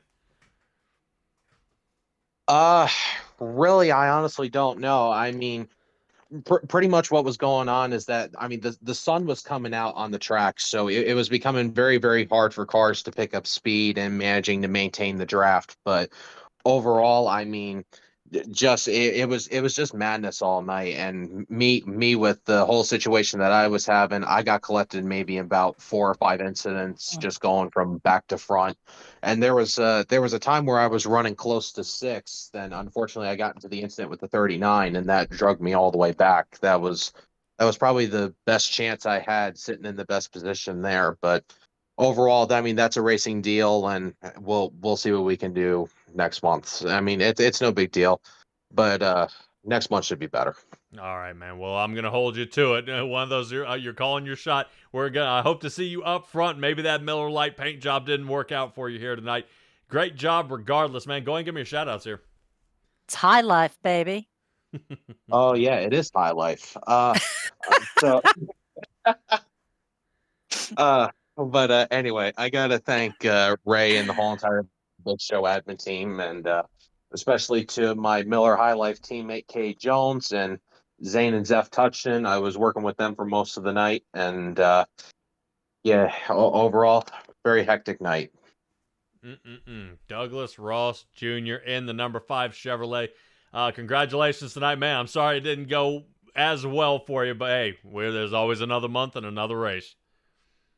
That it will be. All righty. Talk to you later, bud.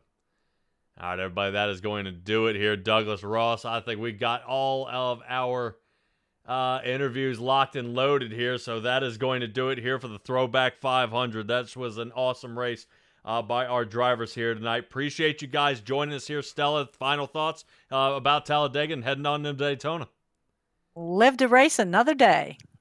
Yeah, that we will. And definitely, we see how that super speedway style, how it takes the teamwork to make the dream work. That new team that has showed up for Roger Buff Racing, that was amazing. That owned the first half of the race. Fortunately, the guys were able to kind of figure out what they needed to do, but they did come out with a winner on top tonight. And then they're going to have to figure out if this happens again, what we're going to be looking like for Daytona. This may start setting the new precedent and another hurdle for the admin team to figure out what to do to battle and overcome. But from all of us at Simtrax Broadcasting, we appreciate you showing up here tonight for the one and only The Big Show each and every month at the end. So we should be locked and loaded for this next upcoming one. Soft date will most likely be February the 26th. For our run there for the Daytona 500. Super excited about what everybody's going to be running there and all the paint schemes as well. Patrick Morrison here with Simtrax Broadcasting. Stella, joining you live here, but we're signing off. So be well, be safe, be kind, and see you guys next time.